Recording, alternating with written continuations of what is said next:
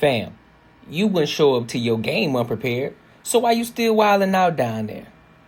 That's why I had to collab with Manscaped. It's all about precision, confidence, and staying ready for whatever's coming your way, if you get what I mean. When you feel clean, you move different. And on the Courtnee Edgar Show, we keep it real, we keep it sharp, focused, and ready for anything. Now, I ain't gonna steer you wrong, so you gotta.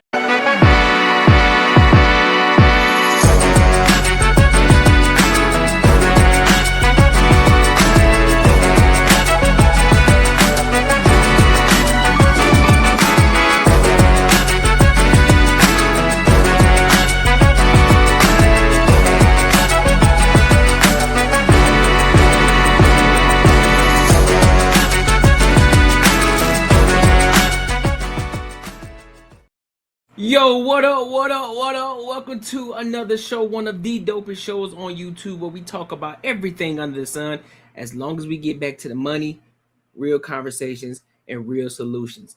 Listen, if you're just here for the entertainment, enjoy the show. But for the people who want to think sharp, who want to think different, listen, this is the place for you. I'm your host, Courtnee Edgar.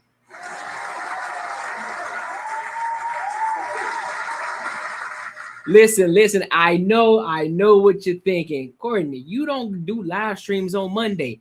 I know, but I am making up for Wednesday because I'm gonna replay this entire live stream on Wednesday. And the reason I'm doing it live today is because I have some arrangements that I got on Wednesday. Supposed to be shaking some hands, meeting some people on Wednesday, so that could be beneficial for the show. So I gotta tap in that way. You feel me? But I still gotta make sure I show up for y'all. Like I told y'all, I'm gonna show up. I'm always gonna show up. You feel me? So we here. But other than that, make sure you like, comment, and subscribe for the algorithm, and make sure you hit the bell notification. And also make sure you like, comment, and share this with your family and your friends, bro. I'm telling you, we are growing. We are getting bigger and bigger each and every week. The subscriber count is going up. The viewer count is going up. Listen, we are making moves. I'm telling you, you don't want to miss out. Listen, you don't want to miss it. But also, if you aren't a part of the Earn Circle, tap into the Earn Circle. That is the Patreon. There's a lot of value in it. I have an ebook over there as well for those people, who are already in the mind frame of wanting to learn how to save and compound your money over time. Like, again, it's a long-term play. It's not a short-term play. So you want to go get that ebook, Earn While You Save. Right now, it's in the Patreon. And listen, we got a lot of things to cover today. And so we're going to get to it. All right? But we had to make sure we do the housework first. Become part of the Earn Circle on Patreon. That's where men and women who want to build, move, and think differently are. Links in the description, Plong, and pinned in the chat. Let's get it, though. All right. So y'all ready to go ahead and get into this on? Y'all ready to go ahead and get started? Let me see what up to the people. What up, K Cool?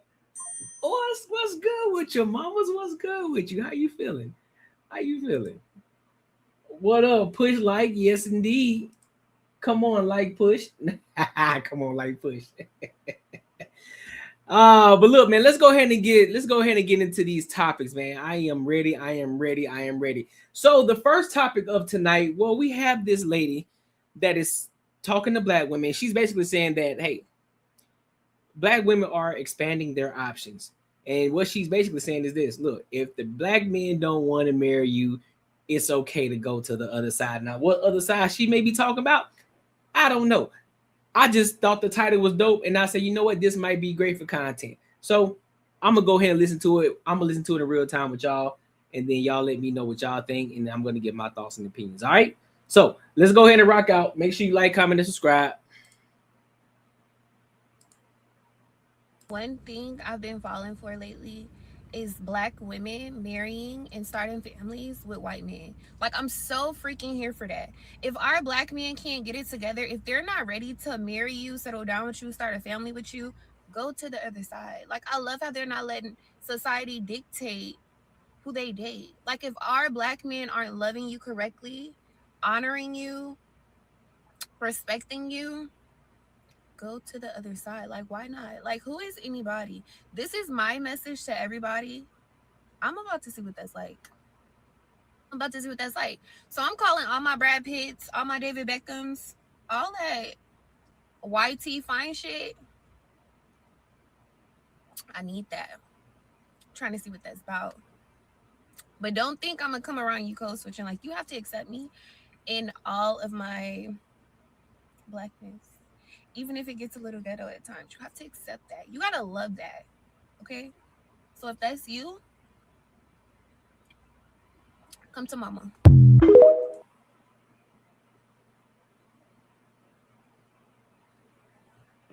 Shut up, bitch. And the reason I said let's listen to this again. I want to make sure we get it all clear. Let's listen to it again. One thing I've been falling for lately is black women marrying and starting families with white men. Like, I'm so freaking here for that. If our black men can't get it together, if they're not ready to marry you, settle down with you, start a family with you, go to the other side. Like, I love how they're not letting. Okay, so hold on. Let me stop right there. Let me stop it right there. I've always been of the ilk. Hey, go where you're celebrated, not where you're tolerated. 110%. I agree with that. I agree with that. Let's keep it going. Society dictate who they date. Like, Society doesn't dictate that. Y'all dictate that. Don't stop blaming everything on society. It ain't always society. Stop doing that.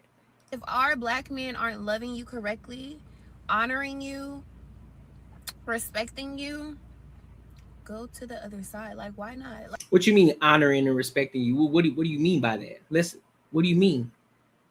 What do you mean? Maybe let's keep going. Like, who is anybody? This is my message to everybody. I'm about to see what that's like. I'm about to see what that's like. So I'm calling all my Brad Pitts, all my David Beckhams, all that. Why?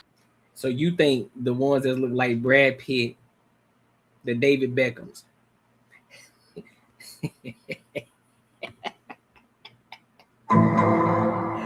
So you think the Brad Pitts, the David Beckhams? Go look at who the Brad Pitts and the David Beckhams are actually married to, and who they're getting in relationships with.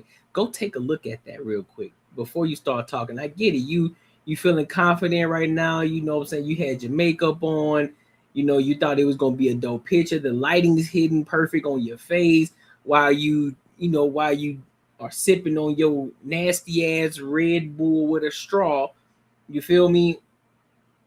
Talking your shit because you feeling good. You feeling good today. You feeling real confident, right? But let's be clear. The Brad Pitts and the David Beckhams, they ain't checking for you. Now, if you would have said the Travis Kelce, maybe. The Travis Kelce types, but then again, guess what? He left a black woman to go to another white woman. So I mean, hey, listen. IT fine shit. I need that. I'm trying to see what that's about. But don't think I'm gonna come around you code switching. Like, you have to accept me in all of my blackness. So wait a minute. If the black men that I'm pretty sure that you would prefer, if the black men aren't the ones checking for you, they aren't the ones marrying you for the exact reason of which you telling these YT men that they need to accept you for, what makes you think the white man is going to accept you for exactly for that bullshit that you just said? What makes you think they're going to accept you for that? I'm just curious. What makes you think they're going to accept you? The Brad Pitt and the David Beckham types. What makes you think they're going to accept you for that? You think they're going to tolerate that? Now you might get one of them old school motherfucking white dudes that just got a whole bunch of money. He really don't care for real. You might get lucky in that aspect. You might. But what you not finna sit up here and do is sit up here and lie to me, because I want to be very clear about this. And I love the opportunity. I love being optimistic, but I also like being realistic as well. So the probability of you finding one of those type of dudes is very slim. Here's why. When you think about the echelon of men and what women actually desire, You got white men, black men, Hispanic men, Asian men are at the bottom. Asian women don't even want Asian men. They want the white dudes, and then next they come to the black guys. I don't think they go past that. Right? And I get it. But when it comes to black women, sad to say, but y'all fall where the Asian men fall. Y'all fall on the bottom. So the likelihood, not saying that it's impossible, but the likelihood of you finding one of those types, it's going to be very slim to none. And then when you do find that type, you're going to have to be on a program, correct? So that attitude that you talking about they need to accept, yeah, all right, you keep thinking that. You keep thinking that. Keep believing and thinking that shit. Because guess what? Who was that shorty? What's her name? Chelsea from Selling Sunset, when she had her billionaire husband and she wasn't operating the way that she needed to operate for him. Yeah, all right. I celebrate my divorce. So keep thinking that shit sweet over there. Keep thinking, nigga, if the black men don't want to accept your behavior, what makes you think the white men gonna want to accept? Because y'all swear black men are at the bottom of the totem pole when they really aren't. Especially when it comes to desirability. So, but hey, do your thing. I would never tell you not to go and try. I would never tell you, hey man, you gotta stick with the black community. Hey man, go where you celebrate it. Go where you celebrate it. If they celebrate you over there, hey, have at it. Enjoy your goddamn time. I won't look at you no different. They'll be like, oh shit, hey, she got a one. I hope they are happy. I hope their relationship lasts for an eternity. All blessings to you. But until then, good luck. Good motherfucking luck. But listen, let me know what y'all think. Make sure you like, comment, and subscribe for the algorithm, and make sure you hit the bell notification. So let's go ahead and move over to this next topic.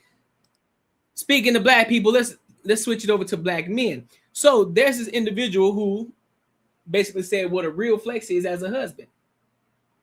What his real flex is as a husband. So he gonna tell us what the flex is, and then I'll give my thoughts and opinions. All right, let's get to it. You know what the ultimate flex for a man is? When somebody asks you, hey man, what does your wife do for a living? Nothing. She don't work, bro. She don't work. Well, you could take your lady out the office, put her ass up in the house. You ain't got to do nothing, baby. That's the real flex. You feel me? You could tell a lot about a man just by looking at the woman that he's with. Don't let that go over your head, bro.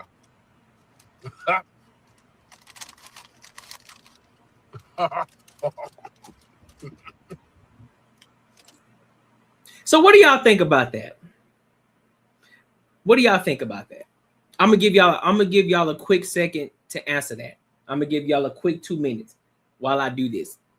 Give y'all 2 minutes to answer that question. Because I'm curious. I want to know what y'all think. Do you think the real flex is when another man or a person asks you, what is your wife doing? You say nothing. Do you think that's a real flex? I am 100% curious. I need y'all to let me know. I need you to let me know. Let me know. Is it a flex when somebody asks you, what is your wife doing? You say she doesn't work. Is it a flex? Listen, your savings account is robbing you blind. But don't worry, I found out a way how to make my money work for me in my sleep, and I can help you do the exact same thing. Now, this isn't no get rich quick scheme. This isn't no pyramid scheme. This isn't something just trust me situation. This is legit, and this is something that your every average day person can implement in their lives, and they can really get to a bag. This isn't a short-term play. It's a long-term play. There's a promo going on right now, so you definitely want to jump on it before the price goes up because this is too valuable. The link is in the description, and hey, let's get our money up. Let's get back to the video. All right, so I gave y'all enough time. So what do y'all think? What are y'all thoughts on it? Do y'all think it's a flex? So let me give you my answer. I'm gonna say I partially agree. You know what? Let me rephrase it. I do agree. However, I think there's more to it.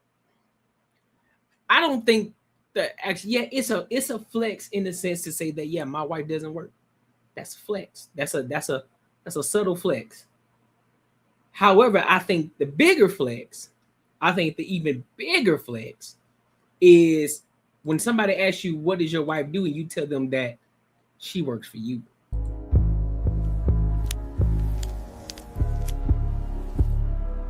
That's top dog aura right there. She works for you. What does that mean? You own your own business and she's working within the business. You have built something and she's working within that business. I think that's the real flex. I think that's the true flex in that regard. Cool. Yep. Your wife doesn't work. Cool. She's just a stay-at-home wife taking care of the kids. Cool. If there's a certain point of time, I get it. But here's the bigger thing though. This is something a man should strive for.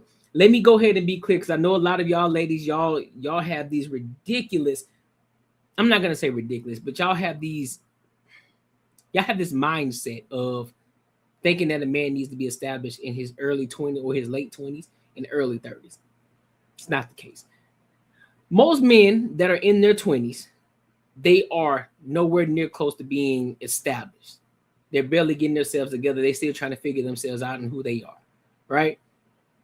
This is the time to really pay attention in the type of man that you're dealing with here. And the reason that I say that is because this is where the building and the growth happens.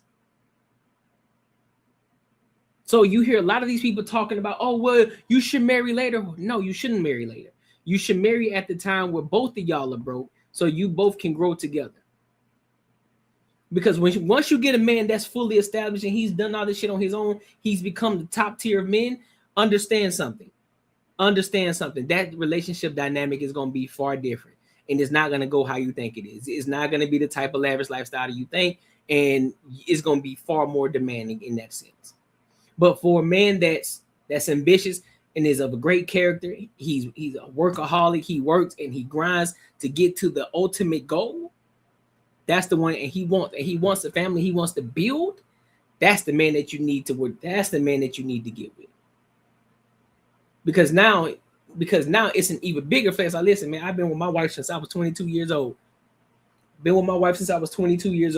And then now we're 35. Now you 36, 37, 38, 39.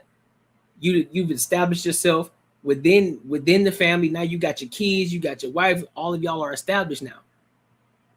And you've built this. Now you have this strong, solid foundation with this woman who believed in you and who supported you. And guess what? She's now the beneficiary of your success. But y'all don't like to look at that. You think that just because you decided to go to college and now you working and you got your degree and you still making fucking $43,000 a year, think you're doing so, oh, I'm highly educated. Okay, but where's it translating at? You only made $43,000 a year. You're only making 40, 50, maybe $60,000 a year. You and the man is still in the middle class. So it's not like you really top dogging him. But you're afraid to build. You're afraid to build. That's why y'all relationships don't work. Y'all afraid to build. Y'all got this boogeyman complex. Y'all think every man is gonna do you wrong because of the last nigga that you dealt with, and he was a piece of shit because you didn't know how to vet men properly.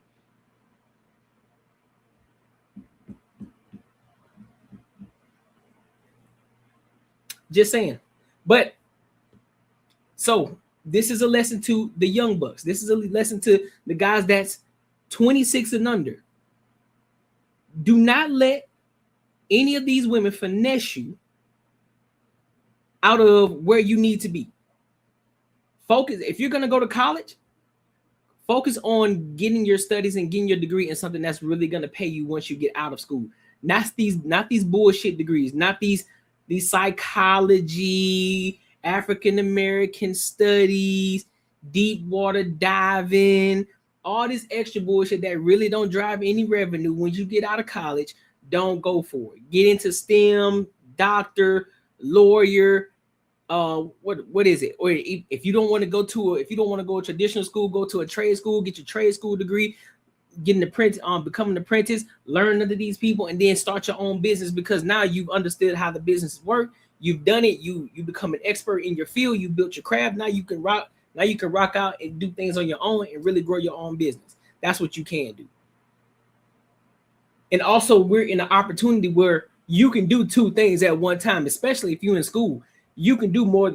You can do more than one thing. You don't have to just focus on your studies. You can focus on your studies and you can do things on the side to make you extra bread. To really start building your wealth up over time. That's why you need to join the Earn Circle. Tap into the Patreon. Link is in the description. Also, it's pinned in the chat. But for the most part, I do agree with Buddy. It is a flex to say that your wife doesn't work. I do agree with that. But I just think there needs to be more context to it. You as a man, the bigger flex is the fact that for you to say, hey, listen, my wife works for me. She don't work for nobody. She works for me. And that doesn't mean she works for you like that cleaning, the house cleaning. No, she actually works for you because you started a business and she works within the business. That's the true flex. So, but either way, shout out to you.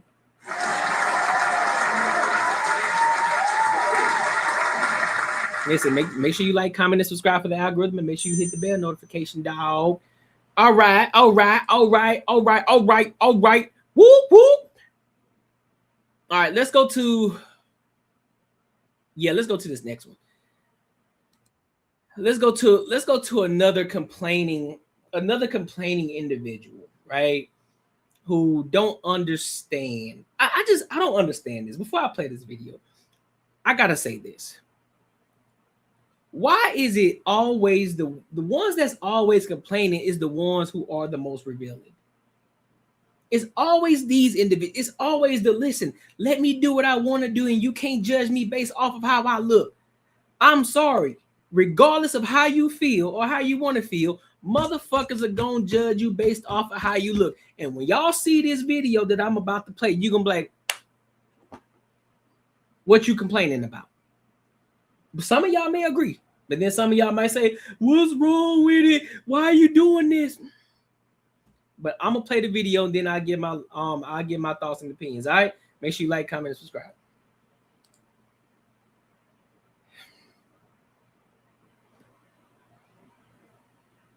So an Ottawa police officer just sexually harassed me at the gym. As one does, of course. He was doing chest flies. I was standing in front of him and I was respecting him in his fucking space and wanted him to be able to see his form. So I kept moving out of the way so that he could see himself in the mirror. And after I did this twice, he stops me and he's like, yeah, it's okay. I may just be a dirty old man. Here it comes. But I almost don't mind if you're standing in front of me while I do this. And I did what we all do as women when we get comments like that. I just went, ha ha ha. Turned around and I was like, fuck, I hate men. And then I was really... So what? Run it back? You what? I was like, fuck, I hate men. And then I was really pissed. And No. Also, you clipped that part out. Turned around and I was like, fuck, I hate men. Fuck, you hate men. Oh, okay, there it is. Fuck, you hate men. All right, bet. And then I was really pissed and went to turn around to tell him, like, this is not okay. And here is why. And he was gone. I got a Good Life associate, told her, and she wanted to see where it happened so that she could find it on camera, because I was like, fuck, I don't want to come back here with this dude. Like, I'm uncomfortable as shit right now. He was there. I was like, oh, this is him. Confronted him. And then when I told him that was not okay, you made me feel uncomfortable, he was like, I'm sorry. And I was like, no, like, this is not cool. It's not okay. Then he tells me, I actually rescind my apology. Anyway, here's the video. And I kept moving out of the way. Oh, that's him. Ew. Oh, fuck off. No. I don't give a shit. It's inappropriate. I don't appreciate it. And it made me feel fucking uncomfortable. This is a place where I come to feel fucking safe. I'm Oh, I should be. Yes, I know. And you made me feel unsafe. I don't fucking appreciate that. And for me to have to go, oh, no, it's okay. No, it's not okay. I'm fucking autistic. This is my fucking safe space. I come here to fucking lift, and you're fucking disgusting. As I'm moving out of the way so you can see yourself in the fucking mirror, fuck you. Wow. Wow, what? I rescind my apology. You're nuts. Oh, okay. See, what she don't realize, she just played her motherfucking self. She just played her motherfucking self with this video. First of all, yo, what up, my boy? What up, my boy Spaces? So first of all, she just played the fuck out of herself. Here's why. First and foremost, you show up on camera with the shit that you got on right now. That's one. That's already red flag. You showing up with what you got on. I don't give a fuck what you say. You can say it's your workout gear. Listen, you know your body. You know how you fucking look. I don't give a fuck what you got to say. Put a fucking shirt on. If you that motherfucking uncomfortable, you would have a shirt on right now. You would have a shirt on when you made this fucking video. That's one fucking thing. That's one. So let's listen to this again. We're gonna dissect it in piece by piece. So an Ottawa police officer just sexually harassed me. Oh, then she gonna say an Ottawa police officer just sexually harassed me at the gym. Hold on, let's dive a little deeper into what sexual harassment actually means. SA, I'm sorry, SA, because I know y'all crazy with this shit. Let's see. SA, what's up, Keandra? SA is a behavior characterized by the making of unwelcome and inappropriate sexual remarks or physical advance in a workplace or other professional or social situation. Okay, so we got the definition. So she SA, got it. At the gym, as one does, of course. He was doing chest flies. I was standing in front of him and I was respecting him in his fucking space and wanted him to be able to see his form. So I kept moving out of the way so that he could see himself in the mirror. And after I did this twice, he stops me and he's like, yeah, it's okay. I may just be a dirty old man. Here it comes. But I almost don't mind if you're standing in front of me while I do this. Okay. The comment in itself, I can be objective on both sides. The comment in itself, fam, you probably could have kept that to yourself. I would say that. You probably could have kept that to yourself, especially in the world that we live in right now and how things are going with all these modern feminists. You definitely could have kept that one to yourself.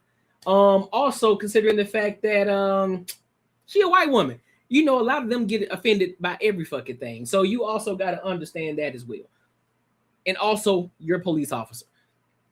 So that in itself don't look too good. So I can agree with that. That don't look too good. And I did what we all do as women when we get comments like that. I just went, ha, turned around and I was like, fuck, I hate men. And then I was really pissed and went to turn around to tell him, like, my thing is what the reason why I don't like that comment, I hate men, because they're the very individuals that protect you. Like you think that you're this is why I can't stand some of these white women and some of the other women too. But it's always these types. They have this high morality complex as if they're just so their morale is better than all. As if they just have the most, they're so apologetic and I just hate men because men are the fucking worst. I just can't stand fucking men. I just can't stand men because men, they always do things to me and I just don't understand. All this other bullshit. But I guarantee you the very same men that you say that you hate are the same ones that you ask to protect you. This is why I hate men. Now let that would have been a man say, see, that's why I hate these fucking women. Let a man say some shit like that. See, that's why I hate these fucking women. I haven't heard it yet. They say I hate these hoes. I heard that one before, but that's a difference between the two. They didn't say women, they said hoes. It's two different things. A hoe and a woman, two different things. this is not okay, and here is why. And he was gone. I got a Good Life associate, told her, and she wanted to see where it happened so that she could find it on camera, because I was like, fuck, I don't want to come back here with this dude. Like, I'm uncomfortable as shit right now. He was there. I was like, oh, this is him. Confronted him. And then when I told him that was not okay, you made me feel uncomfortable, he was like, I'm sorry. And I was like, no, like, this is not. He didn't apologize. He apologized. He said, I'm sorry. He apologized. He apologized. All right, bet. He apologized. And the way that she's telling the story versus the actual video, two different things. Not cool. It's not okay. Then he tells me I actually rescind my apology. Anyway, here's the video. So before this video plays again, because we already played it once, but before we play it again, just take into consideration how she told the story and what is actually being relayed in this message, in this the video that she's about to play. Because understand the way that she's telling this story as if she was just cool, calm, and collected the entire time. And when Buddy said, "I'm sorry," she didn't say, "Oh no, it's not okay." She didn't say it like that. And see, this is where the problem comes in. This is where the problem comes in. Let's go. Let's get into it. Video. And I kept moving out of the way. Oh, that's him. Ew. Oh, fuck off. I'm so sorry. Oh, fuck off. Okay. Bet. No. I don't give a shit. It's inappropriate. I don't. You said he already said that he was sorry and you still keep going. I said it's inappropriate. You fucking up. That I don't appreciate it and it made me feel uncomfortable. Okay, got it. Appreciate it and it made me feel fucking uncomfortable. Fucking uncomfortable. I'm sorry. Made me feel fucking uncomfortable. Got it. This is a place in the public space, in the big ass gym where there are a lot of people. But got it though. Got it. where I come to feel fucking safe. Well, you should I'm be safe. Oh, I should be. Yeah, yes, yeah. I know. And All you right, made me listen. feel unsafe. I don't fucking appreciate that. And for me to have to go, no, it's okay. No, No, it's no. not okay. I I'm just- fucking autistic. You fucking, what does your autism got to do with any fucking thing? I bet you would have autism with the clothes that you put on to go to the fucking gym. You weren't autistic then, but all of a sudden you want to throw in this. I'm pretty sure she probably wasn't even diagnosed as autistic. She's just throwing that bullshit out there just to make somebody feel bad for her. This is my fucking safe space. I come here to fucking lift, and you're fucking disgusting. As I'm moving out of the way so you can see yourself in the fucking mirror. Fuck you. Oh, fuck you. Mind you, he already said that he was sorry. He already said that he was sorry, and she still did not accept the apology because. Wow, what? I rescind my apologies. You're nuts. Exactly. I would have done the exact same thing. I would say, you know what? Fuck you. I would have told her the same thing. You know what? I said I was sorry, but you want to continue to keep going and you want to continue to keep cursing at me? Bitch, fuck you. And then I would have went the fuck in. I said, well, next time wear some less fucking revealing. How about that? Stop looking like a hoe inside the gym. Or if you want to feel fucking safe, go and build your own gym at wherever the fuck you stay at. Go to a private gym so you ain't got to worry about it. How about that? And then I would have called her bitch. Yeah, I would have. 1000%. Because she's doing a little bit too much. Cool. You want to feel empowered. You want to go back out. I want to stand up for myself because I'm a woman. Hear me roar. Hear me roar. I am a woman. And I feel uncomfortable because I decided to wear a fucking bra to the fucking gym to go work out and everything looks revealing. Knowing that I got big breasts, I could have wore a big shirt, but I decided not to because men should not look at me no matter what I have on. And this is why we know women don't understand men. She don't understand her surroundings. She does not know how to take preventative measures.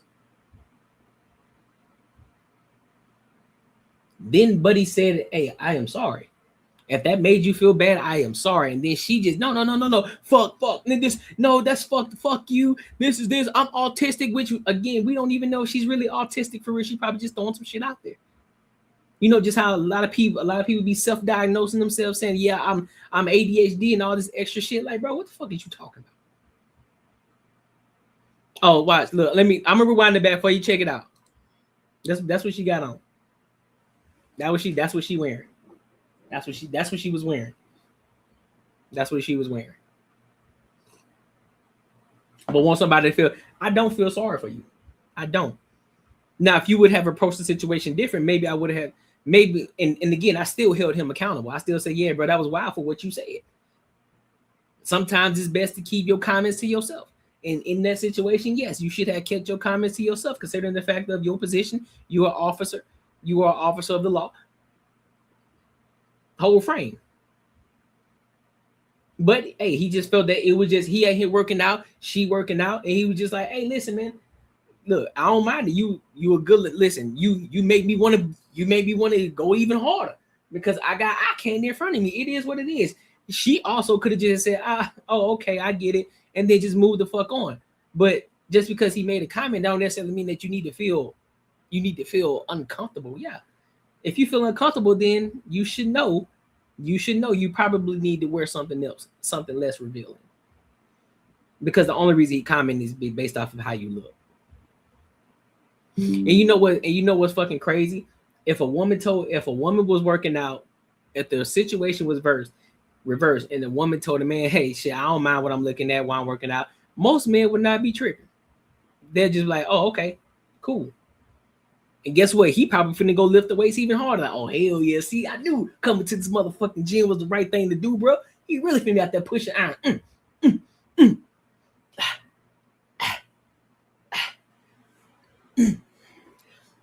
He finna go hard. You just gave him some dopamine.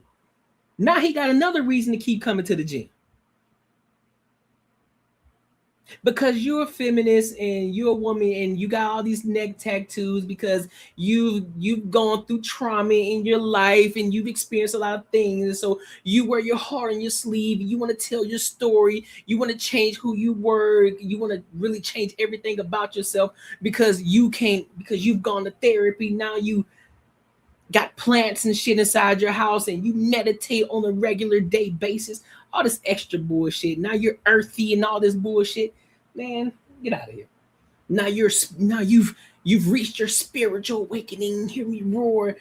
You know, your invisible, your infinity stones that you have, your chakras and all this bullshit. Girl, sit the fuck down. With your matcha teas, your matcha, I get my matcha, and I am a woman and I should be able to do what I want to do. No man should say anything about me. I freaking hate men. Men are the worst. I hate them. I hate them. I hate them. But yet you still want them to protect you.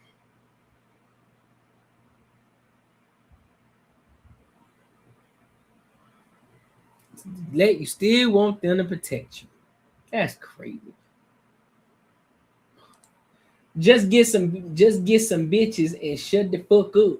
Just get some bitches and shut the fuck up. Just get some. Hey, y'all know something about these trolls, man. They be funny though. These trolls are funny as hell. Because a lot of them, the ones who be talking that shit, is always the ones who never show their face. It's always the ones who never show their face. Let us see how you living, big dog. See, I got time today. You know what? Let me get this off the screen. I don't want this part of my life. It's always y'all niggas who ain't never got a face. Y'all put all these little mean pictures up and shit, but y'all don't never show y'all face. Let's see who you really are. Let's see what you really look like, Dusty McGuffin. Let's see what you look like, Dusty McGuffin. Let's see what you look like. Let's see how much you weigh. Let's see if you were in sale.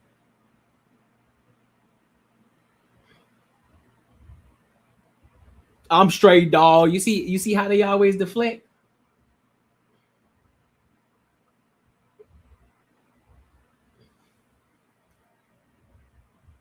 And that's the thing. Here's the thing, Battle Zone. Bro, I would never claim being gangster because I ain't no gangster, bro. I would never claim to be gangster. I would never. But I know if I'm gonna talk shit about somebody, I'm gonna make sure they can see my face though. At least they can know who I am. At least they know I'm a real person that's talking. I don't gotta hide behind pictures to talk shit to people.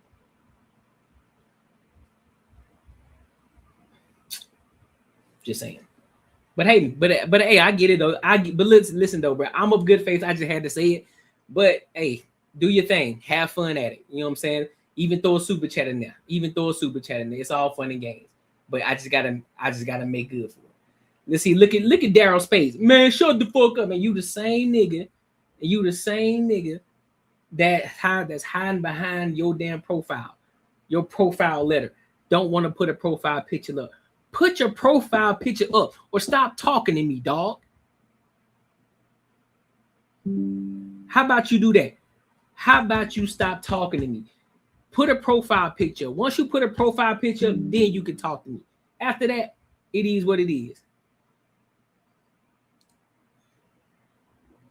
All right, but let's move on. Let's move on. All right, y'all. I'm gonna stop. Let me stop.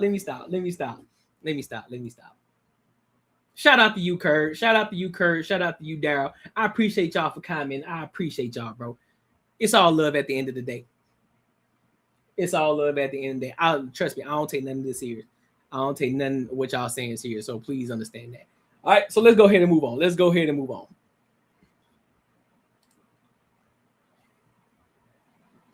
All right, so let's get to it. Let's move on. Let's go ahead and move on to this next topic. I want to talk about the Lapeef experience.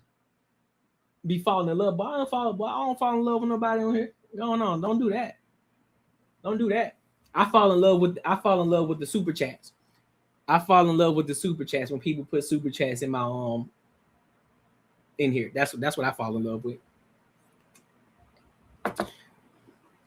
So look, let's go ahead and move on to this Lapeef experience. So Lapeef and them are adding some vertical integration into what they got going on. You know, at first it was always the panels, but now they're moving to couch conversations in the podcast. You know, they're making moves. I like it. I like what they're doing. And actually, one of the hosts on this channel she was actually on my show. Shout out to Ty, man. Shout out to Ty.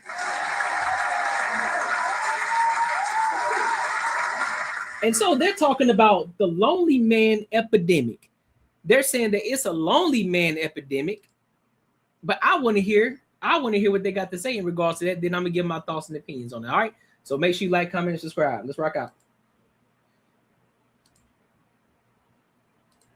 Somebody so loud, it's understandable to have a conversation about opening up the relationship. But it's not okay for the woman to open up the relationship. Oh, that's true. I just want to hear a man's perspective. Are you? Hold on, y'all. Hold on. You know what I mean? I want to hear a man's perspective. Are you saying that y'all expect us to want to continue to take the same feelings for the rest of our lives? But after a while, y'all can get bored, and it's okay. Like this, we think his stuff's so good that he's shy. It's not. I just want to hear it. I just want to hear his response. Like, is this you're speaking on behalf of all men right now? Are men leaders? Yeah, well, sure. I don't got nothing. Answer the question first. That's fine. Also, the definition men are of leaders, leader. right? Yeah. Men are leaders, right? Let's look up the definition of leadership. Are men leaders? Do you want to? Women and men are leaders. Do you want a man in a relationship? In a relationship. Let's look up the definition. In the relationship, yes. Answers yes. Men are leaders. Okay. Answer the question. So here is what I would say to you. A leader can have many followers, but a follower can't have many leaders. Boy, boom. That's not an intelligent response. That's the best. Literally, you could listen to the logic. This is a. Everybody wants to be a chief. Listen, what makes you a leader in my life is that I've given my life to you. Real. I expect you to provide and protect for me. Fact. I will lay down myself for you. I make sure that you're good. I will multiply your house. Fact. This other person on the side is not a leader in my life. It's just somebody I want to hop on for the moment because we're both bored and you're going off and doing you for a bit. Hey, hold on, Ty. What you just say? Ty, what you just say? That you just gonna hop off because you bored. Well, first and foremost, men and women don't work the same. So it ain't gonna work. It ain't gonna work how you think it's gonna work. It's not. It takes more for y'all to even get with a man than it does a man getting with a woman. It takes way more. So no, that shit don't even work. Yeah, it sounds good on paper. It don't work like that. Okay, I'll just go ahead and do it. All right, let me ask you this. Do women genuinely want to have sex with as many men as possible? No. Do you want to do You are being an extremist. No. Since you want to play this game. That's right. You genuinely want to have sex with Hey, I got a comment. Okay, the difference between a man and a woman stepping out is a woman will do it because it's beneficial to her. It's either beneficial to her monetarily, emotionally, or physically. You all are looking to be, you have an insatiable appetite for sex until eventually it stops working. Literally, And you all don't come to the realization when it stops a working. flashlight. You know, y'all will have sex with any hole, like a flashlight, a doorknob hole. I've heard a You guy know, like said that anything. the hole where the door is. But a woman can I get to the heard- point where What did you talk about? you're just not satisfying her, right? Like, what's she looking for? Like, I just want to hop out and just Or she might do want something a new sex. wild. Like, I've sex. been with you all my life. I just want to try something different. Something like what? Man, what you mean you want to try something different? Man, you better get the fuck out of here. Man, listen, bro, you better get the fuck out of here, dog. You better, and this is exactly why a lot of them niggas be going to other bitches, because y'all want to do extra shit. Oh, the spark is gone. Bitch, you the one who lost the fucking spark. Bitch, my shit still get up. My shit still rises every day in the morning. What are you talking about? I'm ready at any given time. What are you talking about? Now your shit done dried up. Now we gotta be spontaneous and shit. Now you talk about, oh, kiss me on the neck on the roof. What the fuck you mean? What the fuck that's supposed to do? Do you want to feel in danger at the same time sexual? I don't, what is this? Oh, well, let's do it. Well, let's do it in the trunk with the trunk door closed. And so that way we can't really get out. So we gotta fight to get out, but then at the same time, it's gonna make me so wet. Dog, what? What are you talking about? A lot of times these niggas is leaving because y'all stopped doing the shit that y'all was doing when y'all first met. You ain't doing the spontaneous shit that you used to do, because when y'all niggas first started dating, you was topping this nigga every chance you got. You was topping him off every chance you got. In the car, while he was washing dishes, while he was laying down, you woke him up with the box. You did all of it. You was throwing that thing back every which way whenever you had the opportunity to. Nigga, when you was before you got comfortable with him, you wouldn't even wear your bonnet to bed. You weren't wearing your bonnet to bed. You was wearing them booty shorts. Now you ain't wearing the booty shorts no more. You ain't wearing none of that shit. And 9 times out of 10, that nigga still trying to get some. But you ain't throwing it back. Now you giving him lazy box. Okay. Now you ain't even faking the shit. You just, oh my God, I don't want to do this. Like, and now you wonder why this nigga stepping out, because guess what? Melissa down the street, she doing everything that this nigga want, and he ain't got to ask not one fucking time. He ain't got to communicate the information. He told her one time, listen, man, I like my shit tough. Anytime, any chance you get, nigga, clothes off, you already ready for me, Mitch. You got a robe on, nothing under, you already ready.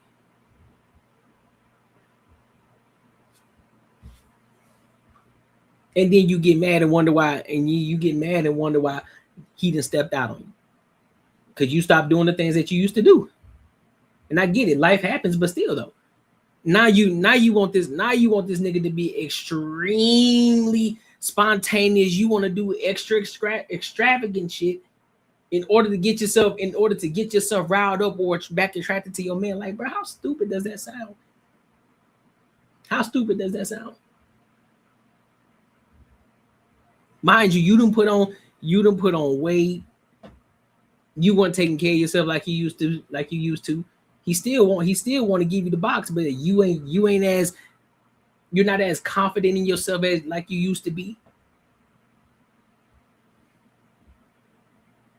The coot then dried up, and then you get mad when his shit goes soft. Oh, you ain't attracted to me no more. I mean, what you expect? Like, nigga, you ain't what I married. That's how some of them guys be looking at it. That's why some of them be stepping out. Not saying that it's right or wrong, but I'm giving you reasons as to why they do. Nigga, you won't even, the crazy thing is, you won't even jack the man off. You won't even touch his shit. That's the crazy part. Even if you don't give him something, you won't even, you know what? I don't want to give you none right now, but guess what? I still make sure you get yours off. See, that's the shit that we be talking about. Nigga, you ain't even gotta just tug that bit. Just saying. Just saying. Something whack. Like go to Feel a a different sex type of dungeon. dirt. No, Maybe I want to go to a sex dungeon. I'm just going extreme. Like it's different. Just Okay, like and what do you want that? One Hold on. Well, what do you One want to night happen? we could both go to That the is sex what the hell, right? What you doing? We could both go to the sex dungeon. Let's say your wife proposes this to you. We could both go to the sex dungeon and all bets are off. Whatever we want to do. No, at the it's not. sex Here's the dungeon, thing. It's not crazy to say no things. It's not. It's not crazy. But if you're constantly doing it and you done went 3 to 4 months, or you done went 2-3 weeks, shorty, what were you doing? At least have the common courtesy to say, listen. At least have the common courtesy to say, listen, man, I'm just not feeling it, but you know what I'm saying? I'll make sure that you straight. Do what you got to do. What's wrong with that? If that's your man, you still want him to do everything as a man. You still want him to be there for you, be emotionally intelligent, all this extra shit that you want him to do for you, but you can't even get outside of yourself and look out for him.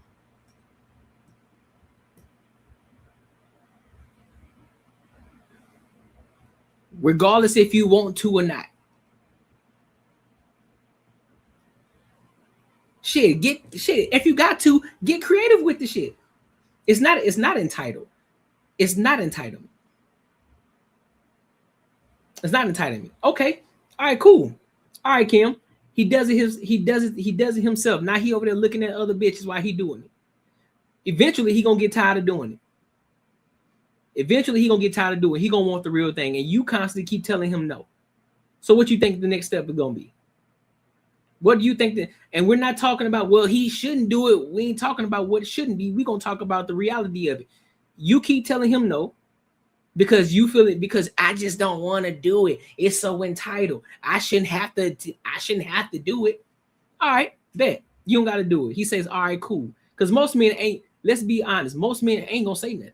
They're gonna just like, all right, damn, all right, bro. So I guess I'll go do my thing, bro. God damn, bro. Eventually it's gonna get old. And then one day, guess what's gonna happen? Your dude is out roaming. He got his fresh haircut going. He gonna get a compliment. Shorty really gonna be pressing up on him. Guess what? You ain't gave him none in about 2 to 3 months. It sounded real. He gonna push. He gonna give her some push off. He gonna give her some push off, some pushback. But then she gonna continue to keep pushing. And then eventually, guess what? He done stepped out on you. Now you wondering, now he coming back in the house with big smile on his fucking face. And you wondering why he's so chipper. And you think he just having a great day, which in retrospect, he actually did have a great day. Now he really ain't checking for you because now he got Melissa down the street that's doing everything that he want him to do when he wanted. And that's all you had to do. Now when you find out, now you upset. That's the reality of the situation. That's what actually happens. But y'all don't want to see that because you're so narcissistic and you're so selfish. You always thinking about your fucking self. So guess what he does? He thinks about himself too. Say, all right, you don't want to look out for me. Guess what? I got something for you. Don't worry about it. No, you fix it. You fix the problem. You're the problem. You're the reason. He's been trying to get it. You just said he need to go do it to himself. What are you talking about?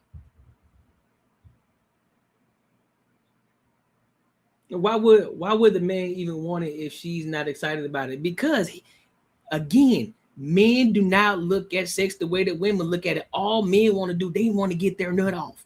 So even if, nigga, you can fake being excited, but the fact is he wanted to be with you, and the reason is, on top of that, you already gave him that entitlement by giving it up every which way when y'all first started. So you've already set the precedent already that he was like, oh, this is what I'm gonna be getting on a daily basis. I got this shit in house. We good. So that's why he wasn't doing shit. That's why he wasn't checking for nobody outside of the house, because you was doing it all at one time. But then you stopped.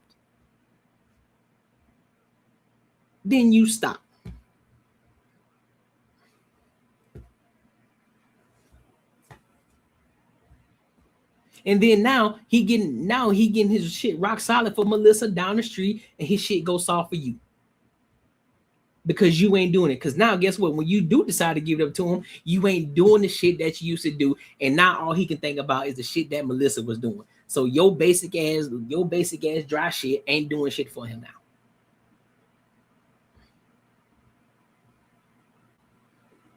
And I'm not talking about you, Kim. I'm just talking about women in general. I'm not talking about me. I'm just talking about women in general. So I want you to understand that. But that's what happens. But y'all don't want to see the reality of the situation. Y'all just think, oh, well, you should be you should be strong. You should have discipline. Well, the nigga tried, but you wasn't giving it up to him. He even took desperate measures. Nigga was looking at all kinds of different shit to make sure his shit get hard so he can get one off. But ain't nothing like the real thing to him.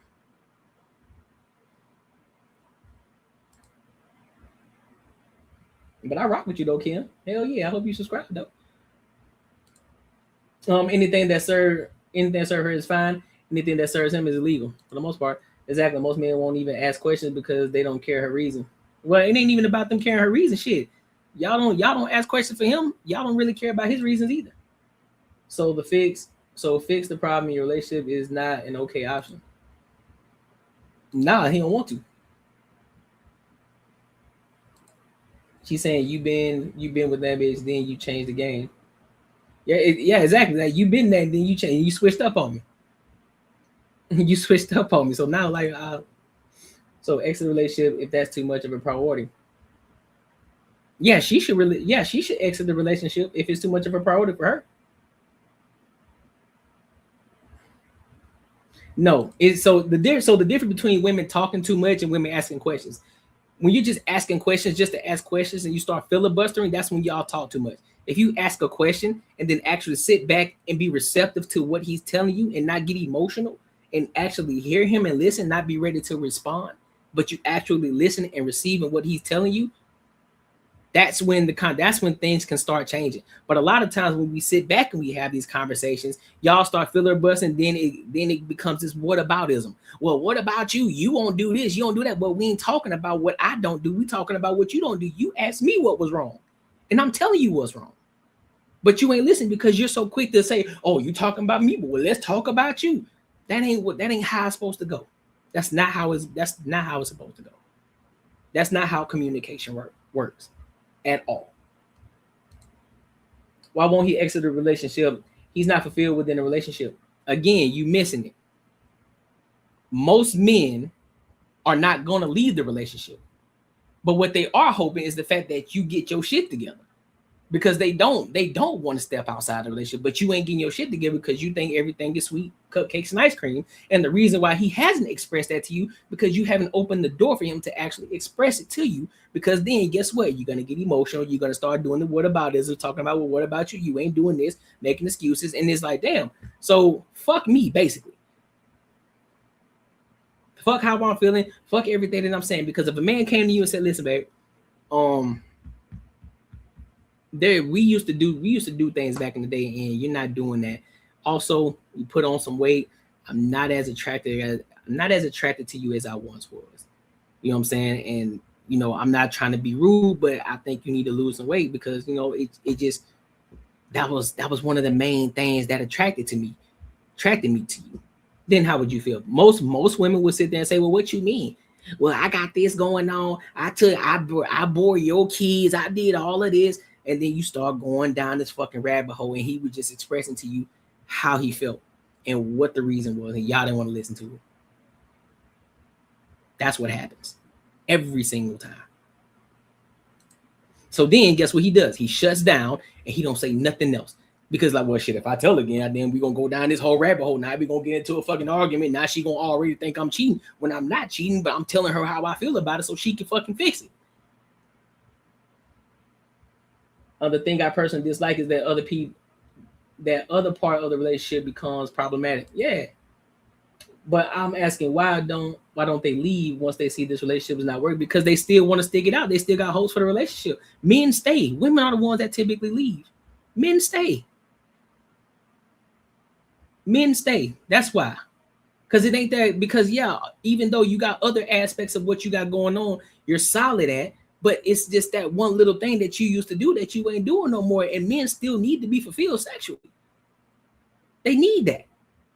That shit's almost like air to them. They need that. And if you taking that away from them just for the simple fact that you just don't want to, there's no real reason as to why you don't want to. Now you bugging. Because again, shorty down the street, she willing to give it up even on Shark Week.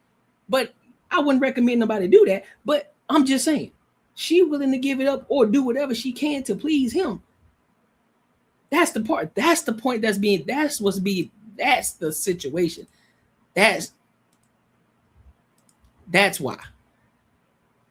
And that's why the situations don't work. And that's why a lot of relationships don't last. And that's why a lot of men step out. They don't leave because it benefits a man to be in a relationship, period. So when men say women would destroy the relationship, so when a man say women would destroy the relationship because they're unhappy, it seems like women are not the only ones doing that. No, a lot of y'all do. A lot of y'all are destroying a relationship because, again, y'all are the ones that leave because y'all are unhappy. How many times have you gone on TikTok and you seen women say, I had a good man, he was a great father, he was a great husband, he was all of these things, he was perfect on paper, but I just couldn't do it because I felt as if I deserved more. How many times have you heard that? And how many videos on the opposite end have you heard men say, man, I had a great woman, man, but so she's great, she's solid, she give good box, she give good head, she everything that you could want on paper, but I just wasn't happy, so I think I deserved better, so I left. How many times have you heard that? Why do you think there's 70% of women that's leaving marriages and not men? Come on, man. Their quality of life improves. All their protestations and complaints, yet being married extends their lives. Yeah, can be. Relationships with men put us women in early graves. Nah, that's cap. Because even then, even when men are married, y'all still are the ones that outlive the men. So no, that's cap. I don't know what you're talking about, April. Then go find a new relationship that works for you. It's no reason to cheat, to go. Nope. See again. See how you're not listening. See how you're not listening. You're not listening. You're ready to just go then. He's telling you. He's explaining to you. I just gave you the rundown of how it's supposed to work. I just gave you the rundown. And look at the response you're giving. Instead of, you know what? We do need to listen more. We do need to take time to actually hear where men are coming from. Because guess what, ladies? It ain't always about you. You ain't bigger than the fucking program. It ain't always about you. It ain't always about how you feel. Sometimes that man does shit for you that he don't want to do, but he do it anyway. But you don't even want to do the small thing for him. Come on, shorties. Don't leave. Don't leave. Stay in here and get this work. That's what I want. I want you to get this work, Miss April. Because you calling Dusty, I guarantee you ain't married. Cool. I guarantee you ain't married. See, look, fellas, this is a prime example. When they don't want to hear the real information, they leave, they dip, they rage quit. That's what happens when you be real with them. When you tell them what it actually is. They don't care about men. They don't care. They don't care how y'all feel. They don't care what y'all think. They only care about them fucking selves. And that's the point that's always being made. And this is why these conversations are always being had. Because it's these women right here. It's these bald-headed women. And not you, Kim, because like you got hair. But it's the bald-headed ones. They can't get a relationship. They can't get no fucking man. But then when men are trying to tell them exactly what it is and what the situation is, they don't want to fucking listen. Trying to give you the game. Trying to give you the one up. Because if you look at me, shorty, let's be 100%. And this is not me being braggadocious. Look at me. Does it look like I would have a problem getting a woman? Let's be 110% clear about that. Does it look like I would have a problem? No. I'm telling you what it is. This ain't just some bullshit red pill talk. Somebody who's a fucking incel who never been outside in these streets before. I'm telling you what it is. But if you want to take the message, cool, do your thing. Continue to keep continue to keep fucking up, continue to keep being single, that's on you. Got shit to do with me. I know you listen to Kim. I know you listen to Kim. I'm talking about April. Accountability is the key word. Fat King tweets. But I'm gonna play the video. I'm gonna read a couple more of these comments. What part of the program is he is cheating? If you are the type of person, just be single. I feel you. I apologize, and I apologize. You sound like you have been dealing with the wrong men who don't value your worth. Yep. This is what I don't understand. If men want multiple sex partners, why don't they just stay single or be honest and have open? Because a lot of times they want the woman, but even then, even if a man was open and you said, listen, I want to be with you, like I want you to be my main chick, but I'm gonna step out from you time to time. Guess what y'all gonna say? No. So a lot of times most men just don't even do it. But again, like I said before, 9 times out of 10, when this shit happens, it's 5, 6, 7 years down the road when this shit happens. It's not right then and there. It happens down the road. Because everything is good. You're providing everything up front. But then when the shit stops, that's when it starts. That's when the bullshit starts. When y'all stop doing what y'all were doing in the beginning, after that honeymoon phase. That's what we talking about. So you already years in. So why would he want to fucking leave just to go get some box? That's crazy. Actually, I'm pretty shocked because most channels I go to, soon as you disagree with the host, they block. Nah, I ain't gonna block you. Listen, I welcome different opinions. I do. I'm gonna push back for sure. I welcome different opinions. I like that. It makes for great conversation. So I appreciate you, Kim. Well, I'm a woman and I'm still here having a conversation, and I love and see, and that's what I like about you. See, that's what I'm talking about. That's what I'm talking about. It sounds red. That's what I'm saying. It sounds red pill, but do y'all know what red pill actually means? Like, do you know what red pill? This ain't extreme red pill. This is just man talk. These are barbershop talks that we talk about that y'all are just now starting to get to hear because we have these platforms now. Men been talking about this shit for a long time, what y'all aren't doing, what men would do if women did X, Y, and Z, all this extra shit. This ain't nothing new. These conversations have been being had. But now men have a voice and we're able to speak on our experiences and what men go through, because guess what? It was always about the women and what women experience and what they deal with and the emotions that they go through. Fuck what the man is thinking. But now that we have these platforms, we can talk about it. But when we talk about it and coming from the place that we're coming from in the mindset, because we don't think alike, now it's demonized. Just like you said, it's red pill, but it's not. What red pill actually is telling men to wake up. Like, listen, bro, you are more than what they say. You are more than just your wallet. Listen, you need to build yourself up. Get in the gym, build your character up, become a man of purpose, become a man that's focused on things that he got going on. Don't just sit up here and focus on women all the time. Fuck that. Go learn a new skill. Stop just being stuck in the rabbit race. Stop being stuck in the 9-to-5 rabbit hole. That's what red pill actually is. Telling men to get their money up, become better, become men of men. That's what you're supposed to be. And that's why they need to join the Earn Circle. They need to tap into the Patreon. He said because lust is at the top of his value, lust seems to be more valuable than his. No, it's not. But it's very important to him, though. It's very important that he gets some, though. That's why, again, look, Kim, here's what you're missing. If you take care of that, Kim, hear me clearly. If you got a man of purpose, this man is focused, he's driven, he's focused on everything you need to take care of, right? You're doing everything that you need to do. And you're supposed to be a woman that, especially if you're married, correct? You have a duty to him. A duty. You have a duty to this man. You need to do everything that you possibly can to serve that man, because guess what? He is serving you as well. He is serving you in every way possible with no complaint. Even when he don't want to do it, he's doing it. He may not tell you, he may not voice it, but he's doing everything to serve you and make sure that you good and make sure that you straight. And you telling me you just can't bend it over for 30 seconds because y'all say man quick anyway. So you telling me you can't bend it over for 2 minutes and let him get his shit off? You telling me that you know what time this man go to work? You telling me you can't get yourself wet and then and just go jump on it? and let him get his 2 minutes in so he can go have a great day at work to bring home this bacon for you.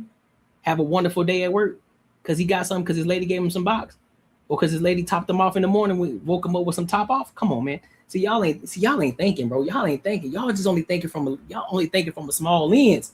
Y'all only thinking from a small lens. Y'all thinking from a small lens. No, we have definitely heard it since childhood. Men giving their opinion since before I was born. No, men like to be mistreated and like to chase. If you treat them nice, they will shit on you. No, that's cap. No, you're wrong. What men What men have you been talking to, KB? Because 9 times out of 10, most men get treated like dog shit. Most men get treated like dog shit. Y'all be up there clowning niggas in their face. Look at this little nigga right here, or look at this little loser ass. Look, you had a shorty who was you had a bald headed chick that was just in here calling me a loser, and she don't even know me. Men get clowned every day, B. We go through that shit every day. Men go through that shit every fucking day. Because a man says something that she don't like, instead of just listening and understanding where men are coming from. But all right, but hold on, listen. I'm gonna get back to it. I'm sorry, y'all. I'm gonna say we live in the United States. Men know they need money just like women. Well, men know they need money, just like women should know men need sex too, and y'all need to give it to them on the double. Especially if he's a man out here with purpose. If he's out here grinding and getting to it. If his main focus isn't boxing, he's out here working his ass off to grow himself up, to build up. You definitely need to be spreading that bitch open when he say spread open. What you talking about? Willfully bend it over. We don't want. That's what I'm saying. Bend it over willfully. If you know this man is worth his salt, bend that shit over. Stop playing. I don't care if you don't want to do it. Let him get his shit off. But don't do it for the woman. Do it for yourself. Build a solid foundation. You as a man. I agree. Women are not sex bots. Yeah, y'all are not sex bots. But guess what? Men still need sex at the end of the day. So figure it out. Figure out what it is that you got to do to get yourself in that mind frame. Because listen, I'll be honest with you. Most men don't want it every day. They don't. Most men aren't going to trip on you not giving it to them every day. But if you go on long periods of time not giving it to them, that's an issue. That's a huge problem. That needs to be addressed immediately on both ends. I'm doing what he is allowed to say no as well. Yeah, he's allowed to say no, but most men ain't going to say no. That's what I'm saying. A woman can be perfect, but y'all aren't perfect though. So let's go ahead and take that narrative out. Y'all aren't perfect. Y'all got issues too. Y'all get on men's nerves too. Y'all do shit that drives men up the wall too. Can still cheat on her with the woman that's have the stats. All right, let me keep playing. We do it for that night. We live it up, and we never talk about it again. Or you talk about it when you want to. Or we don't, because the man ain't gonna want to talk about it. So we never Why? talk about it. So You that's talk so about it. That, you a lie. You a lie. I don't know that. Hold up. You a lie, KB. You a lie. You a lie. KB, you a lie. If a man is getting it 5 times a day, I guarantee you he ain't gonna have enough. He ain't gonna have enough time or nut to go fuck with somebody else. That's a lie. That's a lie. That's how you know you don't know what you're talking about. 5 times a day. Ain't no woman giving it up 5 times a day. That's a fucking lie. Y'all barely giving it up 5 times. Y'all barely giving it up 5 times a week. I know you lying. Cut the cow, man. And nobody even said. And listen, if you were here listening, I said you don't even have to bust it open all the time. You can stroke his shit just to get him off, or you can top him off. You can do something to make sure that he's satisfied before he go out in his word and got to go grind it out. That's what I'm saying. You missing it. This is a man. We talking about a man that's on his purpose, that's focused on what he got going on. He ain't got time to be thinking about box all the fucking time. But if he got it at home and he's going out here working his ass off for you to make sure that you fucking straight, you telling me that you ain't gonna do what you gotta do to make sure he's happy and taken care of? Come on, man. Come on with the bullshit. Get out of here, dog. Get out of here with that. Get out of here with that. You can say, but get out of here with that with that nonsense that you're talking. Cut that out.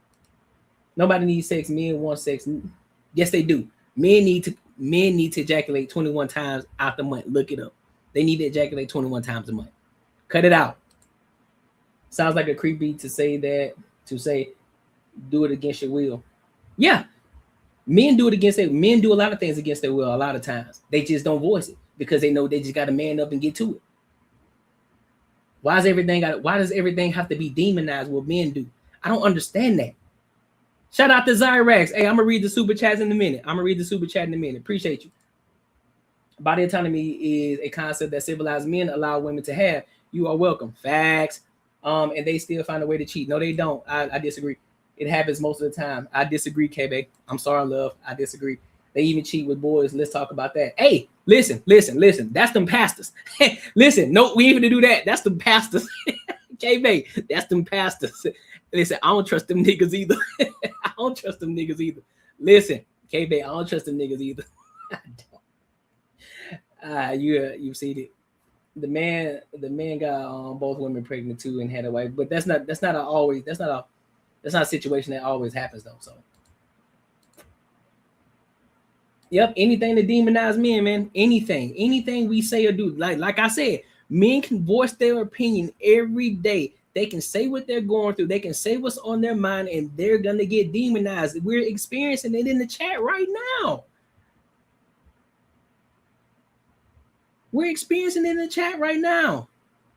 And yes, facts. Women cheat just as much as men. Let's talk about that. Watch. Don't worry. We're going to keep playing. So another leader leads my follower. They're no longer my follower. my boy said, this is all about slavery. This is all about possession over a woman. And who's able to say that they touched what's yours? Control. It's not control. But what men don't understand is just as y'all are possessive over us, women are possessive over men.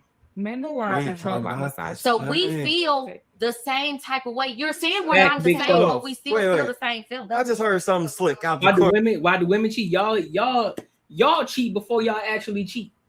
Y'all cheat mentally before y'all actually cheat physically. That's the crazy part. So you got to put your mind, body, and spirit into cheating. Men don't got to do all that. Our mind and spirit is still with you.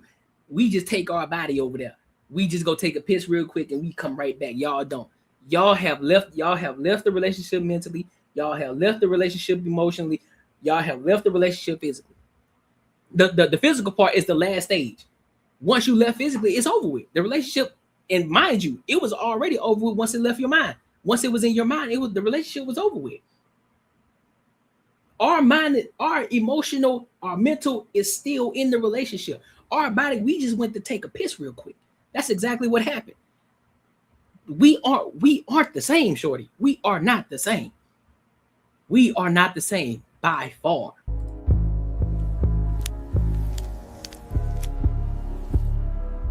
That's top dog aura right there. In my little ear. What you just say? Look at you funny. You ain't hear that. Oh, no, I heard it. What you say? Can you repeat She was that? just explaining that how it's just double standards. How we're just getting tired of as women. You tried to double standards? Well, that's fair. There is a route So that culture. I'm talking about when it comes to ethical things. Okay, that's it fair. can be a double standard when it comes to like economics and things. I'm talking about ethics. So you only want a double standard that benefits. Are you listening? I'm hearing everything you said. Okay, so we understand what ethics are. You said economics, right? There's double standard. Economics. No, listen. I heard everything she said. She said first there can be a double standard when it comes to economics. And that's the problem. Look at your ego taking precedent. Look at your ego taking precedent. You're proving the point. Your ego.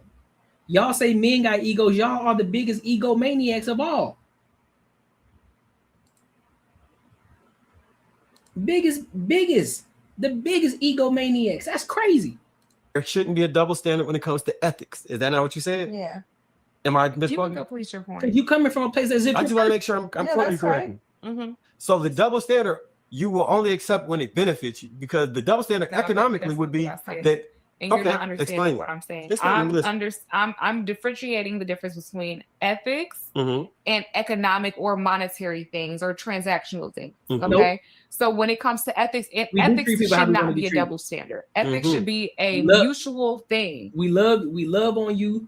We take care of you like we supposed to. We protect you like we supposed to. We do all of those things. We do shit that we don't want to do, even though y'all want to do it just to make y'all ass fucking happy. We have to deal with a lot of the bullshit that y'all do because y'all swear y'all perfect and y'all really aren't perfect at all. Y'all got a lot of bullshit too, but guess what? We endure it to the fucking end. That's what we do. We got to listen to your emotional ass. We got to listen to your talkative asses. Yeah, we do. and we just sit quiet and we take the shit. Yeah, y'all ain't perfect. Y'all aren't always the dream girls. Y'all aren't. Cut that shit out. We know all men ain't perfect. We understand that. We're not saying that all men are perfect. But what we are is telling you our experiences of what men have and why men do certain things and how we think. But you ain't even being receptive to it. You like, you know what? I understand it now. You ain't even saying that. All of these women on the panel are too heavy for the clothes they have on. You see what I'm saying? And these hoes think they bad bitches. Exactly. You lying to me and I'm lying too, huh? Guess we both ain't shit.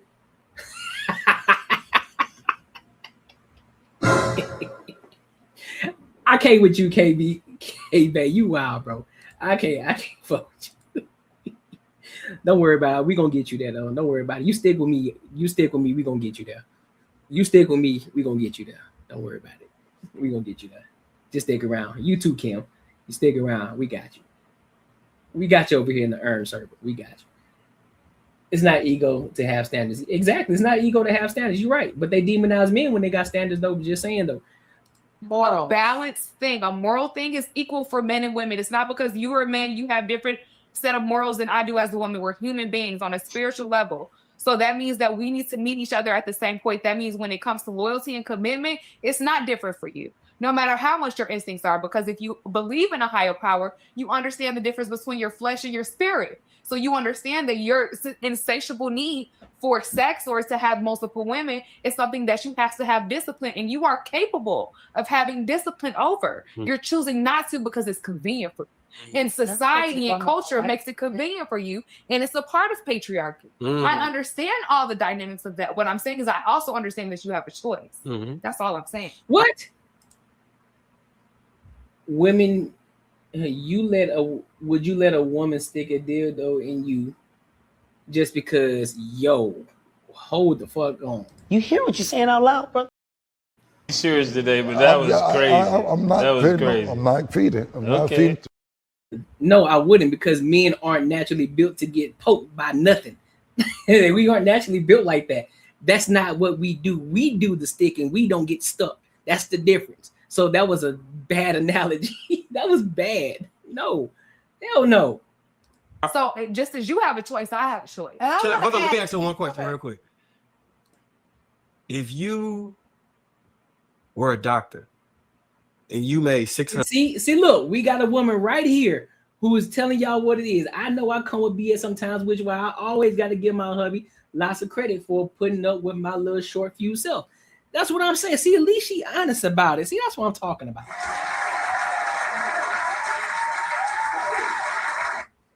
Yeah, there is a bottom line. But listen, Kim, let me ask you a question. Is it my duty to let? Is that my duty? Is that my duty to allow you to do that? Is that my duty? Am I the one that's always doing that? Or am I the one that's poking? Am I the one that's doing the poking all the time? Come on, give me a better analogy than that. That's a horrible one. You got to give me something better than that. Blue looks like Megan Good that couldn't get. Now she like her sister. She look like her sister. She you know she got a sister though. No, we don't. Oh no, we don't. Y'all talk shit about black women dating out of the race. No, that's a lie. You're lying. Black men do not talk about when black women date outside their race. That's a lie. No, they do not. Black men do not give a fuck like y'all do. Y'all are the ones that always talk. Look at him. He went over there to the other side. Look at him. He went over there to the other side. What's wrong with the black woman now? No, men do not give a fuck. They don't care. They genuinely don't give a fuck who you date. They don't. That's cap. I know you lying now. Because y'all date white women. We just be chilling. We love who love us.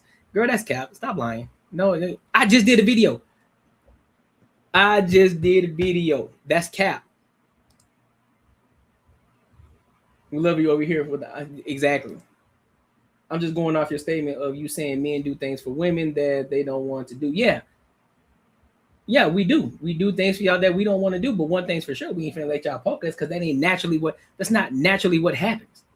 What naturally happens is us pinning you up against the motherfucking wall. That naturally happens all the time. But you stop letting that shit happen. So guess what? Now all of a sudden you want to be spontaneous. Now, oh, let me put it up your finger. Nah, hell no. Get your ass away from me. Since when? I never heard a woman say anything negative about that. Girl, all right. So you gonna be disingenuous? Do I need to pull it up? Do I need to pull it up? All right. See, y'all playing. See, now you playing with me now. Now you playing with me. Now you playing with me. Now you lying. There was literally a video. There was literally a video of a black woman sitting up here saying that she thinks something is wrong with a black man when there's a cringe that she has in her mind when she see a black man walking with a white woman or a woman of a different race. That's literally out of her mouth. A black woman. She had box braids. I forgot the name of the podcast. I'll find it. I will find it. She definitely said that there's a lot of women that do that. Cut that noise out. Yes, there are some black men who do it, but there are more black women who are angry at black men who date outside their race than black men are when black women date outside their race. That's a fact. $100,000 a year. Would you be fine taking care of men and not having him pay any bills and just paying for everything and letting him live a because he has to work. Everybody got to work. No. Everybody has to work. Where's the camera? Yes. Gotta work. Everybody got to work. In the black household, everybody. Listen, and I'm gonna say, wait. So a stay-at-home mom or trans wife isn't a thing? So listen, in society, but not really big at trials. Okay, so wait. So tradition. It don't matter where you live, but I know you be on TikTok. I know you be on Instagram scrolling.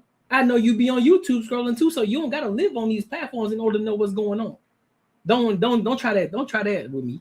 Don't act like that. Don't play with me. Don't do that. Don't do that. Everybody in this bitch got a job. We all be outside. In the real life, in the real world. I got a homeboy. I literally got a homeboy that I work with. Black guy. Literally had a black woman. Literally, a black woman told him, oh, so you dating on the other side now. All because he got mixed children. So don't tell me the shit don't happen when I know the shit be out here happening. What we talking about? I know it be out here. I'm out here. I be out here touching grass. I know what it is. Come on, shorty. Listen, I ain't just your regular YouTuber. I'm not just somebody who just been in the basement, decided to start a camera. I've been out here in these streets already. I know what it is. Come on, man. Wives and stay-at-home moms and that shit, that's not a real thing. I thought you said trial wives. I got you. I'm looking okay, baby. Tradition, trash. And listen, I'm not disagreeing in saying that there aren't black men that don't talk about it. I know that there are, but I don't think it's at the rate at which black women talk about it. That's what I'm saying. I know that there are black men that do that. I know that there are. So I'm not disagreeing with you, but I'm just saying it's not a 50-50 thing. What is the percentage of black women that are traditional moms? We discussing the idea. That's a good question. For you to put that out there, we have to think about the masses.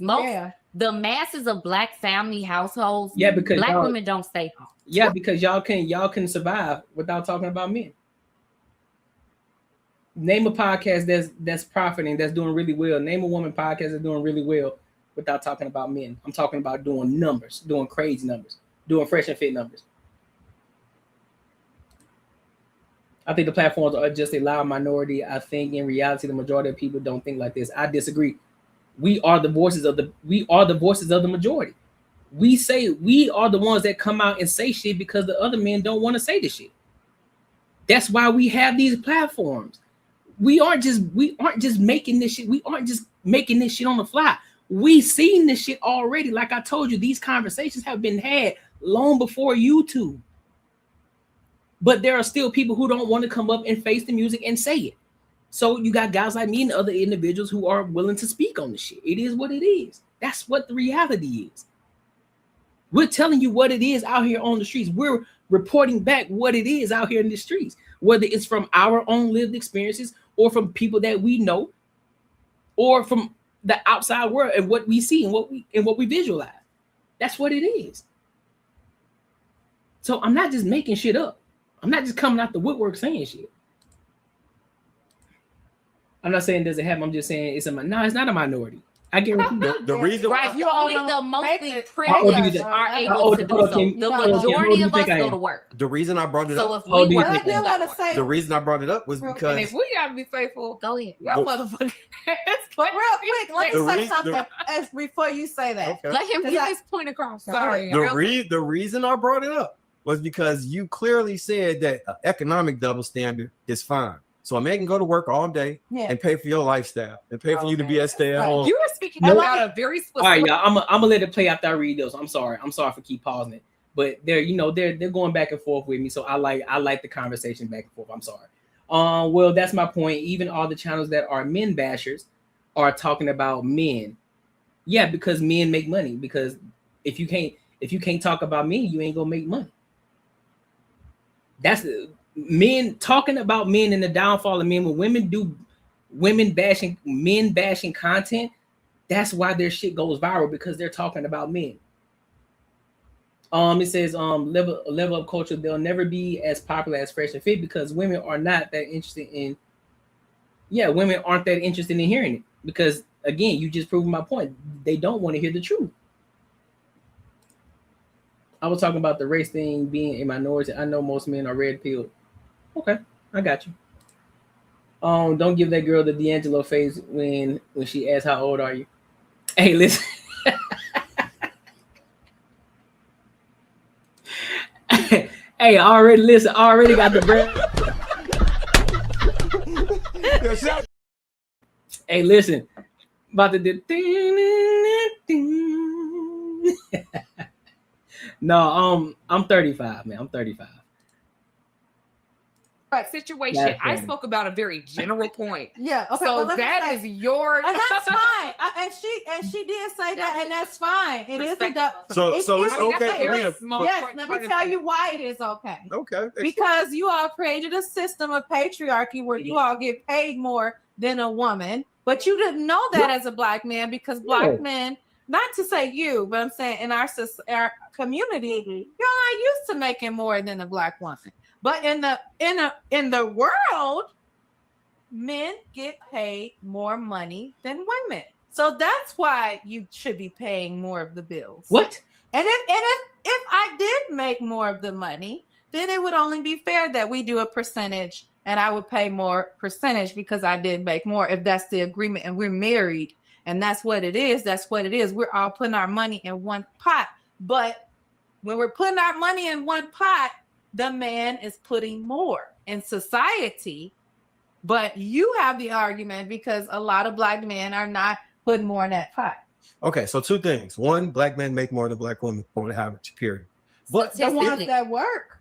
Yeah. But if we're talking about hold on. I'm talking about the general. What women deal with. The general. That's not our like if you look at the statistics for who earns more and who earns less, black men earn more per person than women do. But here's the thing. So you agree with 50-50 to you? What you have to do is you have to put in a percentage. So you agree? You were close. Listen, it's a percentage. I wouldn't sign up for 50-50. Why not? Why not? Because I wouldn't. That don't mean. I just don't understand. I don't want a roommate. That would not benefit. That be so stupid. What do you mean you don't want a roommate? Shorty, you do know if you pay 100% of your own bills and a man comes into your life, you paying 50% less than what you were paying. So what are you talking about? See, this is another issue. This is another issue. Y'all want a man to come in here and pay all of these fucking bills, which, again, let me be clear on this. If a man can't pay 100% of the bills, he should be striving to do so only if he's married. Not to y'all girlfriends. Not to girlfriends. We don't do that. Only if you're married. You should be, and you aren't able to pay 100% of the bills. That should be something that you should strive to do. So I am in agreement with that aspect of it. However, that don't mean you just finna sit down and do nothing. Oh, no. You gonna work for me. And I don't mean just, I'm not talking about cooking, cleaning work for me. I mean, guess what I'm gonna be doing? We gonna start this business, right?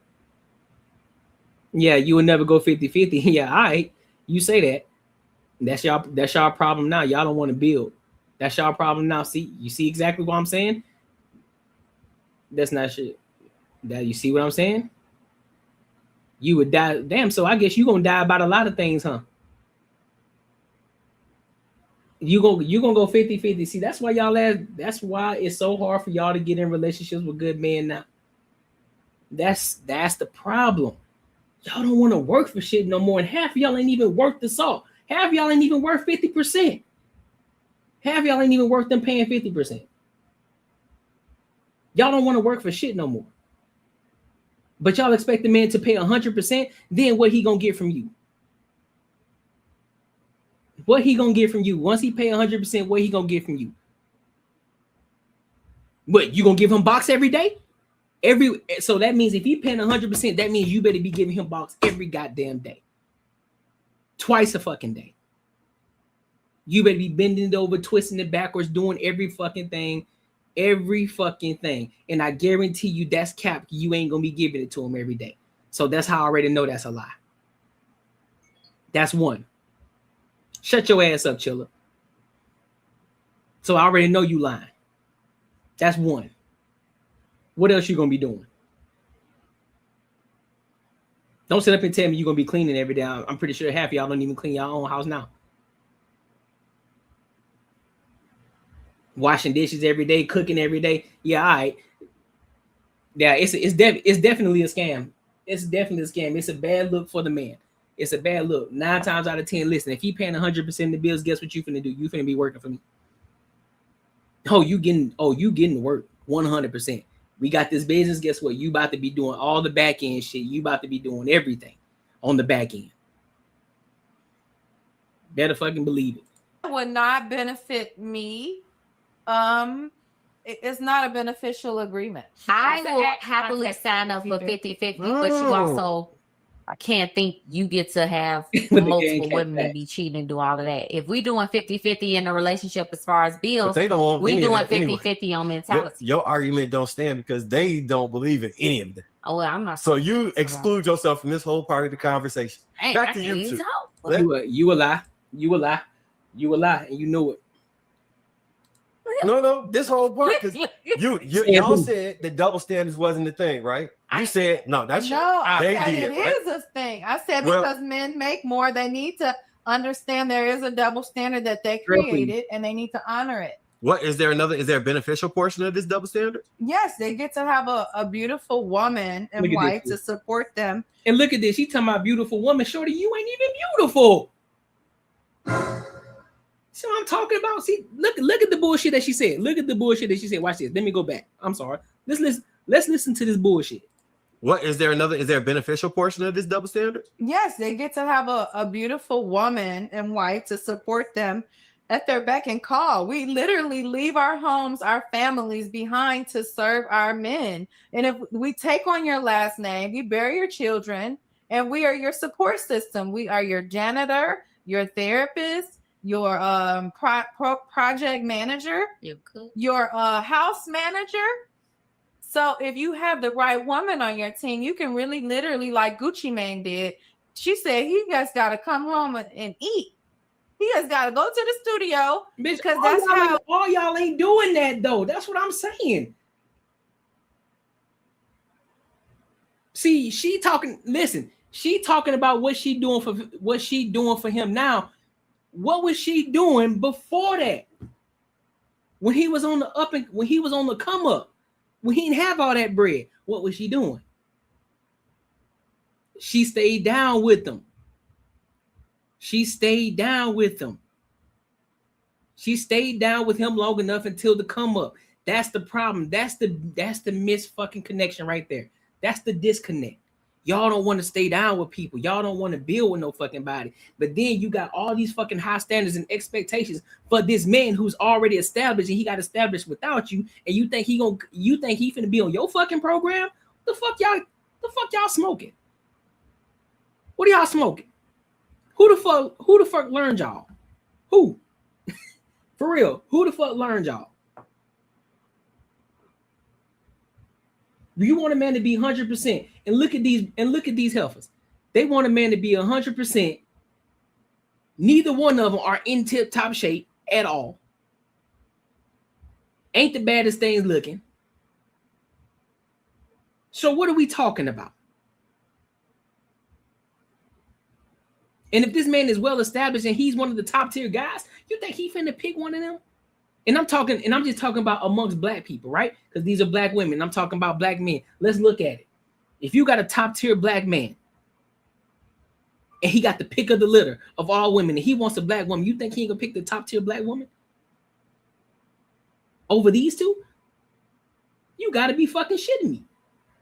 You gotta be fucking shitting me. And I'm not talking about an athlete, no sports athlete. I'm talking about somebody who was a lawyer, a doctor, a man that's in STEM, you know, a man who started his own business from the ground up. These type of men, your everyday type of men. I'm not talking about entertainers. I'm talking about your everyday type of men. You mean to tell me that this nigga who came from the ground up, who built himself up without a woman in his life, without that support system, he had to get it out the mud. You gonna sit here and tell me that you gonna, man, y'all better get out of my face.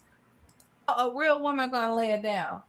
How many real women do you think is the population? How many real men? We got to teach each other. It's all about learning as an adult. We can't blame on what we learned as a child. What you mean? Maria be over there working. What you talking about? Maria be over there working. Asian women be working with their men in the restaurants. The Asian restaurants that y'all go to, husband and wife working, the husband in the back cooking while the wife up there taking orders. What are you talking about? But guess who the ones who make the most money in America? Asians do. They run this shit. And they still work. What are you talking about? What are you talking about? Maria is staying down with her husband. Her husband don't even make, listen, Latina men make less than black men. And guess what? Maria is still sticking with her husband. What are you talking about? She's still in the house working. She's doing what she's supposed to do. She's submissive to her man. And he ain't even making more than the black man. What are you talking about? She cooking, she cleaning, she taking care of the kids while he out working, making money under the table. What are you talking about? I live in Arizona. I see this shit on the daily. What are you talking about? It's predominantly Asian. It's predominantly Hispanics out here. I see it all the fucking time.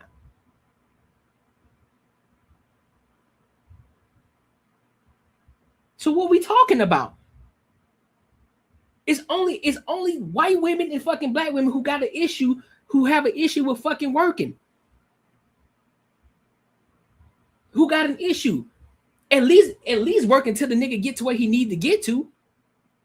So then you can become the beneficiary of his success. It's like, listen, man, this shorty stayed down with me. Listen, bro, listen, I'm in debt to her. She looked out for me when I was down. She was with me on the come up. Listen, bro, she never wavered. She never did anything, bro. She was here for me. I got her. She good.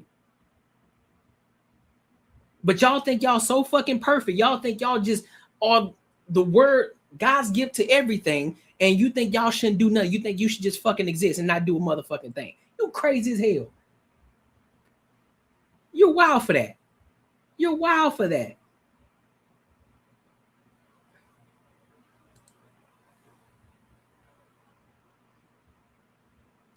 I'm telling you, bro, they are. I'm telling you, bro.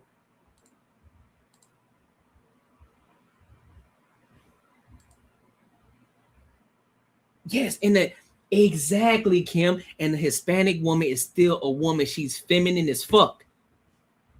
And she's still working. Taking care of the household. Doing what she need to do for her husband. Making sure there's a hot plate on the table for her husband. Even though he ain't the top tier man. Motherfucking Carlos. Fucking 5'5", 5'4", 5'5", working a hard working man, still ain't making a hell of a lot of money. But guess what? Maria making sure the house clean, the kids are taken care of. There's a hot plate on the fucking table when he get home, and he got him a Michelob Ultra or a fucking a Modelo or what's the other beer? Modelo, a Dos Equis, whatever the fuck beer that they drink. And you sitting up here telling, man, listen, y'all better stop playing with me, dog. Black women do have jobs, but guess what? Y'all think y'all better.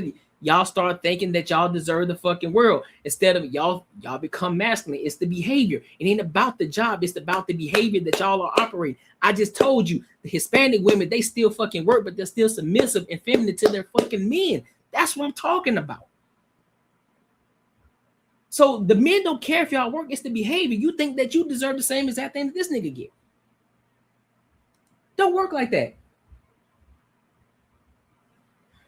Hispanic women aren't the same no more. I agree. And I agree. Even today, I agree with you, Josephine. I agree. Even today, they ain't the same as they used to be.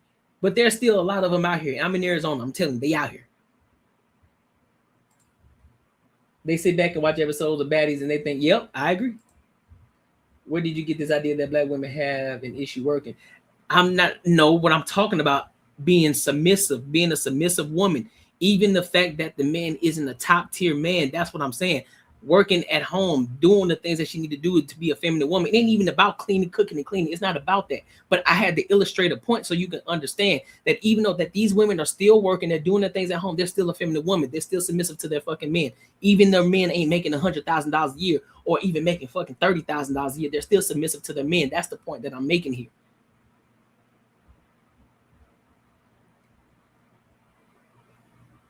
We can learn right now. Man, that's real. What's the percentage of women?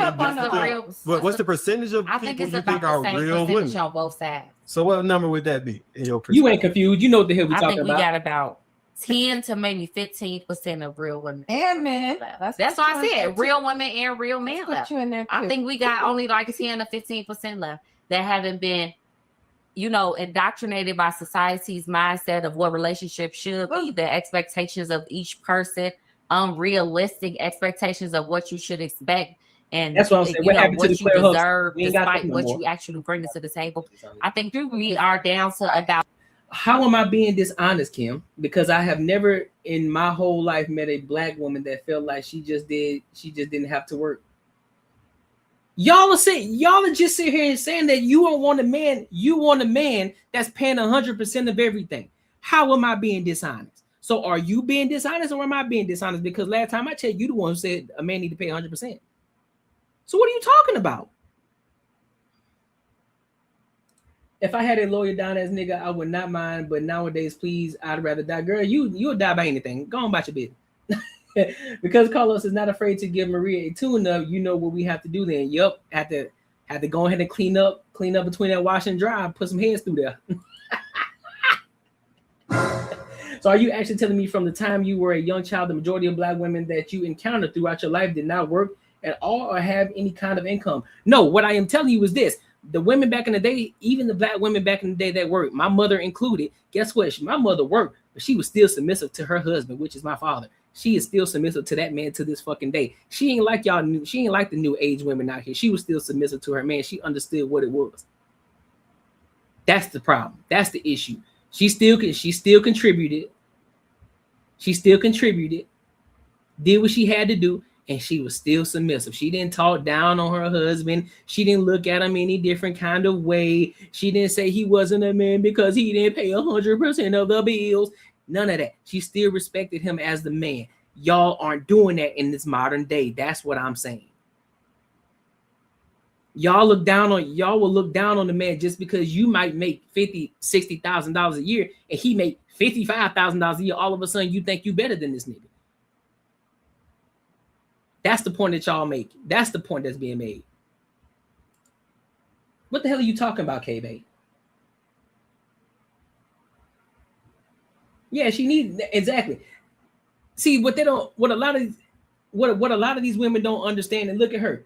Look at your mentality right now, K-Bay. I can tell you are something to deal with. You are a quarrelsome woman just based off of what you're talking about right now. That's crazy. Yeah, submissive. At the end of the day, it ain't about working. Listen, I told you. That's what I said. The Asian women are working. They're still submissive. The black women back in the day, they were still submissive to their husbands, even though they worked. But the origin of this is say, okay, you want 100%, but what the fuck are y'all doing? If he's paying 100% of the bills, what are y'all doing? Are you worth that? Just because you say I want 100%, okay, are you worth that though? What is he getting in return? 15% of real people who come into real relationships for real exploitation. I feel like this. Listen, if I'm dating a man and he wants to marry me and he wants to put a ring on it, because we could just stay dating. See, that's the problem. Men want to take control over a woman's autonomy and her mind and everything. So she can't date other men, right? So Nope. so he say, look, you're mine. Does You she committed. Does she desire to date other men? No, well, listen. When I first meet you, yes, we don't know you. So you're. I don't know. You gotta show. You gotta show me. When I You gotta show me. When I first You gotta show me, me. Payback. So you're taking. Listen to my question. So wait, I'm not done. And then you take us off the market for us to go still have the same lifestyle. So you're like, why would I leave like the same lifestyle? I gotta pay half on the bills. Listen. Why would I do that? It's really not the same lifestyle because before you pay all the bills. I can pay all.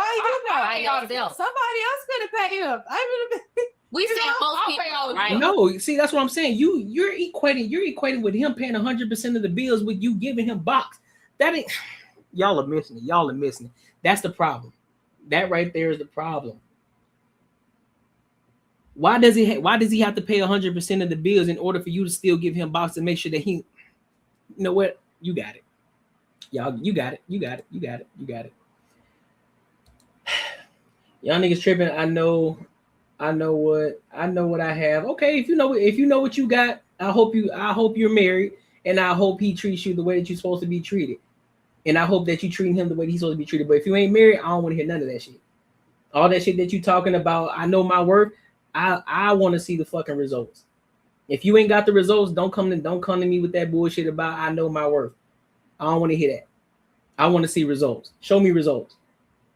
If you got the results, then I'll shut the fuck up. Until I see the results, I don't want to hear it. Bro, you gotta realize you conversing with women that are never married, let alone experience a 2-parent household. The conversation is completely obsolete. Yeah, I hear you. You said 70-30. I hear you. I don't even care about none of that. 50-50. Oh, I don't give a fuck.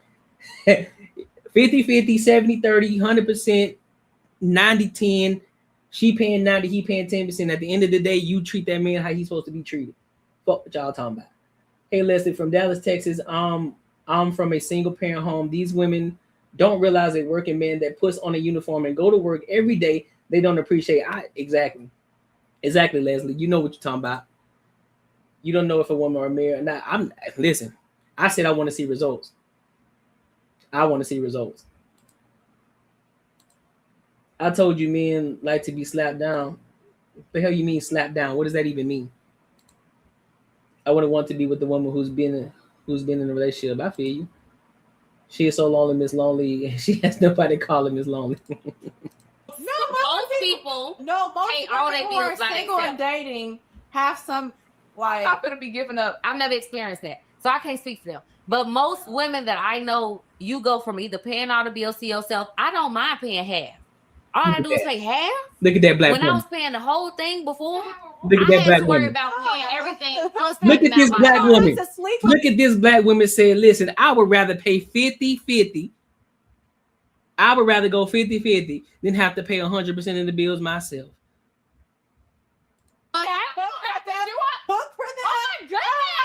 I like to sleep with them. I'm sorry. It's better than sleeping by myself. I also like to cook for men. I don't mind feeding them a meal. You don't have to speak with them. You don't have to. Life is easier when I move in with you. I get to see you. Ew. We get to cuddle at night together. Okay, so this is how women should. I'm just saying, it's like the whole thing of companionship by yourself. We're taking that off the picture. Most people are together because you want another body there. Humans are not built to be by themselves. You want somebody else there. We can't say like, oh, they get to have sex together. You can say have sex with them. You want to have sex. You have a boyfriend, but the boyfriend has his place. Exactly. And I have my place. I'm not saying that's my life. So now y'all both paying bills. That's No. So, but we date. We have to split it in half. But we have. You can date casually. We can get a better. Let me ask you this. If I told you that we're gonna go out to eat and you can either pay $1,500 for this bill or $750, which one you choose? I'm gonna pay $750 whether I'm with you or whether I'm by myself. No, you gonna pay $1,500. That's all I'm somebody to pay it. So what? Y'all might pay $1,500 by yourself. Exactly, because they are investments. Listen, that's what I'm saying. Treat them like investment. Is it worth it to put money down? Yes, it's an investment. At the end of the day, I don't care how y'all look at it, ladies. It's an investment. You talking about 100%? That's 100% of my investment that I gotta put into you to take care of you, to take care of us, to take care of this household. That's 100% investment. So therefore, I need to move things around, or I need to go make some more money. One of the two. If I'm gonna pay 100% in the bills, but guess what? One fucking thing. I don't give a fuck if it's 70-30, 50-50, 90-10. I don't give a fuck. You better respect me in the fucking household. Because the reason why that is because we live in a first world country. If things were to go to shit, that 90-10 bullshit, or you making more money, that don't mean shit. All that shit go out the window. You're gonna be finding the best suitor that's gonna be able to protect you, and that's gonna be me. So all that first world talk, oh, I need a nigga to make 100%, paying 100% of the bills. Okay, well, I need to make sure you are the most feminine. That means your ass better be in fucking shape. I better see you in the fucking gym. That shit better be right. That shit better be fucking tight. The house better be clean every fucking day. I better have a hot fucking plate every single fucking day. I'm telling you, I better be getting boxed every day, head every day. I want it all every fucking day. And I mean, I don't want not a cry, a fucking whisper. I don't care. If I wake up at 2 in the fucking morning and say, listen, throw me that box, you better be ready to give it up.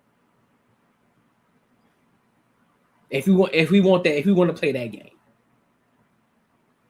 You said stay single. Then she said protect us from what? What you mean protect you from what? From this crazy ass world. Listen, you know what, Kim? I don't need to answer that. That lets you know you live in a first world country. That lets you know that you are being protected when you don't even know you're being protected. Thank you for proving the point. If a man is just going to look at a woman as an investment, why does she just say, well, because you are an investment. Kids are an investment. Everything that you do in this world is an investment. Guess what you're gonna want to do? Guess what? If a man lives in let me ask you a question, Kim. Do you want a house? Are you going to want a new car at some point? Are you going to want a ring to get married with? Aren't you want to go on a honeymoon? Aren't you going to want to take some trips? Aren't you going to want to go out to eat? Aren't you going to want to buy things? It's called an investment. Spending money. Now, more so consumer based, not necessarily investment based, but hey, spending money. So yes, spending all this money, are you worth it? Are you worth the time for me to invest all this money into you? Yes. Yes, but I'm talking about as far as an intimate relationship goes, what would a husband be protected? What do you mean, what would a husband be protecting you from? The dangers of the world. What are you talking about? The dangers of the world. If somebody broke into your house, who's gonna be the one that's gonna jump out of bed? You or him? Okay, you have a house. So wasn't that house an investment? So if that man has a house too, are you gonna leave that house or is he gonna move in with you? Cool. If you want to sleep in the tent, go ahead and sleep outside. Just you better protect yourself. You better hope you got a man that's gonna protect you. Because y'all say men are dangerous, right? So therefore, if you live out in the tent, you can't protect yourself. You ain't got no locked fucking doors. I don't know how to drive. All right, well, cool. Then you can take the bus. You ain't gonna win. You ain't gonna win that. So yep, you love going out to eat. That's another investment. That's another expense. Yes, I buy things every week. Yep, another expense because you're gonna want him to do the same thing. And if y'all are together and he's married to you, all that money becomes one. So you spend his money too. I'm really a jewelry type of person, but if somebody wants to give me a real ring, I'll take it. I hear you. Oh, you're not really a jewelry person. I got you. Everything you just said, I can do for you can do for yourself, but again, you can do for yourself right now, but eventually you're gonna want a man to do it for you too. So that sounds good right now because you by yourself. That's what you got to do because ain't nobody gonna do it for you until you get a man and you get married, you're gonna want him to do those things for you too. And guess what? He's gonna be the one that's gonna come out of his pocket to do it for you. You ain't gonna win this argument, bro. You just stop while you were here, shorty. Just take the L. Just say, I get it. I got you. That independent shit goes out the window once you get married. You become interdependent, not independent. Interdependent. Stop. Stop being hard-headed, Kim. Stop. I think we're both going to jump out of bed. Girl, yeah, you're going to jump out of bed to go get the kids. Make sure the kids straight. I'm going to go downstairs or go to the front door to make sure that y'all are protected, make sure they don't get past me to get to y'all. So I'm protecting all of y'all asses. Because guess what I'm going to say? Go get the kids. Go make sure the kids straight. I'll take care of what's going on down here. Like, come on, man. We got to be realistic. We're going to have a real conversation. Stop being crazy. I'm gonna call up somebody. I don't know. I've never seen that there was a benefit of being with the partner. Well, no, I've never quoted Drake in my life, but I think he said eloquently. I'm tired of this dick song. My bad. Hold on. My bad. But it's not though. I know. So listen,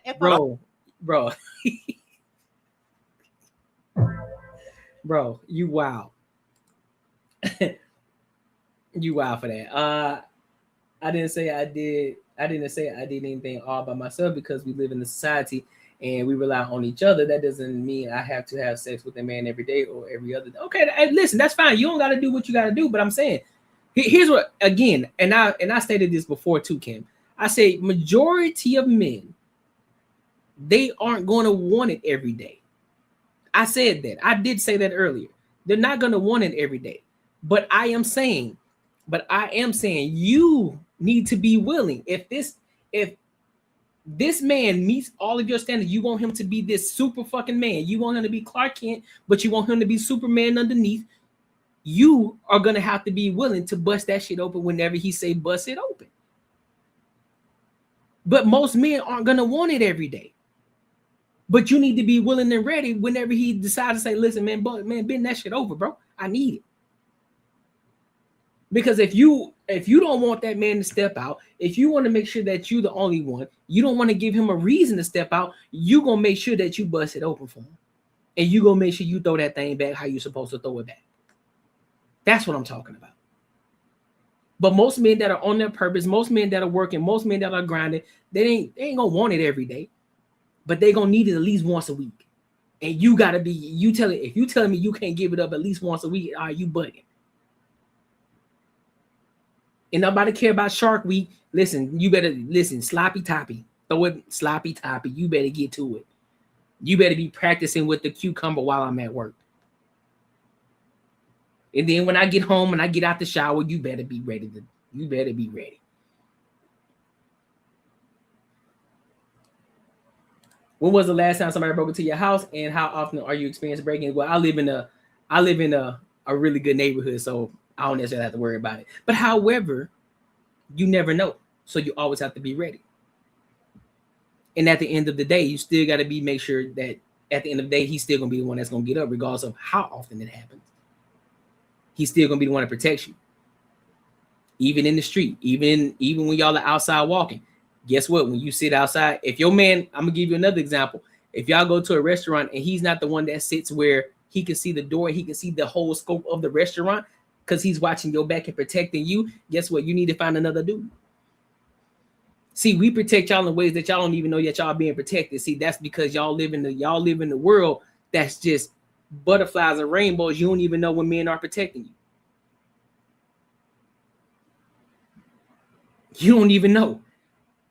We looking out for you when you don't even realize it. When you doing your thing as a woman, when you out here shopping and doing all this, listen, we on the scope, we on the lookout, looking around for making sure ain't no shit popping off. We like security when we go out with y'all ass. Why do y'all think that men don't like y'all when men have women? Why do you think they don't like y'all going out to clubs? See, when the shit starts to get deep and we start to have a real conversation, so now we start to talk. Now we showing y'all what men really do. But y'all don't see that though. Y'all don't see that because you are in a first world country and men protect y'all when y'all don't even know y'all being fucking protected. That's crazy. That's crazy.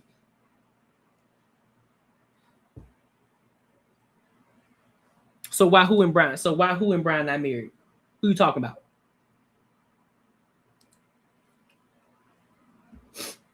Kim, I hear you. Listen, I'm not telling Kim, have you been listening to me? I never said that it was okay to do it. I never said that it was okay to cheat. I'm telling you why. I'm telling you the experiences that men tell you. I even gave you an explanation. I told you, I said, if a man communicated this to you, you need to make sure that you are receptive to the information. But because like you and Kay have been going back and forth with me this entire time, it proves that when men tell you their experiences, what they're going through and how they're trying to communicate to you what the fuck is going on, y'all give y'all rebuttals back. Like, that's crazy. It's the whataboutisms. It's the, well, you shouldn't be, it ain't about what I'm telling you what I'm experiencing right now. You ain't been giving it up. You gained a little weight. I ain't attracted no more. So what you gonna do about it? I'm tired of going to the bathroom jerking that shit off. I need you to figure it out. Take that information. Listen to what I just told you. Soak it up. Don't take it personally, because if you don't want your man to step out, I'm not saying that he should, but if you don't want him to get the idea of doing that, you got to make sure you do everything you possibly can to make sure he don't. Because you owe that duty to him. That's what I'm telling you. Well, who's going to protect me while I'm home alone and he's at work getting all these billions of dollars? Well, if he's making billions of dollars, he's gonna have security watching out for you. That's what you got cameras for. 9 times out of 10, if you're making billions of dollars, you're gonna be in the gated community. Listen, you ain't gonna win this conversation. Just say you agree. Be a submissive woman and say, listen, I got you. I get it now. That's all I'm saying. Listen, I get it. You want to be combative right now. Listen, sweetheart. Just take it. Just say, listen, I got you. I understand. That's all you got to do. It's okay. You don't got to be right all the time. Just take this L. Just take this L. So if a man is already paying his bills, he got his apartment, he got his stuff going on, why do I need to Most women don't carry. Most women don't carry. That's a lie. There are some that do. Most women don't carry. That's cap. With his bills. Let me finish. Why can't he just continue his same lifestyle, but as an additive, have a beautiful, successful woman that's by his side, y'all be going everywhere by yourself, so I know you supporting him on his goal. He was already paying those. Go ahead and sell it. Go ahead and sell it. So you can drop even further down in the dating market, and then ain't nobody really gonna want your ass. Go ahead. Listen, we gonna let the ones who want to be receptive, the ones who want to get married, the ones who want to be in long-lasting relationships. Those are going to be the ones that's going to actually listen and pay attention and actually get something out of the deal, because we telling you what it is. I'm not bashing you. I'm not sitting up here telling you y'all ain't shit. Y'all some piece of shit ass women. I'm not telling y'all that at all. I'm just telling y'all what y'all need to hear, but you just don't like it. So if you want to go sell pussy, go ahead, do your thing. Just don't come back complaining. Don't come back complaining when don't nobody want your ass.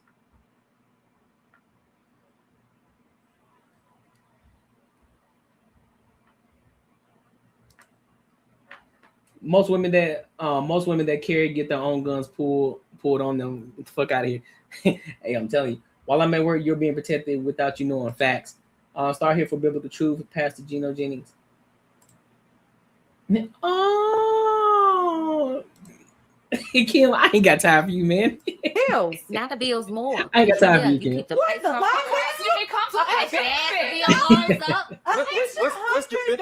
What's the benefit? And he's taking care. Hold on, what's the benefit? What is he doing? Right. What is he doing for me in the first place? What do you mean? What is he doing? He paid all your bills. He was on TV.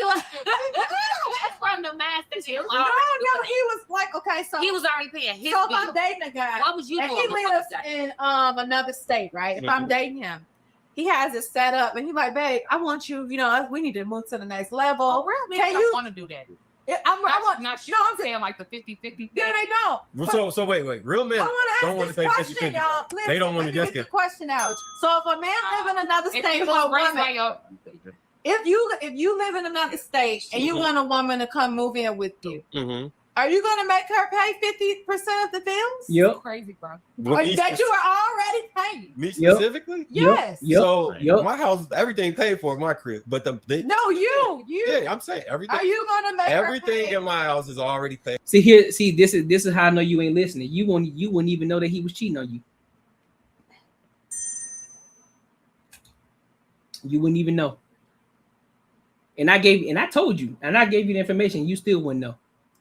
So are you gonna make her come and start contributing 50% of the bills? I would expect her to pitch into the household if she 50%. I just answered it. I said that everything in my house is already paid for. My house paid off, the bills I pay 100% of everything at this point in time. But what percentage do you want her to contribute? You still ain't listening. You talking about men naturally degenerate. You ain't listening. That lets me know you're not listening. You're not listening at all. And then if you're gonna go tell your daughter, so therefore you about to start raising your daughter to be another single woman. That's crazy. And y'all wonder why black men are always talking about y'all. Y'all don't fucking listen. Y'all don't listen. Even when men are expressing to you, I told you most men aren't really going out here cheating like that. Especially when they're married. But yet and still, what up, humble wise? Yet and still, you still out here telling I'm gonna go tell my daughter not to date cheating men. Guess what she gonna do? She gonna go right out that bitch and start dating cheating men because you told her not to. Because you told her not to. Instead of taking the information in, instead of actually telling your lady, listen. Nobody's saying that you need to be a doorman. I didn't say that at all, right? But what you need to do is be receptive to your man.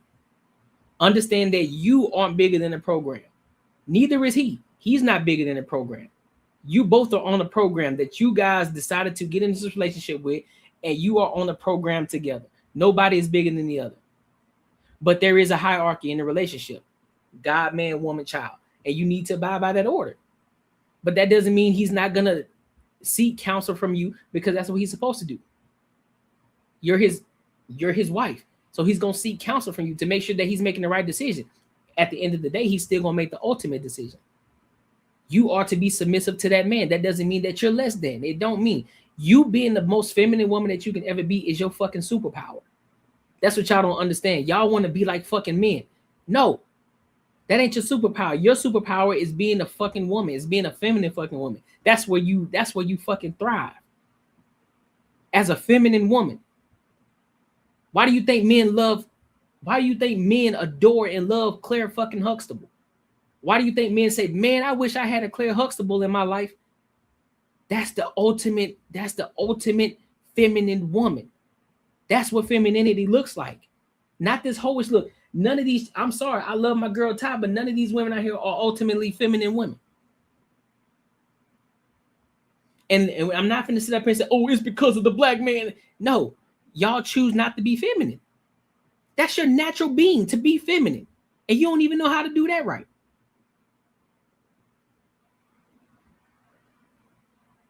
You don't know how to do that right. And so now a man is telling you exactly what it is. A man is telling women who aren't married how to operate as a married woman, and you don't want to take heed to the information. That's crazy to me. I never understood that. Now, if I was somebody who looked like, if I really truly looked like a dusty out here in these streets, I would understand, like, listen, look at this dusty ass nigga over here. This nigga ain't got shit going on. This nigga look half-assed. I understand that. But no, you ain't finna sit here and lie to me. I know what it is. Trying to teach you the game, but hey, it is. If you don't want to listen, it is what it is. I'm showing you how to get a man. And then I can even go deeper on how you can find those good men. But hey, you don't want to listen to me though. You don't even want to take the basic information. Got it. She said, shut up your ass, Brian. Are you listening though, Kim? Are you hearing me though?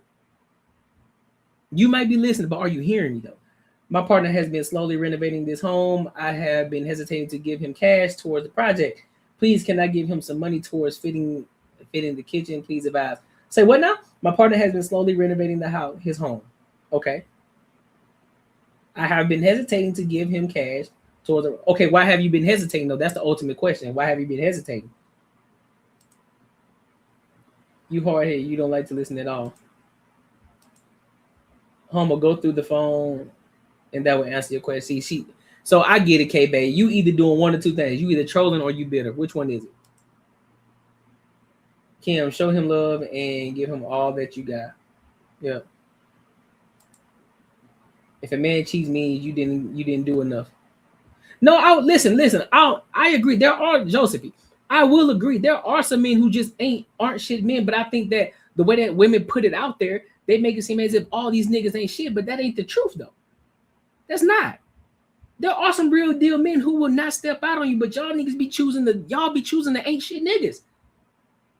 And y'all know when they ain't shit. Y'all see the red flags up front, but y'all still think that y'all so special. Y'all think that them niggas gonna change for you. No, that's the point. They choose the people that they know that ain't gonna change, but they think that they're special enough that them niggas gonna change for them. It ain't gonna work like that. That's what happens. That's exactly what the fuck happens every time. Nobody needs to cheat. Break up. I hear you. So who would ask? So girl, I'm gonna need you to learn how to type. So would you ask us if you should give him money? Do you live as your name? There is no one program. Yes, there is one. See, you already missed it. It's only one program. That means being on the same page and understanding where y'all going, what this relationship is about. That means communicating up front, asking the hard questions up front. Communicating where do you want to be in the next 10 years? Do you want a family? Do you want to get married? What does that look like in the future? Do you want to own your own businesses? What does that look like? Having the hard questions up front. It's one program. The one program, listen, do you want to be on that same accord? What type of wife do you want to be? Do you want to be a stay-at-home mom? Okay, bet. How does that look? And both of you guys are understanding where you guys want to be and it aligns with each other. Guess what? You come together with that plan. You lock it in. One fucking program. It's one program. It ain't your program and it ain't his program. It's one fucking program. And 9 times out of 10, because he's the head, it's his program. Because like I said, God, man, woman, child. You are to follow him. But yes, I understand he has to be a man that leads as well.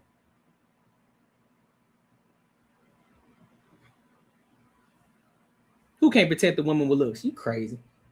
You crazy. There's no one program. If you want submission, get a woman that has the same. It's not ideology. It's understanding the program. Just being on the same page. Being on the same page. That's what it's about. Being on the same page. That's what the program is. Understanding where the destination is. And both of you are on the same page with the destination. If the destination is, listen, we want to be married. We want to have 3 kids. We want to be multimillionaires. We want to be X, Y, Z. We all both agree with this. So therefore, we understand what it is that we have to do to get to this point. I understand my job as a woman. I understand my job as a husband. I know what I need to do. She knows what she needs to do. Therefore, we understand the program. It's one fucking program. When you're building a home, it's not 3, 4, 5, 6 different home plans. It's one plan. And you build based off of that one plan. It's always one plan. It's not multiple plans.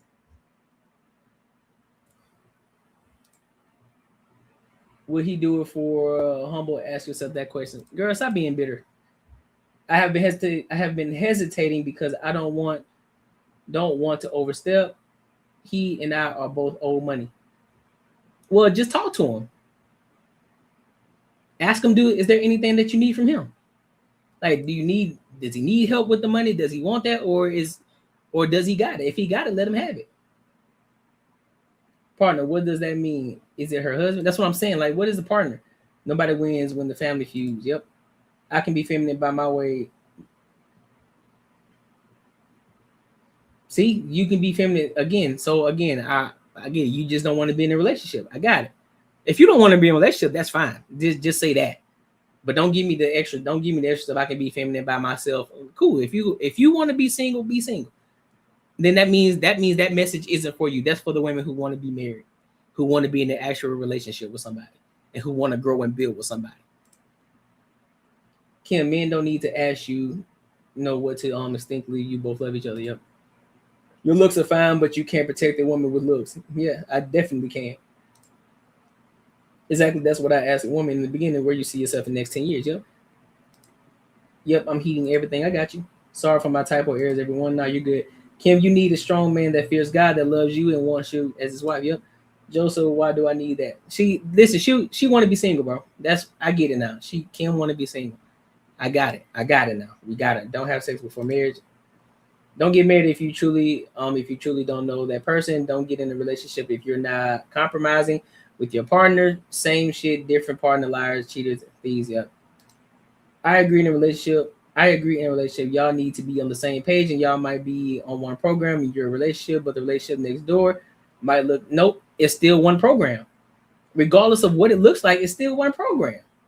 Regardless, the program may not be the same. The program may not be the same, but it's still one program. Every program should be on the same foundation, though. Every house is built with the same foundation. Every house that you walk by, that you drive by every day is built on the same foundation. Concrete. Every one.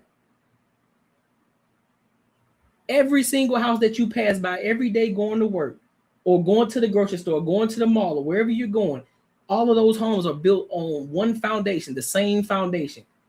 Concrete.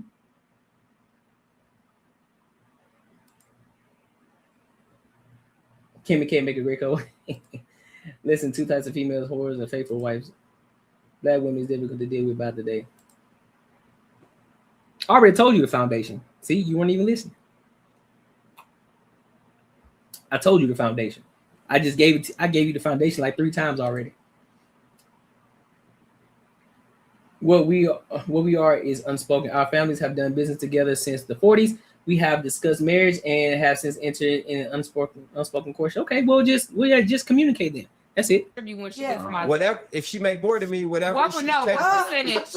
Regardless to what she made. As you, as a person, as a man, how much would you want your woman to bring to the table? I don't have an expectation really for a woman to bring money. So why to are we the table. having this debate? Y'all have an expectation. All right. So I think I talk more than they fucking talk, and I know they gonna get on my ass when I clip this up.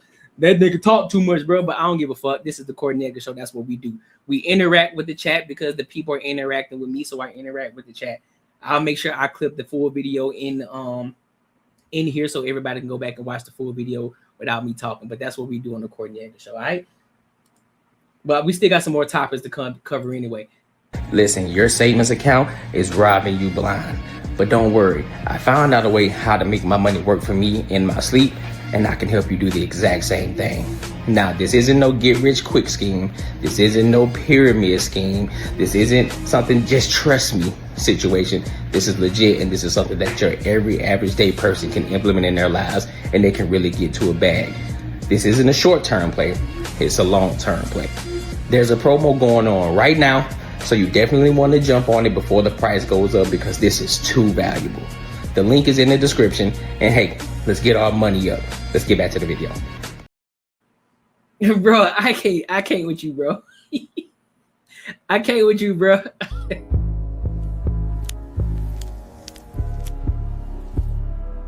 That's top dog aura right there. Nah, you crazy as hell, bro. Listen, make sure you like, comment, subscribe for the algorithm, and make sure you hit the bell notification. I ain't gonna hold you, bro. I was cooking.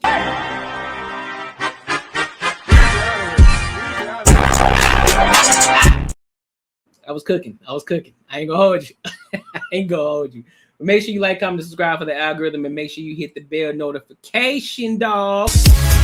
Dive into the Courtnee Edgar Show Super Chats. Hey, listen, shout out to my girl Zyrax for, hold on, wait, if I can find this shit, hold up. Y'all been sending me crazy. Yeah, shout out to my girl Zyrax for the 3 ball. Appreciate you for supporting the channel. You always come through and you show love. I love that. Thank you so much, Zyrex. I appreciate you. All right, so look, let's go ahead and go to the next. Let's go ahead and go to the next topic. Thank you, Kim. I appreciate you. But look, I think you're gonna like this other one even better though. I didn't say I don't believe in God. I'm just saying some people don't believe in God, and does that mean they shouldn't be in a relationship? No. Most people believe in something, and they just use that as a foundation. So yeah. But look, let's go to this next topic. Since we were talking about black men, talking about money, talking about 100%, I want to go into something that's a little bit more positive because I actually do like talking about this. And I know Bull City gonna love this because we love talking about the money, dog. We love talking about the money. We love talking about getting to a bag.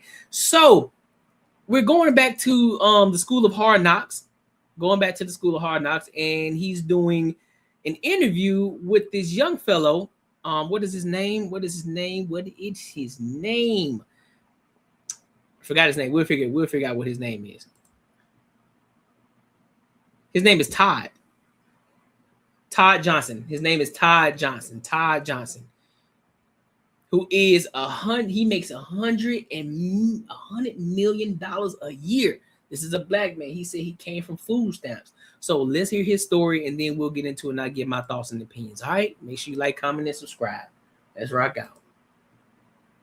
TJ, this place is incredible, man. Thank you, man. Man, what was the most amount of money that you made in a single year? 90 million, 100 million. Growing up, did you think creating all this was possible? I mean, you got every car anybody can imagine. You got the Ferrari out here, the Lamborghini, the McLaren tucked in there. I never had a broke mindset, even when I was on government cheese, even when we had food stamps, even all of that stuff. And then I built my business and I've gone bankrupt. But it's been a long time since I've been broke, and I ain't never going back. Hey, never going back. I ain't never going back. If you lost everything tomorrow, could you make it all back? Absolutely. What business would you get into right now? I start buying businesses. I mean, that's what I would do because most people want to build a business from scratch, but you don't have to do that today. You go get the playbook. Oh, let me skip ahead. I'm sorry. $100 million entrepreneur who built and sold a tech company at his $50 million mansion out here, you guys. This is about to be a master class on all things business to figure out how now he owns 10 companies doing over $100 million a year and really figuring out the secrets to success and building wealth and how you can become financially free headed into 2025. So let's go meet up with him and go see what he has to say. TJ, what's going on, my friend? Good to see you, man. Thank you for having us out here. For sure. This place is incredible, man. Thank you, man. Man, how long has I got you, Bull City, bro. I appreciate you built it. an empire. I'm gonna read How the long have super you been chat business in a owner minute, for? dog. Man, most of my life. Most of your life. Yeah, for sure. Growing up, did you think creating all this was possible? I mean, you got every car anybody can imagine. You got the Ferrari out here, the Lamborghini, the McLaren tucked in there. Well, I've always loved cars, man. So I always, thought that I would have cars that I wanted. So I didn't know that it would be these, but yeah. What was your main business? Tech services. I built a tech services business, sold it, and then I built a construction business, sold it, and I have a supplement business. Yeah, I like that today. too. I Yeah, built I businesses, do. man. I hope other people do the same thing. How many businesses would you say you own right now? About just under 10, but 10 yeah, just about companies. that, yeah. We came all the way out here from Austin, Yeah. and we got to get the game from you, man. We got to figure out how people can become wealthy going into 2025. Okay. Going into the new year, they want to take over and dominate like you did in multiple industries. Can we get some game for you real quick? For sure. Let's get right into it. Throughout your career, across all your companies in 1 year, in terms of revenue, what was the most amount of money that you made in a single year? Across my companies in revenue? Oh, wow. 90 million, 100 million. Actually, Yeah. and how about for Oh, yourself? okay. 25 million. I see what you mean. Bull Yeah. City. That's Yeah, incredible. I had that happen. You come from a lot of money? Absolutely not, man. No. Absolutely So not. you didn't have rich parents? No, not at all. My mom was 14 years old when she got pregnant with me. I grew Damn. up in the South, food stamps and government cheese and all that sort of stuff. So So what was the turning point to financial freedom? How did you know you wanted to get really serious about building $100 million company and just becoming an extremely successful entrepreneur? I think when I was a kid, man, I always wanted to be successful because I didn't want to live in the stuff that I was living in. I didn't like it. I was motivated to get out of it. So I didn't know that I wanted to build $100 million company per se. But what I did know is I wanted to be successful. I didn't know what that looked like. And you continue to define that as you grow. But I wanted to be successful early on. So I always worked, always tried to figure a way out to be helpful and had a mindset that was like, oh, how do I get out of this place and never have to come back to it? Now, as an 9-figure entrepreneur, what was the best financial advice that you ever received? I don't know that I got a lot of financial advice. I got business advice. But in terms of finance advice, the advice that I would give your followers is to learn to make money in their sleep, right? No matter what. I don't care if you're getting paid, don't trade dollars for hours because no matter how much you charge per hour, you're going to be limited. So you have to figure out how to make passive income and build systems, invest, do different things that you're making more money while you sleep than you can in any job. So let's say somebody is trading their time for money. They're in that 9 to 5. They want to make that leap to becoming financially free. They want to start making passive income. What's that first step somebody should take? Real estate is a good one. Do you have to have a lot of capital to start making money, or? No, I mean, real estate, you don't have to have a lot of capital. There's a lot of first-time homeowner programs. I think the biggest thing that one would do today, if I was, because, you know, what I did is different than what I would do today. What would you do today? Today, what I would do is I would buy businesses. You know, that is the thing that I would do, because right now there's so many businesses that are ripe for selling. There's so many people that want to get out of their business. Their kids don't want to go into that business. They don't have maybe succession plans. They don't have a way to get out of that business, but they need the cash and they need to stop because they've gotten divorced, they're sick, they're tired, whatever it is. I would use the government 7A program to get financing to buy businesses. Is that SBA? SBA 7A program, yeah. What type of business would you buy in today's world? You can buy laundromats. The focus is getting stuff that cash flows. So laundromats, pool companies. I like the vending machine business. I like laundromats. Listen, I'm telling y'all right now. Now, see, me personally, once I get going, yes, sir, I got that premium, bro. We got the premium, big dog. We got the premium. Listen, there hadn't been any commercials. We good. We good. So one of the big things too that a lot of people miss out on is that's what we talk about. One of the things that do cash flow: laundromats, car washes. You can listen, bro. You could revamp car washes. You could turn them shits into something that can be luxury bubbles. I said luxury bubbles. That can be luxury or however you want it to look. There's a lot of different things that people overlook. You know, you don't always have to go invest in the biggest thing. You can get something that's small, low key, and you can invest in it, and it's gonna generate you cash flow on a regular. You hear me? All you gotta do is revamp it, rebrand it, put your own little spin to it, however you want to do it, because there's so many different ways. Matter of fact, I think I seen on, was it Instagram?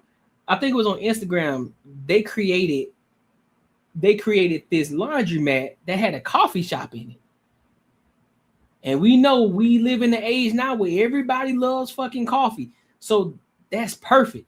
So now you got you rather the laundromat. That's what I'm saying. So like that would be dope, right? You got a whole laundromat, and then because we know everybody got debit cards and shit, got the tap. You put the tap machines on it to make it easier for people instead of putting the change, because not many people are walking around with change in their pocket now. So they got their cards and shit, the debit cards or the Apple Pays and shit. Boom. Now you making money, you making it easier, and people can have coffee and snacks while they sit there and wait and fold their clothes too. Yeah, you'll be making a killing.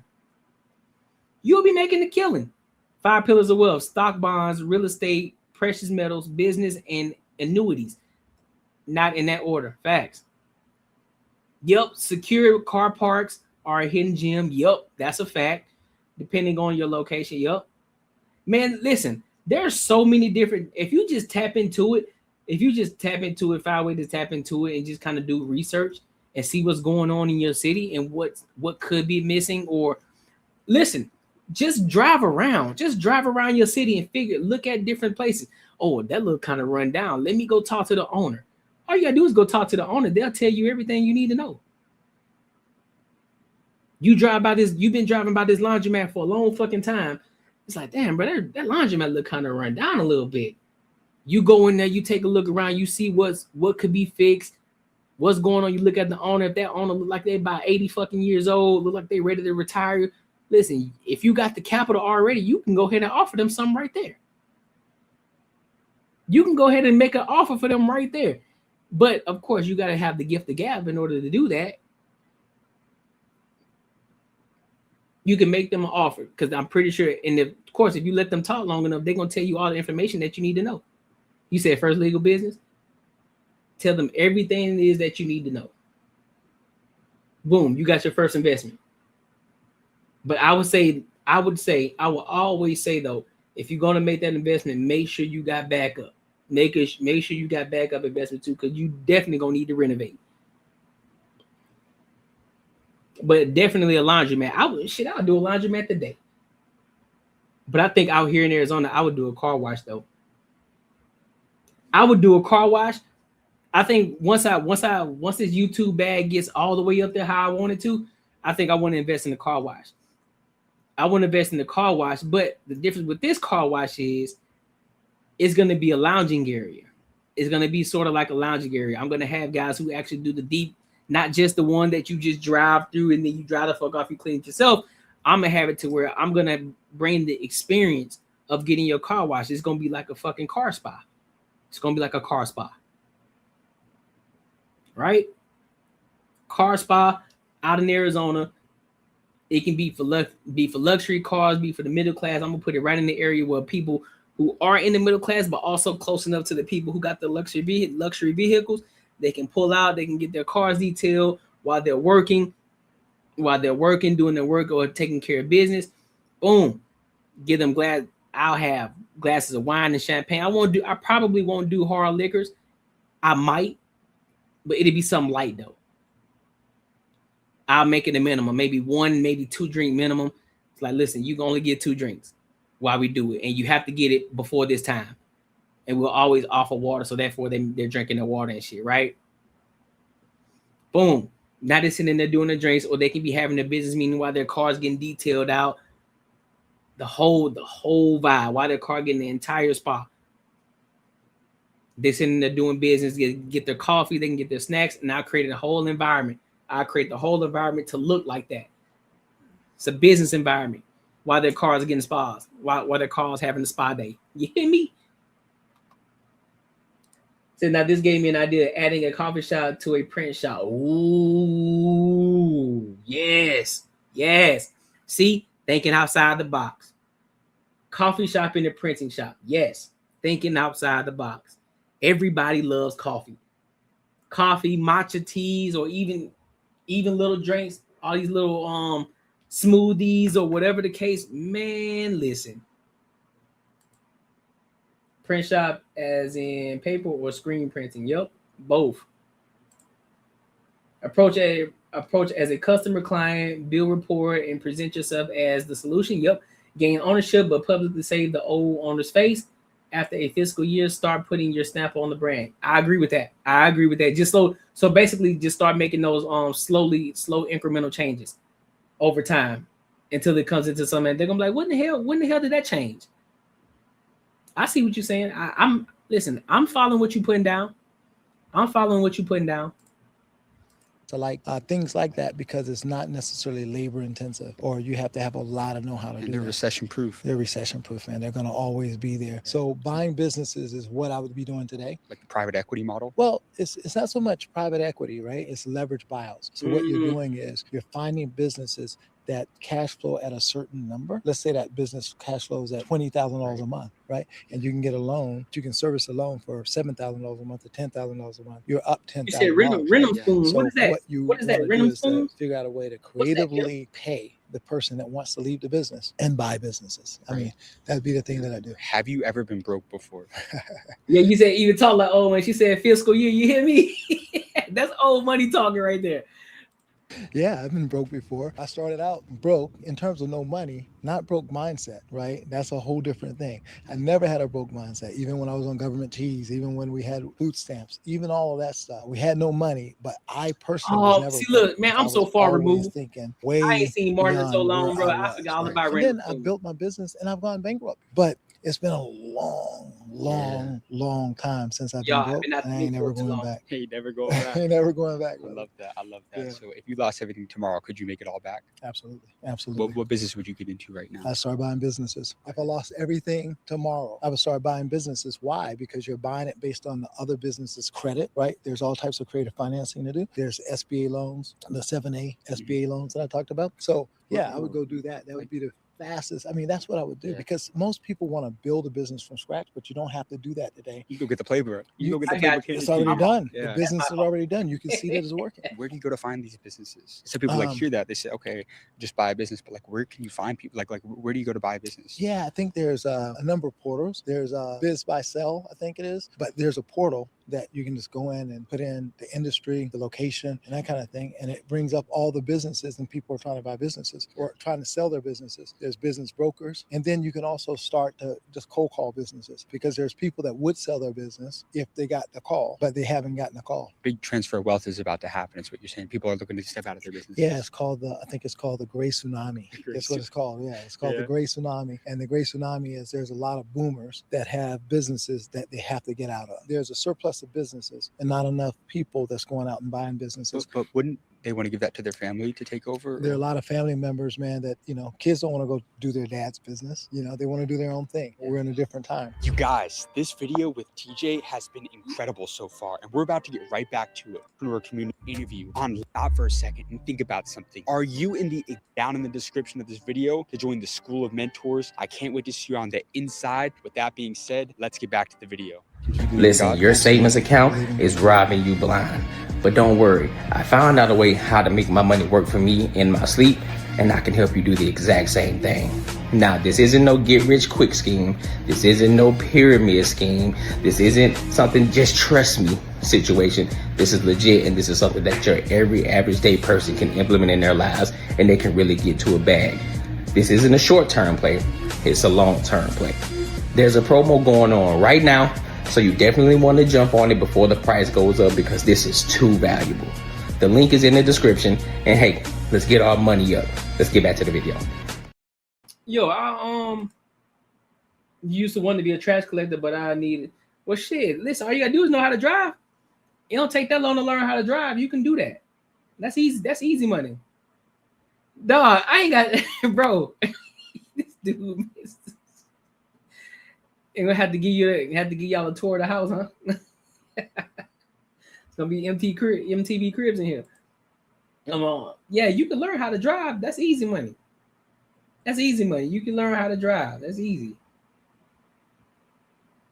Don't let that stop you from getting to the bag, shorty. Or hold up, I got another idea for you. If you really know how to spit your game, and you really know how to believe in what you're selling, you believe in the product, and you believe that what you got to offer is really gonna be lucrative in the long term, you can talk somebody into it and have them believe in what you believe in, and they can work with you. You can have them drive it while you operate on the back end. And you ain't never got to touch the truck. If anything, you just be the passenger.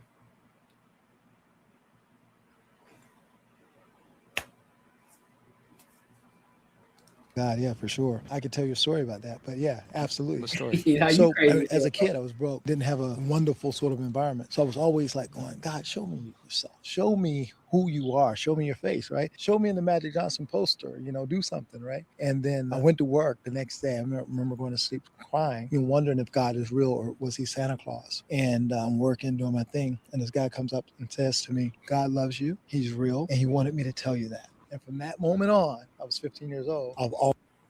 One thing I can say, I got to say this, and I'm going to let it play out, and then I'll talk after.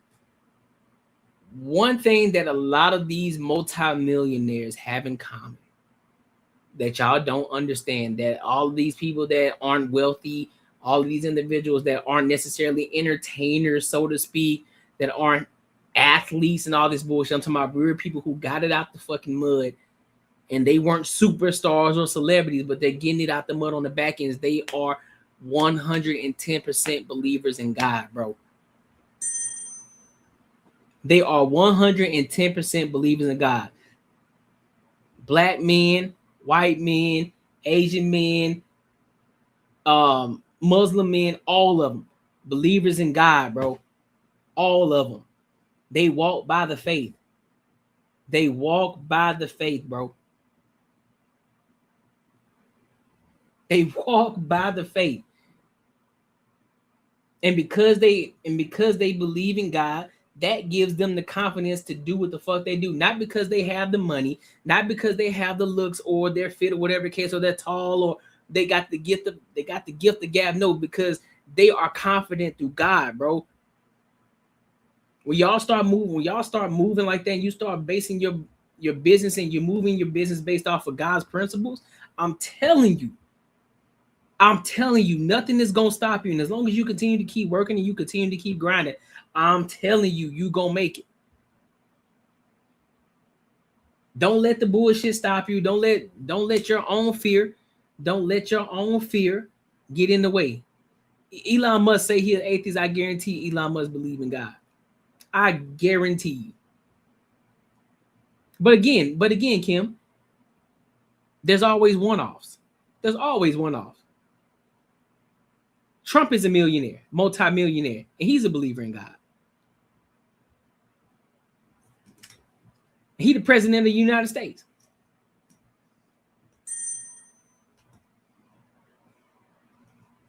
So there's always one-offs. Nothing is absolute, right? But if you could do a tally on the multimillionaires that are believers in God, I guarantee you that number is going to outweigh the ones that don't believe in God. Guarantee you. Guarantee you.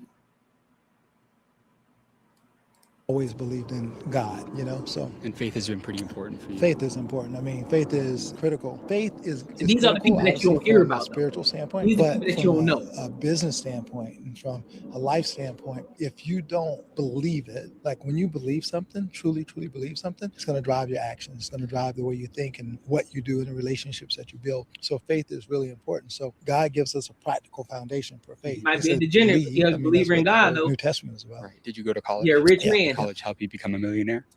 Regardless of how you feel about them. But it didn't hurt me. I mean, what college and they are did for married. me is 100%. help me get a skill set. It helped me become a computer programmer and get a job as a computer programmer. So let me ask you this, because you made more than 99.9% of business professors ever will. What's a lesson about business you'd give to somebody that they will not learn in business school? Marketing. What they don't teach in school is that everybody needs you. They just don't know who you are. So your job is to identify who those people are, get to the highest mountaintop that you can, and tell them who you are. Let the people know who you are. That is the key to growing in business. And in school, we learn about business, but marketing is the key to making it all come together. You have the magic sauce, but if people don't know who you are, then it doesn't matter. Now, we came all the way out here from Austin. Could we check out the spot real quick? Yeah, see man. the place? Is that cool? Yeah, for sure. Just look at this fucking. Look at this shit.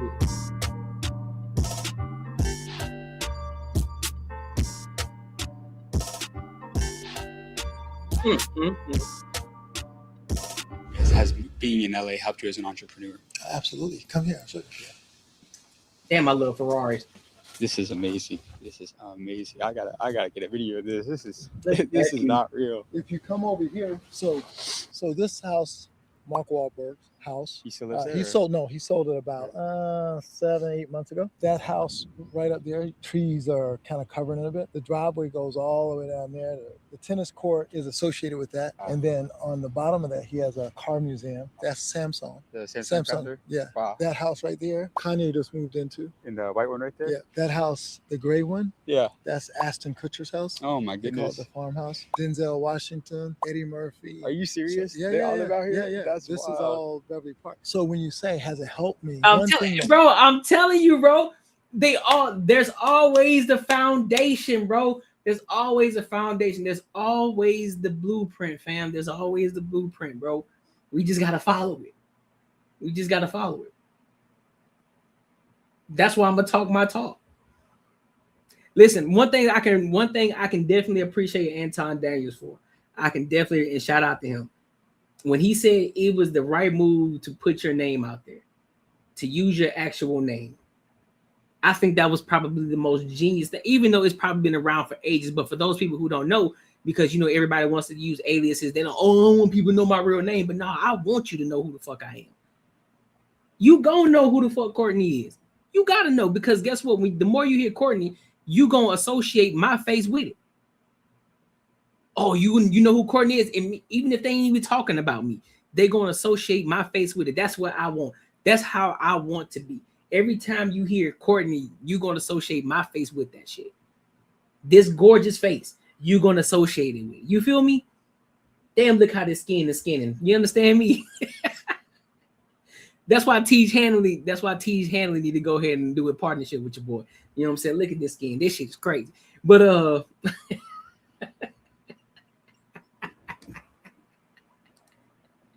serious today, but that was crazy. I'm not that was feeding. crazy. I'm not feeding. I'm not feeding. You hear what you're saying out loud, brother? You think he a weirdo? I mean, I hear you, bro. I mean, everybody has their thoughts and opinions about it, man. It is what it is, but I can't tell you what your experiences is with him. I can only tell you my experiences with him and how he's helped me with growing my platform and growing and looking at this from a business perspective on the back end, because I've had one-on-one coaching with him, right? And so I'm looking at everything from a business perspective, but your personal feelings about him ain't got nothing to do with me, right? So that's what that is. He's Anton Daniels. I'm Courtnee Edgar. We're two different people, but yeah. So he's definitely helped me out in that aspect and using my name and saying, listen, bro, use your name. So I definitely appreciate him on that end. Happens is that you can't unsee stuff. So like when I was in DC, I love cars, and I would have a few cars and I would have people going, man, be careful, don't do that, you can't do these things. And you come out here and you like meet people and they have a 20-car garage and a 50-car car collection or a 100-car collection. So you find your tribe and you see that things are possible. And once you see that it's possible, you can't. Hold up, but while this playing, y'all tell me, what is y'all biggest money goal? Like where do you see, if you could put a number on where you would want to be, right? If you could put a number on it, what is your monthly amount that you would want to make that you be like, you know what, I'm straight, I'm good. As long as I can stay here with this number for the rest of my life, I'm good. What is that number for you? What does that number look like for you? I want y'all to tell me that. What does that number look like for you? Unsee it. Yeah. So has it helped me as an entrepreneur? Absolutely, because it just expands your vision and helps your creativity, and you find out ways to do things that you wouldn't even think was possible back home. What's the number one thing that separates middle class from wealthy a month? Today's okay. No limits. I mean, wealthy people don't have a limit. Let me see. I'm leaving. Final thoughts. Are men think black women are bottom of the barrel? I'm glad I know my worth. I don't think black men think that, but that's the problem. You think that black men think that. The other world don't. The other world thinks that, but black men don't. They just get tired of y'all behavior. They want y'all to be at the top tier, but y'all just don't want to listen. So, but hey, I appreciate you for tapping in though. So we got 36K. Brian says 80K monthly. Bull City says 25,000 a month in the residual income, 10 mils net worth, and liabilities. No liabilities. I like it. Black women are queens. Yeah, once they get their shit together. Personal. I don't have a money goal. More so territorial. I am 31 and operate businesses in several countries. Oh my goodness, that's what I like to hear. No, you just have to change your way of thinking and perception of black men. Facts. All right, so we got 80K, 36K, 25K in residuals, 10 mils net worth liabilities. And Humble Wise says personal. I don't have a money goal.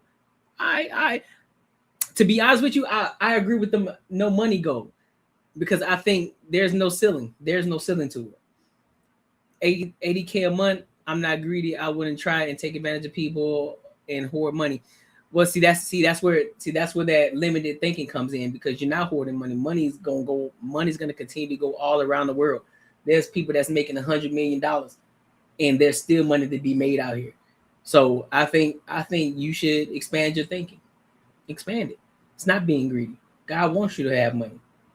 Of course, as long as you're doing it with integrity. You're not being malicious. You're not out here scamming like those Atlanta dudes be out here doing. You're doing business the right way. God wants you to have abundance. Ain't nothing wrong with that. So you're not being greedy. The only time you become greedy is when you start to love the money. I don't have a ceiling. Ain't no ceiling. Ain't like Lil Wayne. Ain't no ceilings. No ceilings. I don't got no ceilings. I'm not limiting myself. I'm not limiting myself at all. I'm not limiting myself, bro. That's crazy. I'm not doing that. You know how many people in the community that I paid to build my properties and repairs, not hoarding anything. Facts, bro. I already know. Facts. No, I don't think there's an ethical way to do it. There is an ethical way to do it. I know people who do it, and they're ethical with it.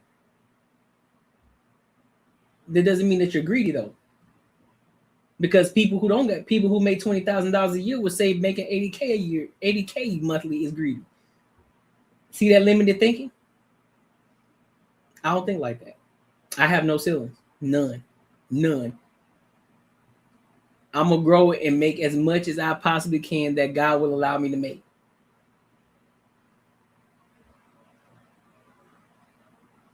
Tyler Perry got a lot of money. Guess what? People still out here making. There's still new millionaires being made every single day. Every single day. New millionaires every day. But that's the point. See, that's my point. See, you're coming from a poor woman's mindset. We're not focused on where we're at today. We're focused on where we're going to be at in 10 years from now. You see what I'm saying? Thinking. You worried about right now. We focusing on the future. We focusing on right now. I'm focusing on the future.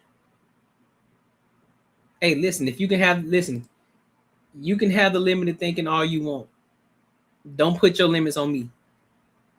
That's one thing that's one piece of advice I'm gonna give you. Just because you have a limited thinking, don't put that on me.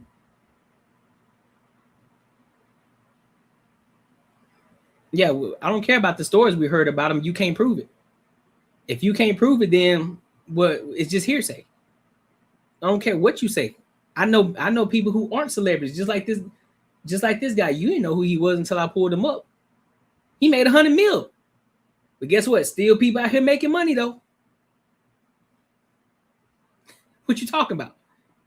We did a video. We did a live stream on Myron Golden. I guarantee you don't know who Myron Golden is. This man makes millions of dollars, hundreds of millions. There's money to be made out here.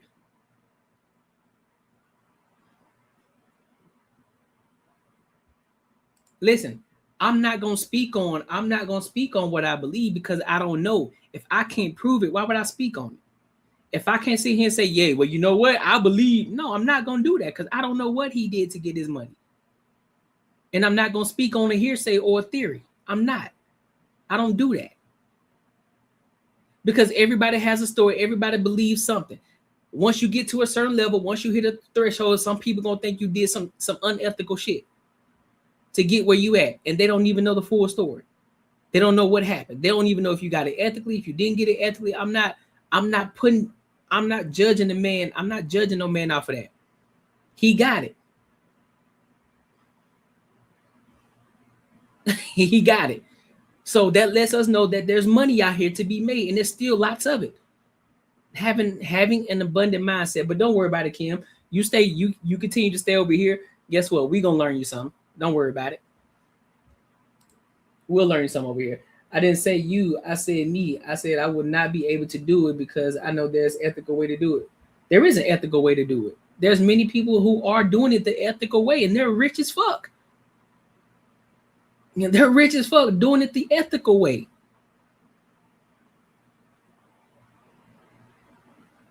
Facts.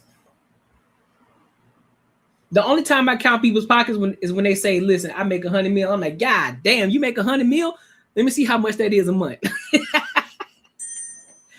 Let me see how much that is a month. Then I break it down. All right, let me see how much that is a week. And then let me see how much that is a day. Let me see how much that is an hour. You know what I'm saying? I'll break it down that way. But what I'm not going to do, I'm not going to limit anybody in there. Listen, if 80K is a much, listen, you still rich if you make 80K a month though. I'm not saying that at all. I'm just saying for me, nah, I want to get, listen, as far as the abundant mindset will take me. Now you make $100 million, let me learn it. Listen, you make $100 million, let me learn from you. You feel me? Like, hey, listen, let me learn something. Let me learn something. Tell me a tip. And so far, we've been hearing the same tip from everybody. Put yourself out there. Be marketable. Let people know who the fuck you are and what it is that you do. So be outspoken. Not to the extent of you being obnoxious, but Let people know who you are. Don't be afraid to tell people what you do. Don't be afraid to tell people what it is that you got to offer. Stand on your shit and believe in it. Because it ain't the product that they're buying, it's you that they're buying. They're buying from you. And the reason they're buying from you is because they believe in you. They trust in you. You are the brand. That's why you think all these businesses are investing in content creators now. It ain't because of the funny shit that they got to offer. No, it's because of them. They're the brand. They realize that, listen, their name holds weight. We need to be a part of that. Oh, how much is it going to cost to get them? Oh shit, well, it'll cost them $100K bet. Because they know on the back end, they know what that's going to look like on the back end. They know the return on investment that they're going to get on the back end.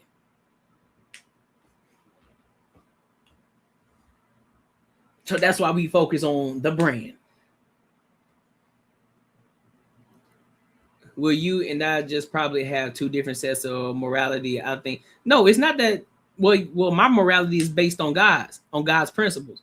That's where my morality stands. So therefore, everything that I do is going to be ethical. But that don't mean that I gotta. But that don't mean I won't be rich though. See, that's the difference. You think that people get rich because they do unethical shit, and that's true. Some people do unethical shit to get rich, but there are also people who do ethical things and they become wealthy as hell. That's the difference between the two. Two things can be true at the same time. There are people who do unethical shit, more likely people that are more than likely in the entertainment business. They do a lot of unethical stuff. But then there are other people that you've never heard of before, the people that you've never seen before, never heard their name before, and they're multimillionaires, they're decamillionaires, and they've done everything the right way. But you just never heard of them. And you probably pass by them every day. So I would say it's the difference in our morality. It's just the fact of I understand that two things can exist at the same time. I believe in the brand Courtnee Edgar. Yeah.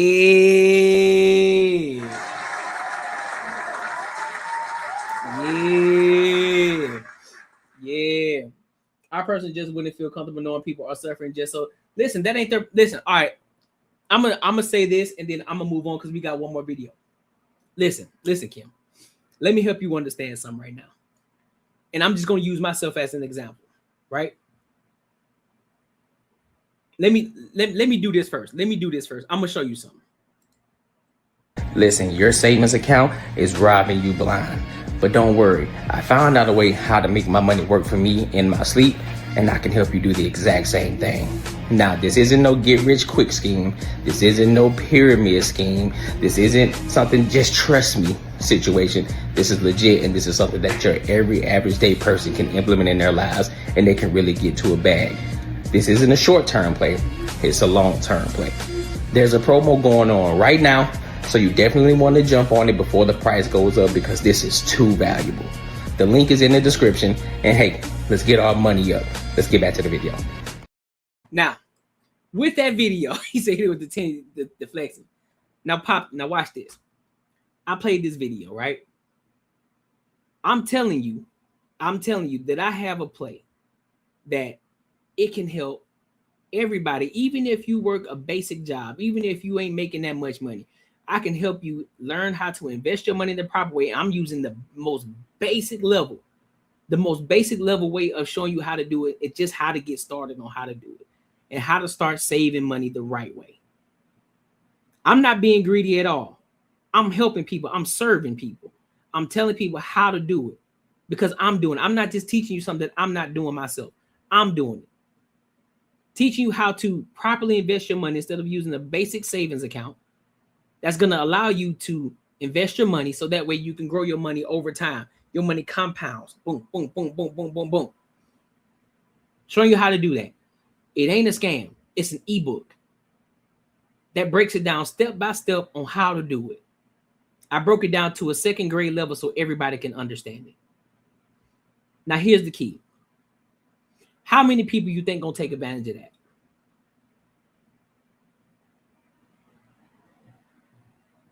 Considering the fact of how many people that may see this video, how many people you think gonna take advantage of it? Or even inquire about knowing or learning more. Just even inquiring about it. You know what? Hey, bro, tell me a little bit more about that. That sounds interesting. We got information at our fingertips today. Anything that you want to know, you can find out. The world is at your fingertips. Is it giving that get rich quick scheme? Giving that, yeah, apparently that's the one that they fall for. They always fall for the get rich quick. But you tell them, listen, bro, I ain't focused. I don't want the long term, bro. I want my shit right now, bro. I want my shit right now, bro. And nah. I'm showing you how to do the shit the right way, the legal way.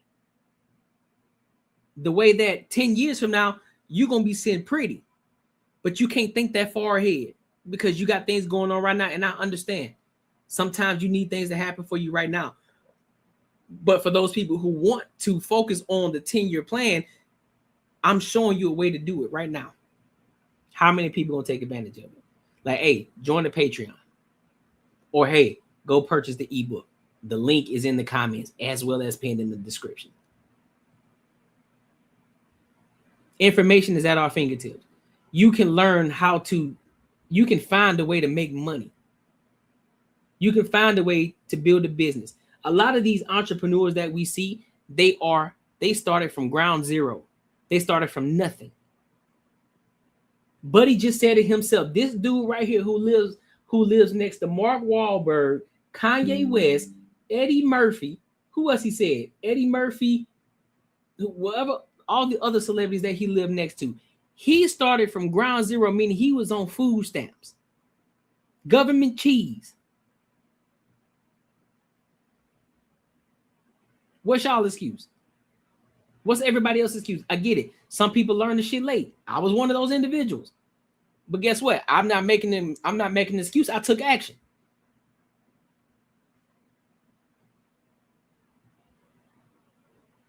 Yeah, Denzel Ashton Kutcher.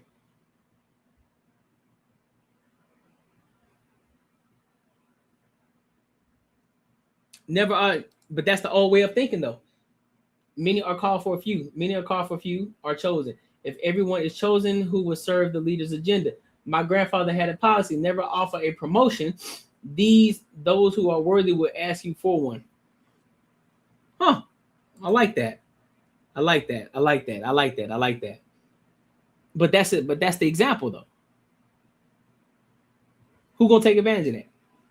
It's not a begging. It's just letting you know that it's there. It's not like, hey, bro, you better go do it right now, bro. Please go do it. No, it's letting you know that I got something to offer you. I have something to serve you with. So that way you know that you can get ahead. There's a way. And I have a solution for you.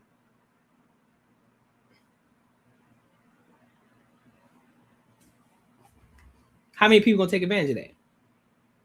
And at the same time, how many people gonna complain about what they don't have? And they're going to complain about the government, and they're going to complain about Trump and what Trump ain't doing and all this other shit. They're going to talk about, oh, well, it's the president or it's the white man. Huh?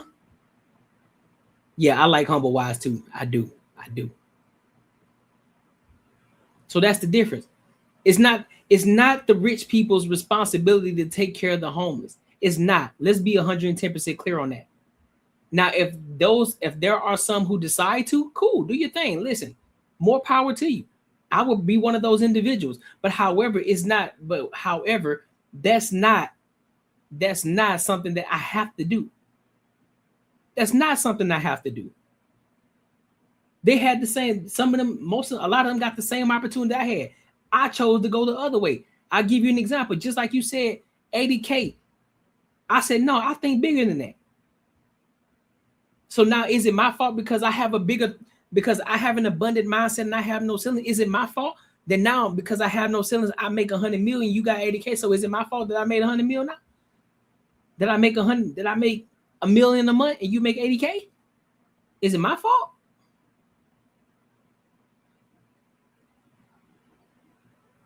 It's not me being greedy. It's just understand that I have the confidence in God, and God allows me. Guess what? Because I am blessed by God, and because I will be anointed by God, and I'm moving and basing my principles off of God. Guess what? He's gonna bless me. What's wrong with that? And I'm doing it the ethical way. I'm not going behind nobody's back. I'm not stepping on nobody's toes. I don't have any malicious intent. I'm not scheming people. I'm not scamming people. I'm not doing none of that shit. And I do it all the right way. And I become this guy who makes millions of dollars a month. Huh. You can miss me with that shit. You can miss me.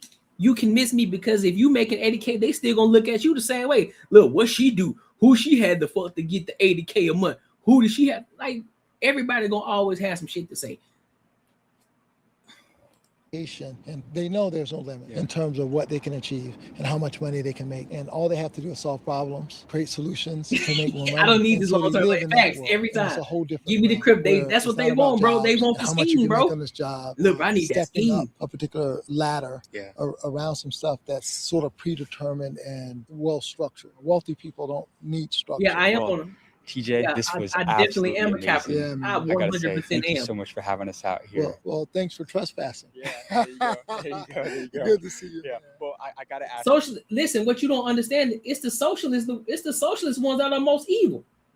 They're the most conniving. They're fake socialists. What are y'all doing? Listen, let me ask you a question. Kim. For all the socialists, what are y'all doing to help the people what are y'all doing to help the homeless? What are you doing to help the homeless? What are you doing?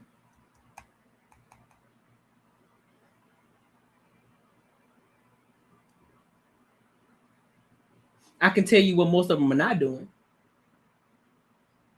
But I want to know what you think that they're doing. Because if you're talking about just getting on Instagram and protesting and all that shit, that ain't doing nothing.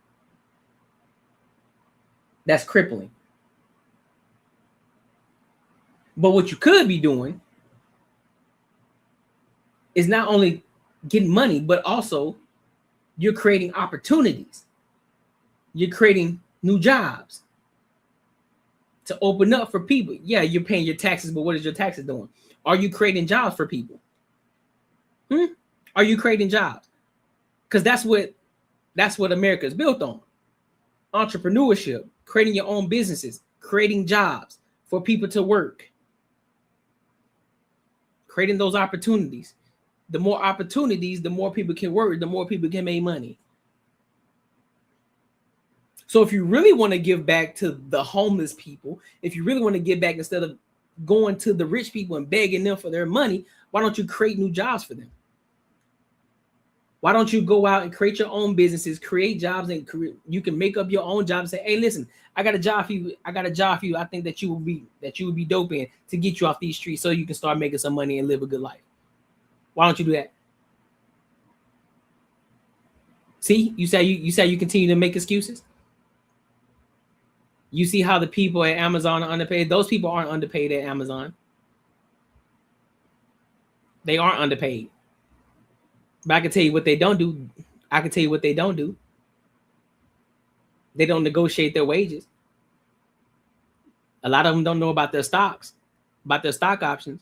A lot of them don't know about their 401k that they should be investing in. A lot of them don't know about their Roth IRAs that they should be investing in.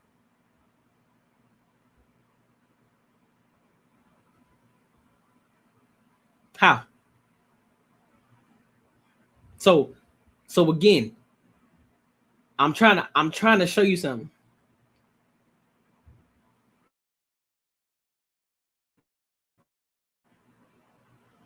That's why I'm trying to get you to understand something here. I'm trying to get you to understand something here.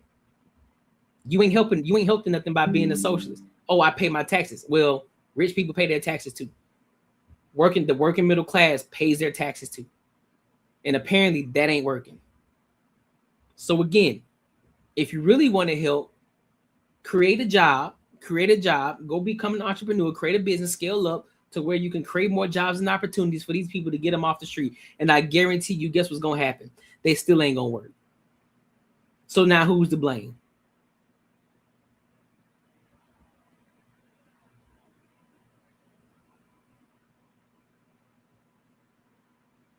The ultra wealthy they do pay taxes. However, they understand how business works. You can do the same thing as a middle class if you learn how. If you learned how. You can do the same thing as a middle class worker. You don't have to be an ultra rich person in order to not pay taxes. You just got to know what to do. Information.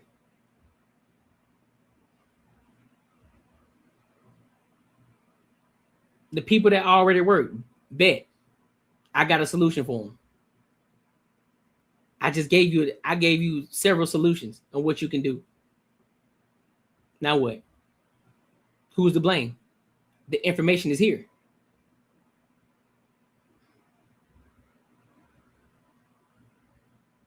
Yeah. She again, Kim don't listen, bro. She don't listen. She ain't listening. Okay, for you to say that they understand how business works, that means you actually know they're not truly paying tax. No, they are paying taxes, but also they understand how business works. They understand taxes well. Why should hardworking people who built their shit from the ground up have to pay more taxes? If they learn what actually can invest back into their business, how they can tax reduce. When I just gave you the play where the middle working class can do the exact same thing, but they choose not to do it. They choose to go buy shit. They choose to go buy expensive cars to keep up with the Joneses. That's what they do. That's what the middle class does. They buy shit that they don't need to keep up with the Joneses. To show people that they're making money and they're doing good in life.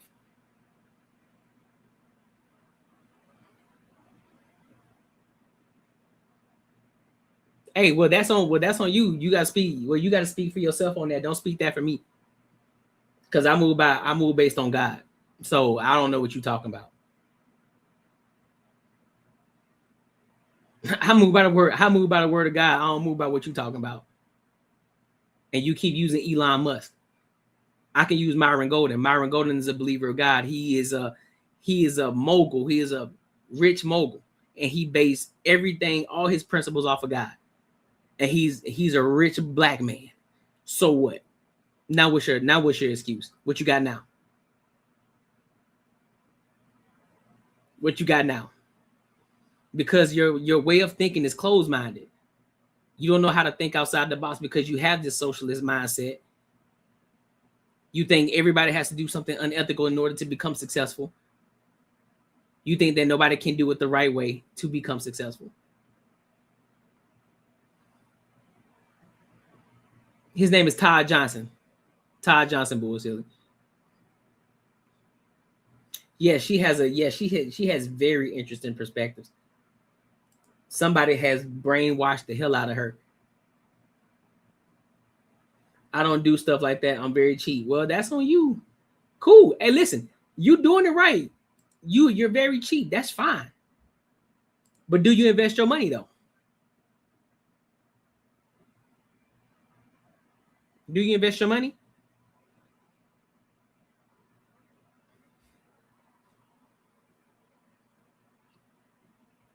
This is where information is critical. This is where information is critical. Instead of you just doing this hearsay, oh, well, do you know if they're doing ethical work? Do you know? Are you with them every single day in the world, in their life? Are you on their phone calls and emails? Are you doing any of that with them?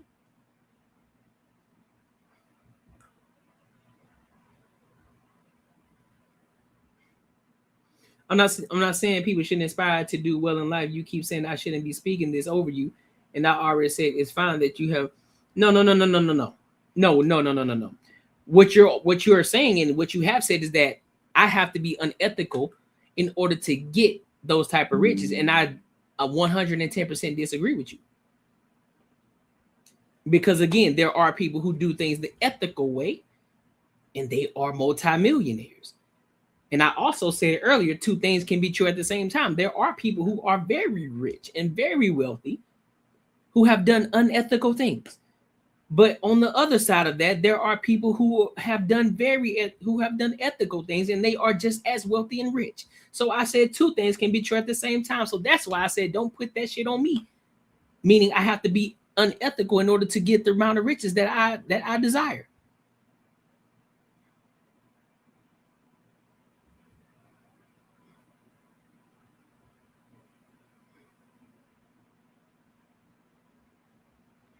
There is an ethical way to operate.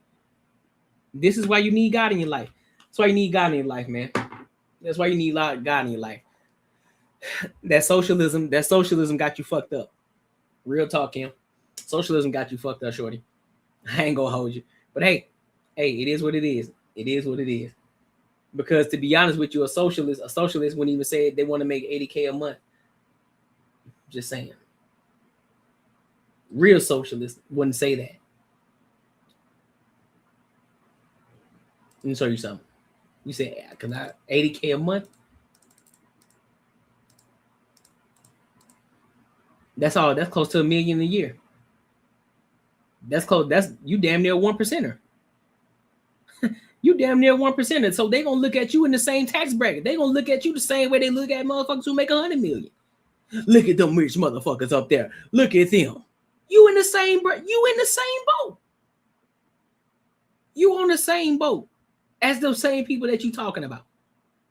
On the same boat.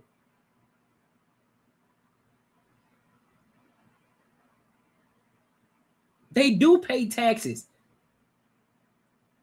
They do pay taxes, but they pay a very small amount. They do pay taxes. They don't go 100% taxes. They don't. They pay taxes. That's why a lot of things that they do, they can write it off. That's why you should start your own business. Even as, guess what? A 9-to-5 worker. You create an LLC. You become a business entity. You have your money go into that business entity account. You're an operating business. And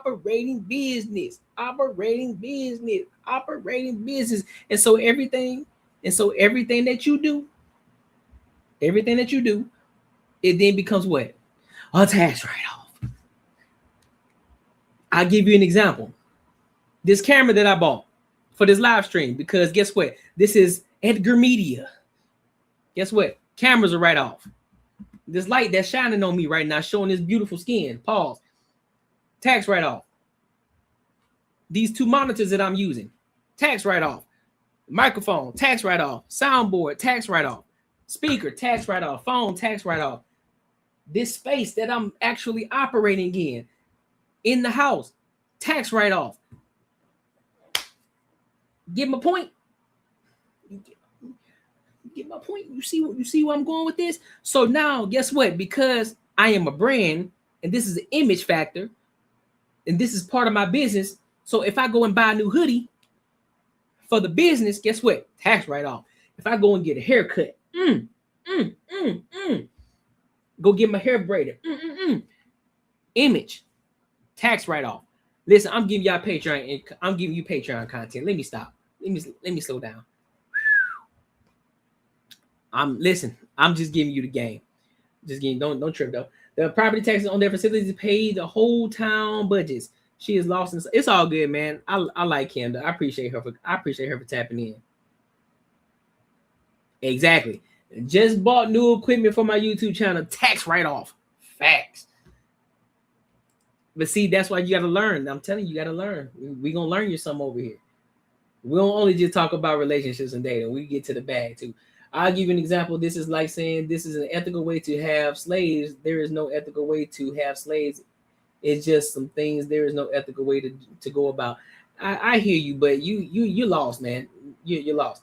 I didn't even say I want to make $80K a month. You asked, yeah, $80K a month. You said, I gave you a hyper, but even in your hypothetical, you would say, okay, well, in hypothetical, well, I wouldn't want to make that much because I know I'm a socialist and I don't want to, I want to make a certain amount because I don't want to seem greedy and, because there's homeless people out here. But $80K a month, you damn near, you close to being a millionaire. They're going to look at you in the same light, shorty. You asked a hypothetical question, but the difference between me and you is I would not keep the 80K a month if I did have. You crazy as hell. That's what you don't understand. You crazy as hell. She did say 80K a month. You bugging. Let me try to explain why they don't pay taxes. If I'm basically living off of borrowed money and I give the money that I borrowed to the government, I did not pay any taxes. I use the bank's money.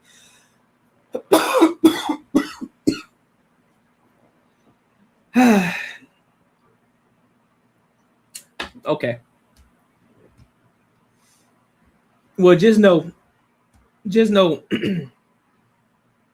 when I'm gonna use your number. Just know when I'm at 80K a month, we'll come back to this conversation. When I'm at 80K a month, just know we'll come back to this conversation. And I'm like, Nah, I gotta entertain Kim though. You know what I'm saying? I gotta make her feel special though. You know what I'm saying? She been kicking it with us this whole time. She been rocking out with me. Listen, bro. I appreciate her though. I appreciate her though.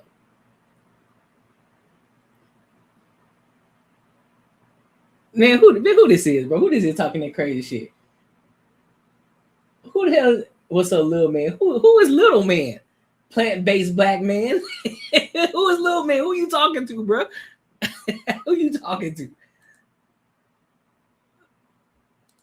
Who you talking serious to? Today, but that was crazy. I'm not that was feeding. crazy. I'm not feeding. I'm not feeding. Become part of the Earn Circle on Patreon. That's where men and women who want to build, move, and think differently are. Links in the description, Clay, and pinned in the chat. Hey, y'all see my fine AI? Hey, y'all see my fine AI, man?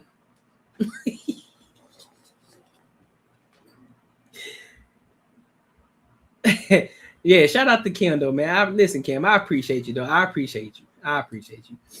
Okay, I'm not even talking about the tax write-off stuff. I'm talking about the fact that these wealthy people do not even live off of their own money. They hoard their money, then they use other people.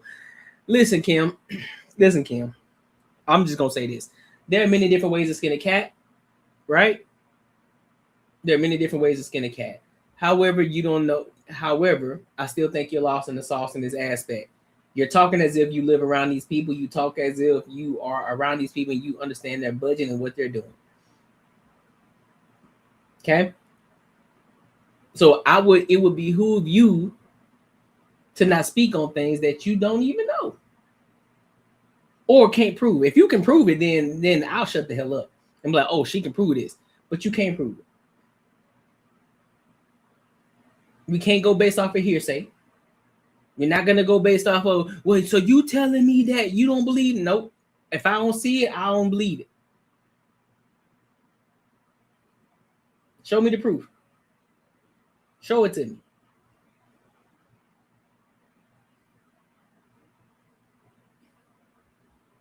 Do I believe that there are some unethical people out here? Yes, 100%. There's a lot of them who got caught up already. They're in jail for scamming. Yes, I do know. There are people who get caught up for embezzlement. Yes, I know this. I'm not naive. But if one side is true, the other has to be true. There's always two sides to a coin. Just because a person is rich, that doesn't always make them unethical. There are poor people, they're unethical. There are people who living in the trenches, they're unethical people. Just because you poor, that doesn't necessarily translate to you being an ethical person.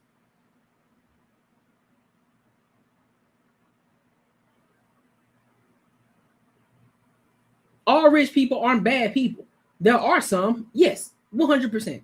Just like there are some bad people that are poor. Yes.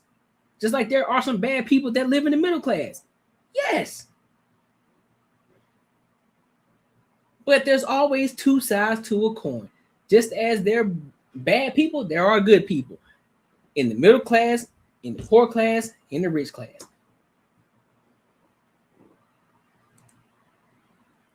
Where you get the Asian chick though? J Van been street recruiting.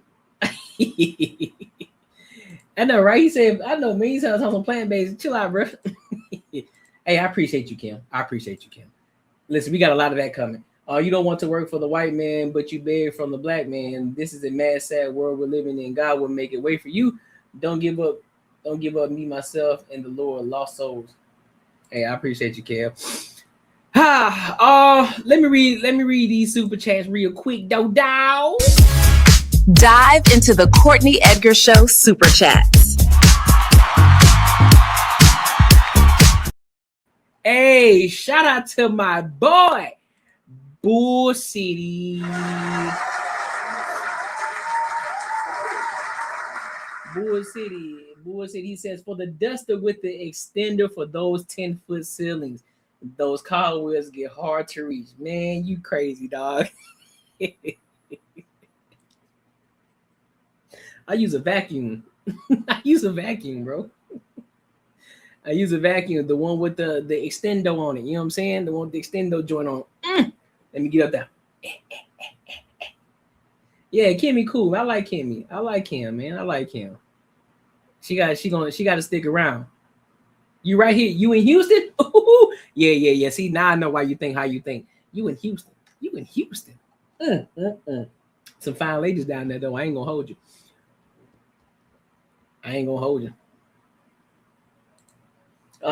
They use HELOC to pay bills and purchase cars. Yep. Base weight size, and if you think that people with money are bad, you are probably broke. Hey man.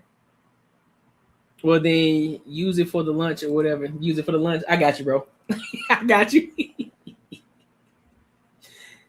I got you, bro. I appreciate you on that super chat, big dog. I do. Listen, bro. Tonight's been fun. Tonight was fun. We had some good conversation. Kim and what's her name? K-Bay came in here. You know what I'm saying? Kim stayed around. She kicking with us. So I know Kim rocking with me for real. Even though we got a difference of an opinion, I rock with Kim. She dope. You know what I'm saying? She a good sport. I fucks with her. She a good sport. Hope she stick around. Hope she share with her friends. Tell say, come look at this fine dude that I don't agree with. You know what I'm saying? Like, look at this fine gentleman that I don't agree with. That, you know what I'm saying, that's a believer of God. And he talk about money too. He don't only talk about dating and relationships. And look at him building his platform. Look at this black man doing great things in the world. You know what I'm saying? He said, I feel like you're flirting with me through the screen. What you mean? What you mean? Listen, you be my Jasmine, I'll be your Aladdin to sum up the relationship discussion.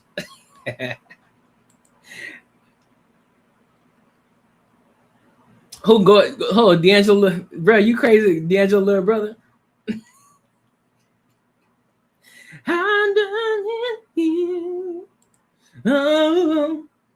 Okay, let me ask you this. Do you think it's ethical or right for pastors and preachers to be millionaires? Yes. I think that if pastors have their own business outside of being a pastor, like Myron Golden, for an example, that's a great example. Myron Golden is a pastor, but he owned businesses outside of being a pastor. So yes, I do think that it's okay for pastors to be millionaires, as long as they aren't taken away from the people. And there are pastors who do that. There are pastors who take money from the people and they are unethical, but there are also pastors on the other side who take money from, you know what I'm saying, who own their own businesses outside of being a pastor and then make their money that way. And they don't even take money from the church. They put back into the church. So again, two sides to the coin. Two sides to the coin. You feel me? You feel me?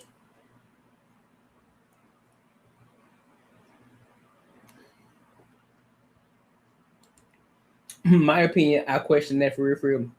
What do you question? What is it that you question though? Damn, who they got? Damn, they got the whole crew. They got the whole crew on the after hours. Look at them, they kicking it over there. Hey. Yeah, they kicking it over there. I fucks with it. Nah, but I fucks with you, Kim. You dope for real. You know what I'm saying? We gonna work on your thinking though, but we gonna get there. We gonna get there. Only God can judge, but something doesn't seem right about pastors focusing outside of business. What do you mean? It's not the fact that they focus outside of business. It's pastors got to make money too. They're not what do you call them? Not Mormons. What do you call them? What do you call them? Oh, I can't think of them. Bald head. They're not monks. They're not monks. So it's okay if you this is where y'all got to start reading. This is where you got to start understanding the Bible, right? Even if you don't believe in the Bible, you can look into the Quran. It talks about owning business, doing business the right way, being ethical in your business. Again, there are people who can operate a business and still be believers of God. All your friends are red pilled already. That's fine. Send them this way. We got more believers. But you can still be a believer of God. You can still be a pastor and still own your business outside. You still gotta operate. You still gotta live. You still got to take care of yourself. You still gotta have a job and work. Even Jesus had money, yeah. Even his disciples. Look at David. David was a true believer. David was rich as fuck. Abraham, rich as fuck. Rich in cattle, gold and silver. That means he was very, and it also stated that Abraham was very wealthy. It states that very wealthy. Make sure you put the very in front of it. Very wealthy in silver and gold.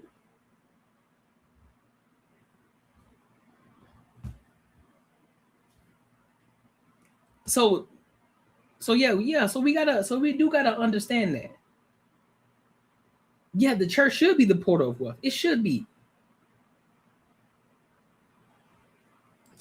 No, they shouldn't. That's what I'm saying. The pastor shouldn't be taken away from the church. I agree with that.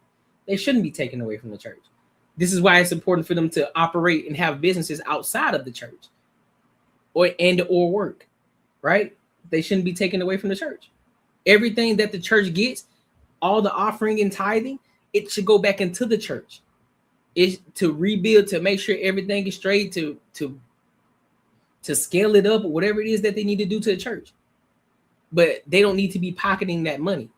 For those who are, they don't need to be pocketing it, because there are some ethical ones who don't pocket the money. They say, nah, we ain't doing that. We putting back into the church because this church needs to be rebuilt. We need to do some renovation in the church. Those are the ethical ones. Yeah, that's not what Catholics believe. They persist is to live humbly. Well, that's Catholics. That's a religion. It's different. It's a difference. Talking about Christians. Abraham wasn't a Baptist or evangelist or Catholic or no shit. He was a Christian. He was a Christian man believer. He was a Christian man believer of God. I'm talking about non-wavering believer of God. Just like David, and David was rich too. He was a non-wavering man, believer of God, and they had massive amounts of wealth. So I don't care about the religion. I care about being a Christian and being a believer of God and following God's word. That's what I care about.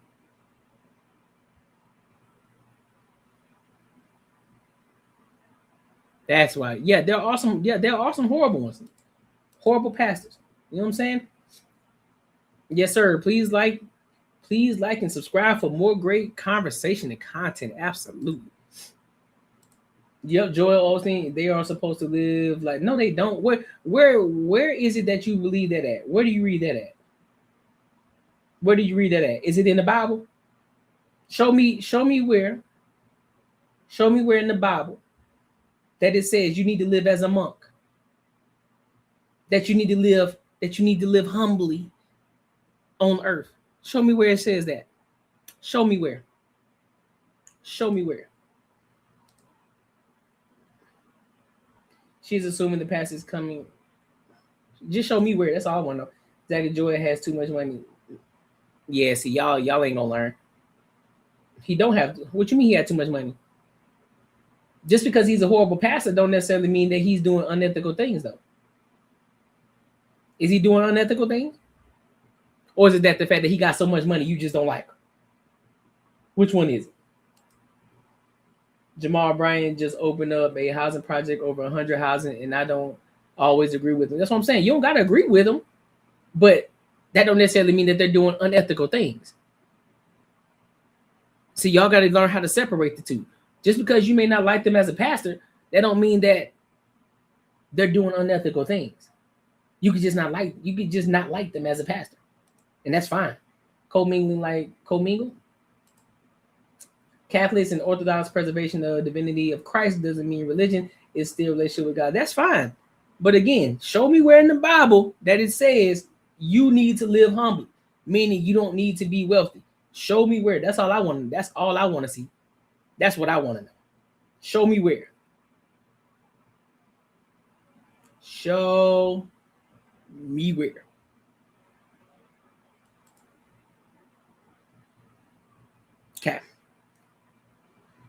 Okay. On the next episode, this is probably gonna be a replay for Wednesday for the people who missed it, because I got some business to take care of Wednesday. I got some hands to shake Wednesday. Got some hands to shake by the possible sponsorship. Hey. We'll see though. We'll see. You know what I'm saying? Nothing promised. We just going to shake hands. You know what I'm saying? Going to meet some people, getting the name out there, talking to people, letting them know about the show. Might be good for a conversation though. We'll see though. No, it's not a networking event. I guess you can call it a network. I wouldn't call it a networking event. It's more so it's a company that they're going to be at the cigar lounge. I'm going there to meet a specific person, shake hands, and that's pretty much about it. That's what I'm doing Wednesday. So it'll be pretty fun. Get to talk. I might end up tapping in with some other people. You know, cigar lounges be having a lot of money inside them cigar lounges. It's a lot of money inside a cigar lounge, so you never know who you'll bump into. Never know who you'll bump into. You know what I'm saying? Never know. So I'm definitely gonna be shaking a lot of hands. Shaking a lot of hands. J Ben, listen, J Ben did the groundwork for me yesterday. Because they had an event downtown in Arizona. He went down there and talked to some people. So that was pretty dope. And so now he kind of put the bug in their ear about the show. And so now I'm gonna go down there Wednesday and I'm gonna have a conversation with them, you know what I'm saying, just to show my face, you know what I'm saying, and talk to some people. You know, they're gonna be in that prominent area, Scottsdale, where all the money's at. Gonna be golden.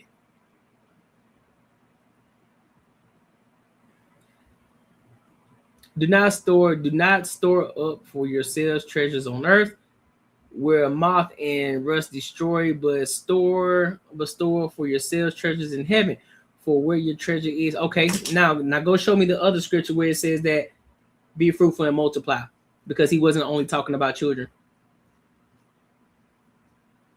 Where he talks about lineage, where he talks about leaving wealth for your children and your children's children. Show me that too. Show me that too. Show me that too. Make sure you show me that too.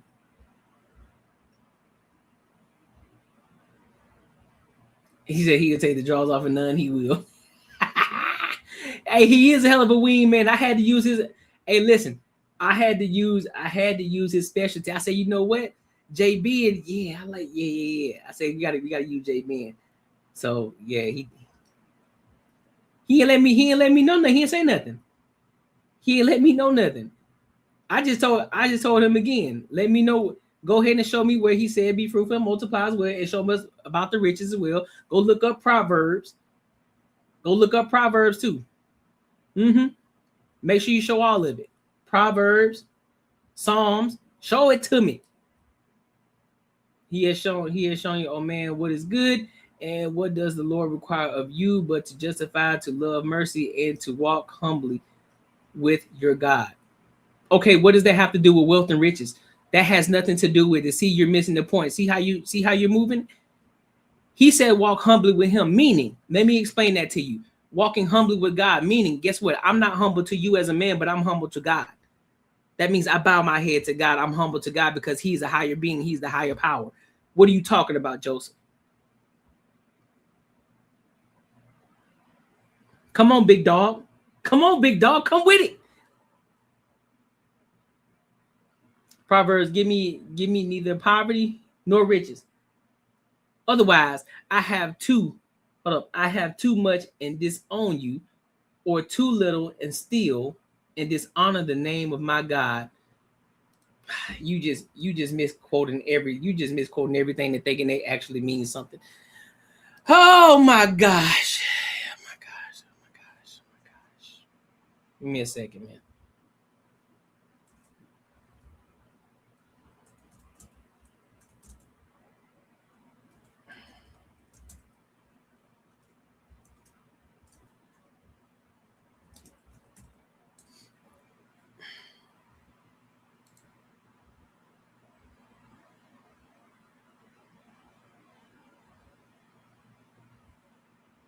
So seeking a balanced life rather than being overly wealthy or impoverished. The speaker Agur, I don't know how to say his name, asked God for neither poverty nor riches. He asked God for that. God didn't say that out his mouth. He asked God for that. That's not God's word. So let's be clear about that. But just for enough to sustain him, which reflects a desire for contentment and humility, right? So that's his own desire. It's not God's word. Let's be clear. The passage warns against the dangers of materialism, right? Meaning, y'all know the phrase, for the love of money is the root of all evil. The root of all evil. Keyword, love of money. For the love of money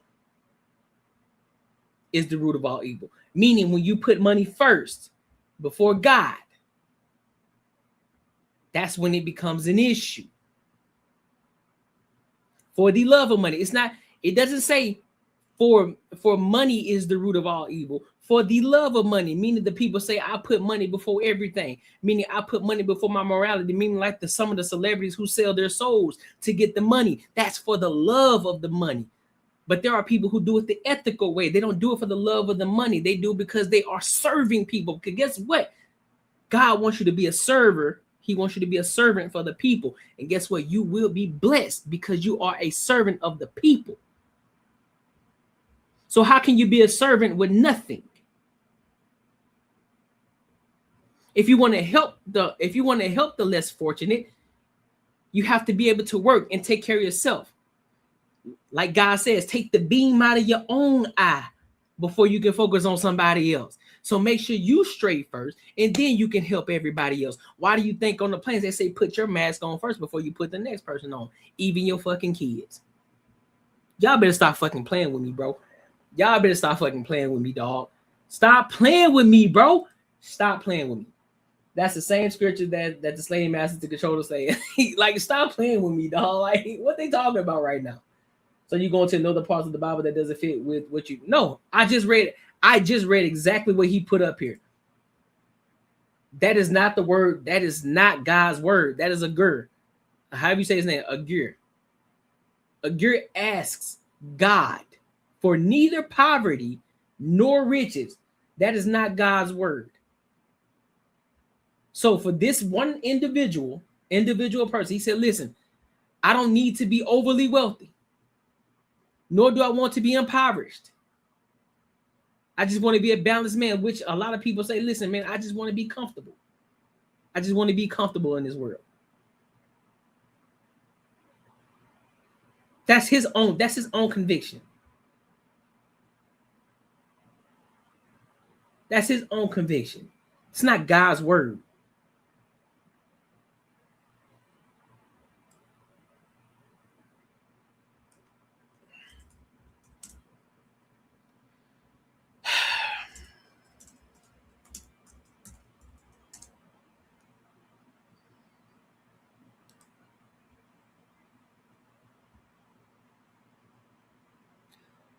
But remember the Lord, your God, for it is he who gives you the ability to produce wealth and so confirms his covenant, which he swore to your ancestors as it is today.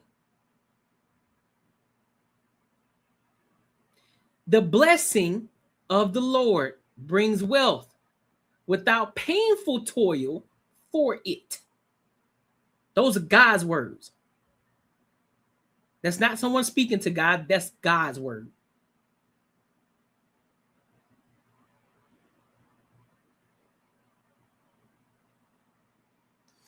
Command those who are rich in this present world not to be arrogant, nor to put their hope in wealth, which is so uncertain, but to put their hope in God, who richly provides us with everything for our enjoyment.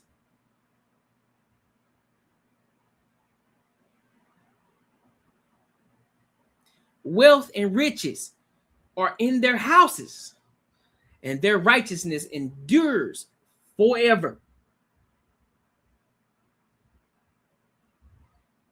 Oh, this is a good one. Honor the Lord with your wealth. Let me say it again. Honor the Lord with your wealth, with the first fruits of all your crops. Then your barns will be filled to overflowing, and your vats will brim over with new wine. These verses highlight the importance of aligning wealth and God's purposes and the responsibility to use it for the benefit of others. They encourage believers to view wealth as a gift from God and to use it to serve Him and others.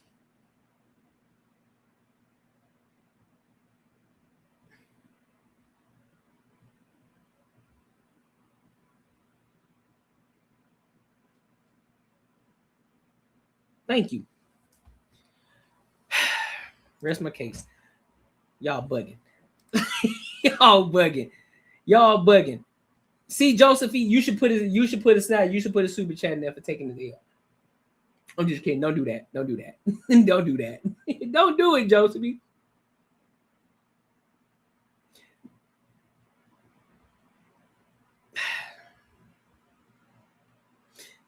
Josephine, don't do that.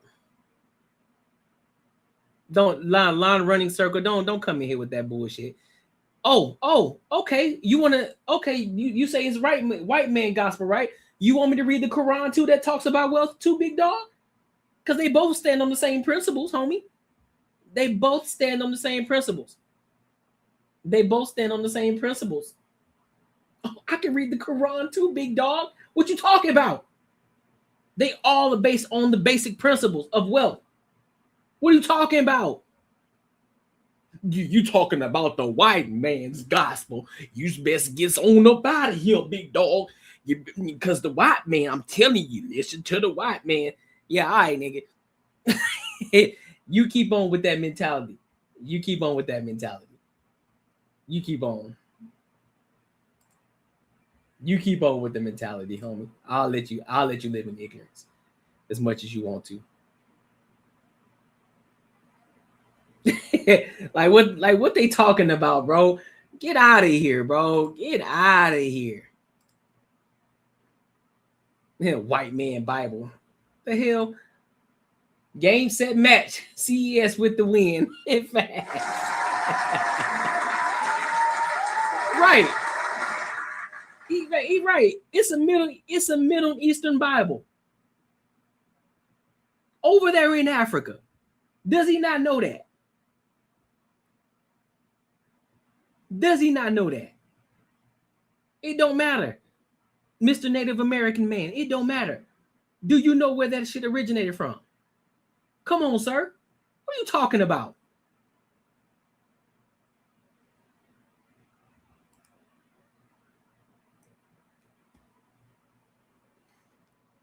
Talking about a white man Bible. It's a white man Bible. Ecclesiastes. I got you.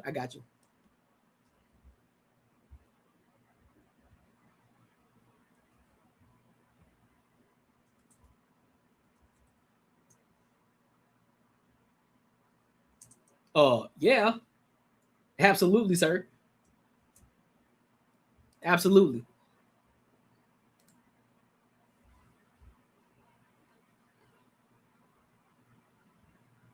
A feast is made for laughter.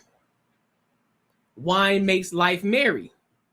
And money is the answer for everything.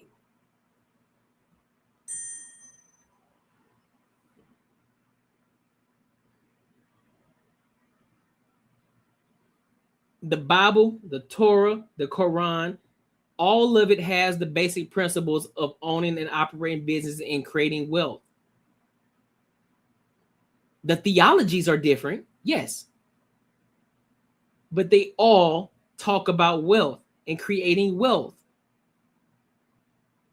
So for those people, those so-called Christians who read the Bible, who talk about, oh, well, you need to be meek and you need to be humble, you don't need to be all rich. Who the fuck told you that? The richest man in the Bible was fucking, what, wasn't Abraham? Is it Abraham? Sir, it don't matter where it originated from. God is God. He created the earth. What are you talking about?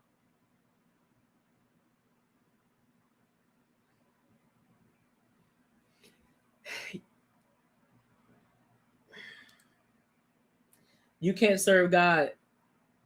Kim, do y'all not listen? I don't think y'all listen. Kim, I don't think y'all listening. I told you two things can be true, right? There are some people who operate unethically. There are some who operate ethically and they still are wealthy and rich, right? I even gave those names in the Bible. They worship God, right? So that has to be true for today. There are people who still worship God and they are massively rich and wealthy. Well, yeah, okay. Well, you continue to have that oppressor's mindset and you continue to keep doing what you're doing. That's on you. We serve God over here. So I don't know what you're saying. We serve God over here. So I don't know what you're talking about. Yeah, you can say fuck wealth all you want to, but guess what? You ain't helping nobody else. You ain't, guess what? And you doing exactly the devil's work because you ain't serving nobody. So now you going against what Kim talk about because she wants you to serve the people. So guess what? You can't serve nobody if you ain't got nobody to serve, if you ain't got nothing to serve with.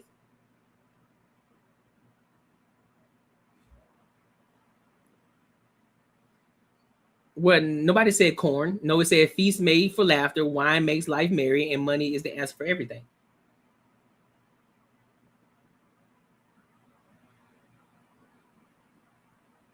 Boy, y'all real deal lost in the sauce, ain't it? That's crazy. I didn't even know that. There were many different people here when we had a connected landmass. Most were nomadic, yep, and just passing through. It's harder for a rich man to enter the kingdom of God than a camel entering an eye of a needle. Okay, let's go ahead and break that one down.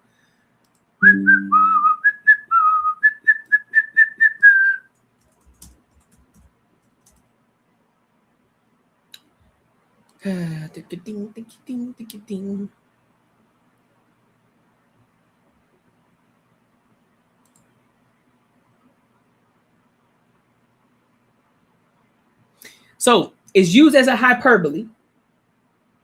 It's used as a hyperbole, right? To show the relying on wealth makes it nearly impossible to prioritize God and follow his teachings, which goes back to, for the love of money is the root of all evil, because you're putting the money before God.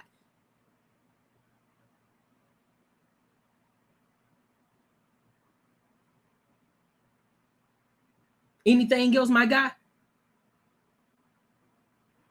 Anything else, my guy? Well, actually, Kim, if you drink red wine, it's actually good for your heart. Oh. Red wine, shorty, is actually good for your heart. Oh man. Yes. So yes, God first. I agree. Yes. So therefore, you move based on God's principles, which those individuals, they can still be wealthy based on God's principles. Because they don't love the money, but guess what? They serve the people. So God blesses them because he's doing the righteous thing that, guess what, pleases God. They're not focused on the money. They don't love the money, but God blesses them because they serve the people.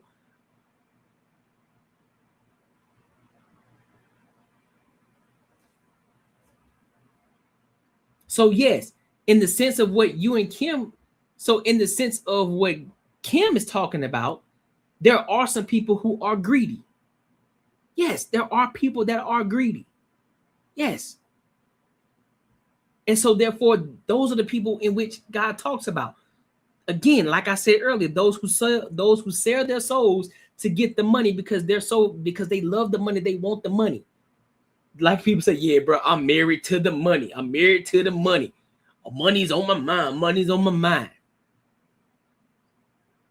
That's who he's talking about.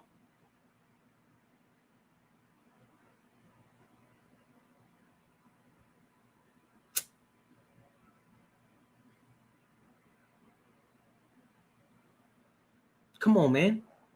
Come on, family. Come on, family. Come on, family. I wasn't coming from a biblical perspective. I was coming from a socialist perspective. The Bible is actually too filled with No, the Bible is not. The word is the word is the word. You are just trying to understand the Bible with your own understanding. And that's why in the Bible, it also says, seek understanding. Seek understanding. Do not lean on your own understanding of what the Bible is. That's why it has contradictions, because you are trying to lean on your own understanding.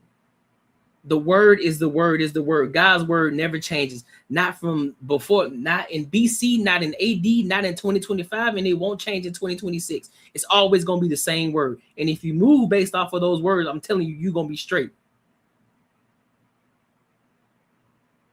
Oh.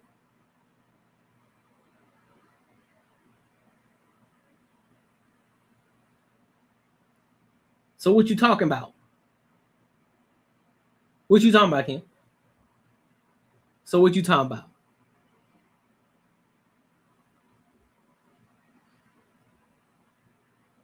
So yes, if you moving based off God's principles, you serve the people how you're supposed to. You give back to the people. You give to those that are less fortunate. You help them. Oh, also helping people by creating your own business and creating opportunities for them to make money as well. Guess what? You are a servant of the people because you're helping people get out of poverty. You're helping them and you're serving people, and that's pleasing God.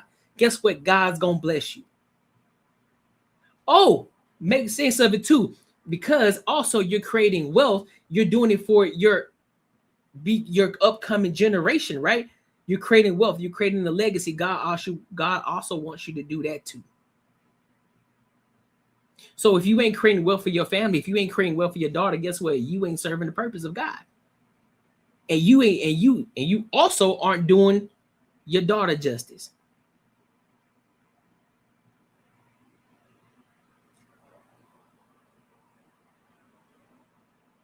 So what you talking about?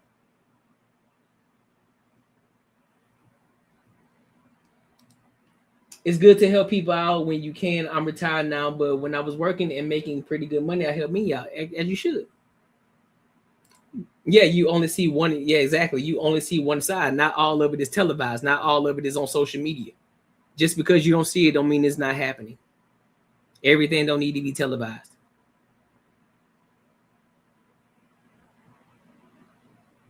And back in the real chat, I'm gonna leave you alone. Don't worry about it. Don't worry about it, land. It's going over your head, big dog. You go focus on the trees and stuff, man. I tip well and feed people secretly help people, yep, who was having a hard time or people who were doing good things. Exactly, bro, as you should. As you should. You never have to cherry pick in the scriptures. Exactly. You never have to cherry pick because you never have to cherry pick in the scriptures. You are 110% right. Because everyone that he just pushed out, debunked. Musk is on his own to become the first trillionaire. Yeah, he is. Is he doing it ethically? Don't know. Could he? Could be. Don't know. It could be good for your heart. It's still poison to your body. Okay. Last time I checked, your body is in your heart. I mean, your heart is in your body. But I mean, that's why he also says don't be greedy too. Don't be a drunk. So it's okay to have a cup of wine. Don't become a drunk. Don't become an alcoholic. That's what he's saying.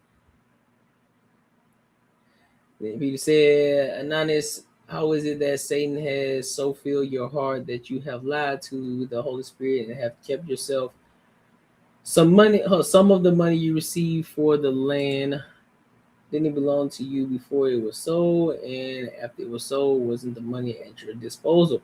What made you think of doing such a thing? You have not lied just to human beings, but to God. I don't drink him. Well, that's good if you don't drink. Oh, let me see.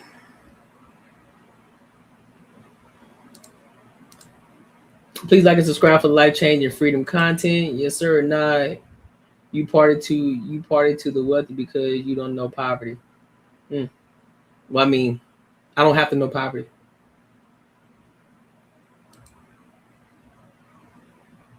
I don't. Do we care? No. Message. Facts. I had people help me along the way, and I feel like we should also pay it forward when we can. I agree. Pay it forward. We would never have the true answers. The true answers are in the Bible. God's word is there. You just have to open your mind up, open your heart up, and actually read it. And stop and actually take those words and understand what he's actually saying. Instead of just reading it and saying, this is what he means. No, actually read it, get a concordance and actually read it and understand what God is actually saying. If there's words that you got to look up the words to get the full understanding and meaning of what it means.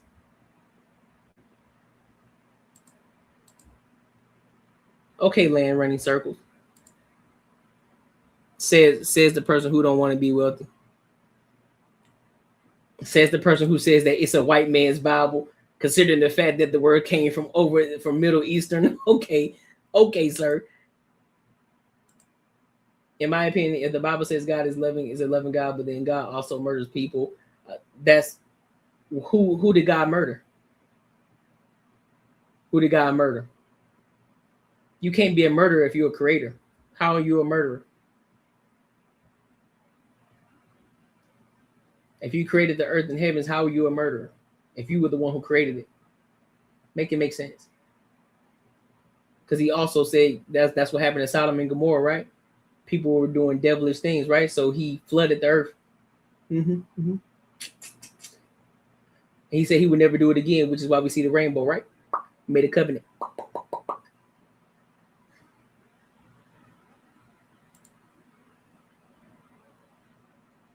Exactly. What's the point? Thank you, Bio Queen.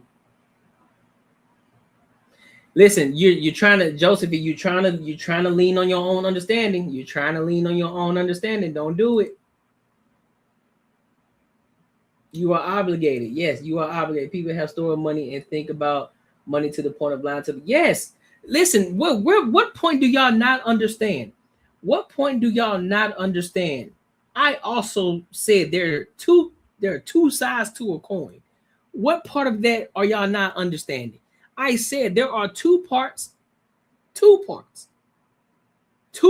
a coin. There are people who do unethical things, just like Judas. He lied on God. Well, he told on God. He was basically snitched on God for some money. There are people who do unethical things. And guess what happened? He ended up unaliving himself. Right? There are guys who follow God every word that God says. They live, breathe, and eat, sleep, everything of God's word, and they are very wealthy. What part of that don't y'all understand?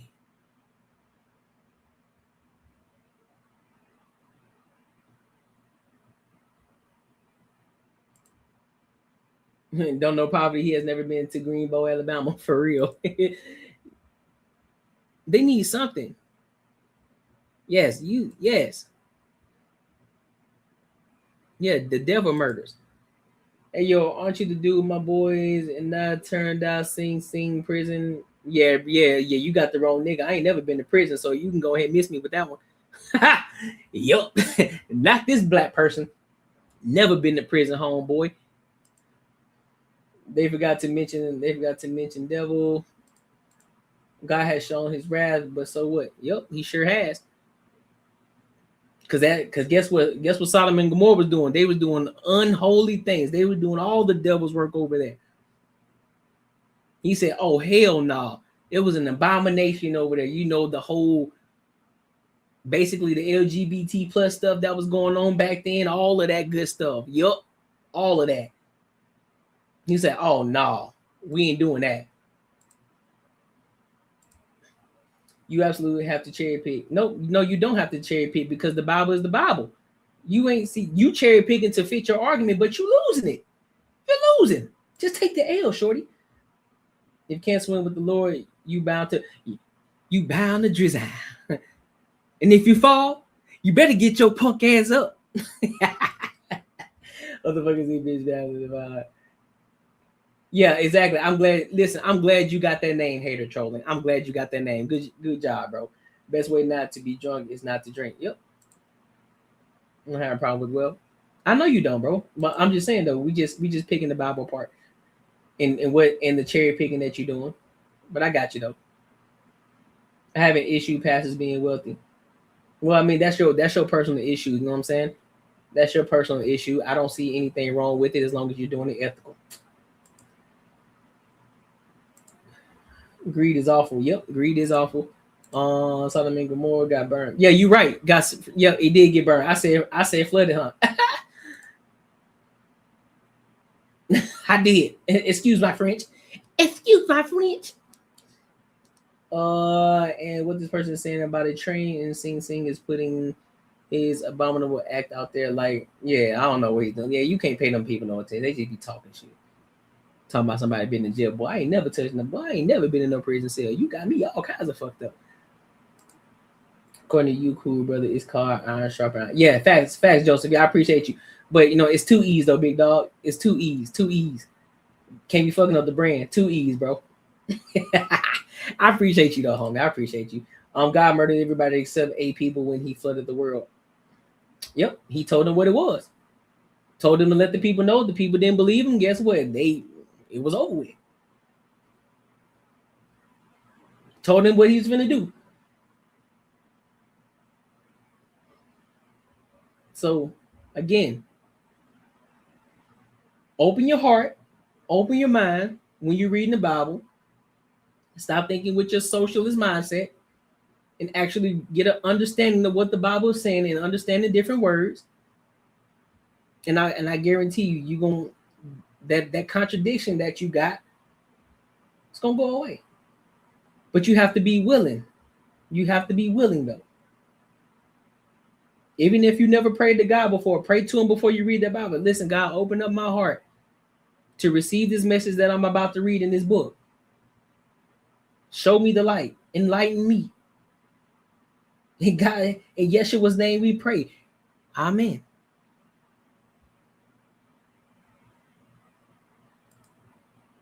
Facts.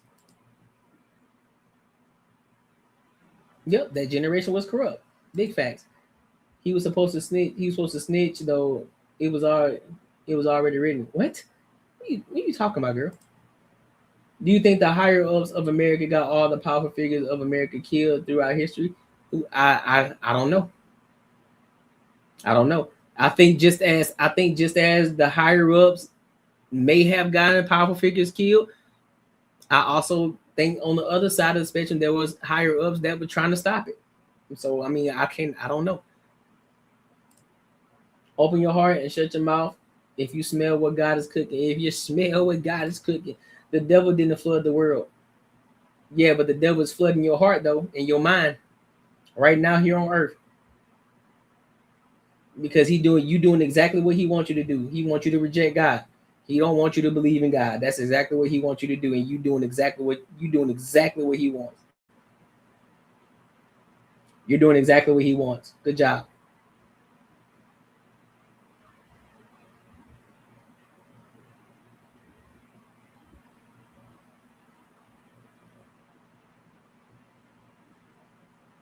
The hell I want to come to New Jersey for? Ain't nothing there for me.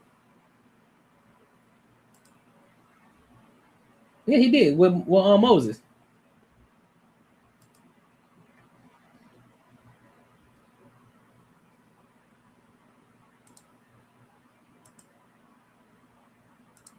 Okay, so again, I would say to call God loving, and he also kills every baby, every child, every pregnant woman that's not. See, that's where you're wrong. Humans do that. God don't put that on God. Humans do that. Evil people do that. Evil people come out here and kill. That's not God. God don't tell you to go out here and kill people. Thou shalt not kill. Thou shalt not steal. God don't do that. What are you talking about? Evil people do that. People who have the devil inside them do that. That's not of God's word.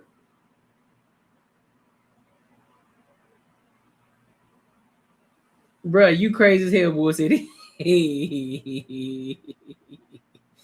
Every time you see that rainbow, it's that promise he won't flood the world like that again. Exactly. What do you look for in a man? Well, we don't play those games over here, homie. So you can take that shit somewhere else. We need your help. Save New Jersey. I don't know what you're talking about. You missing it. But listen, man, y'all got me on here for 4 hours, bro. I should have been asleep a long time ago. Listen, I appreciate y'all. I thank y'all for coming to kick it with your boy. Tonight was fun. Tonight was dope. Make sure you're here tomorrow. I got the panel tomorrow. So I got a group of people that's gonna be popping up tomorrow. So we're gonna have some discussions. So make sure y'all are here. 7:05 p.m. MST. I think if you're on the East Coast, that'll be 9:05 your time. And if you're on the West Coast, California, that'll be 6:05 y'all time. All right. So until next time, my people, I thank you. I appreciate you. Till next time,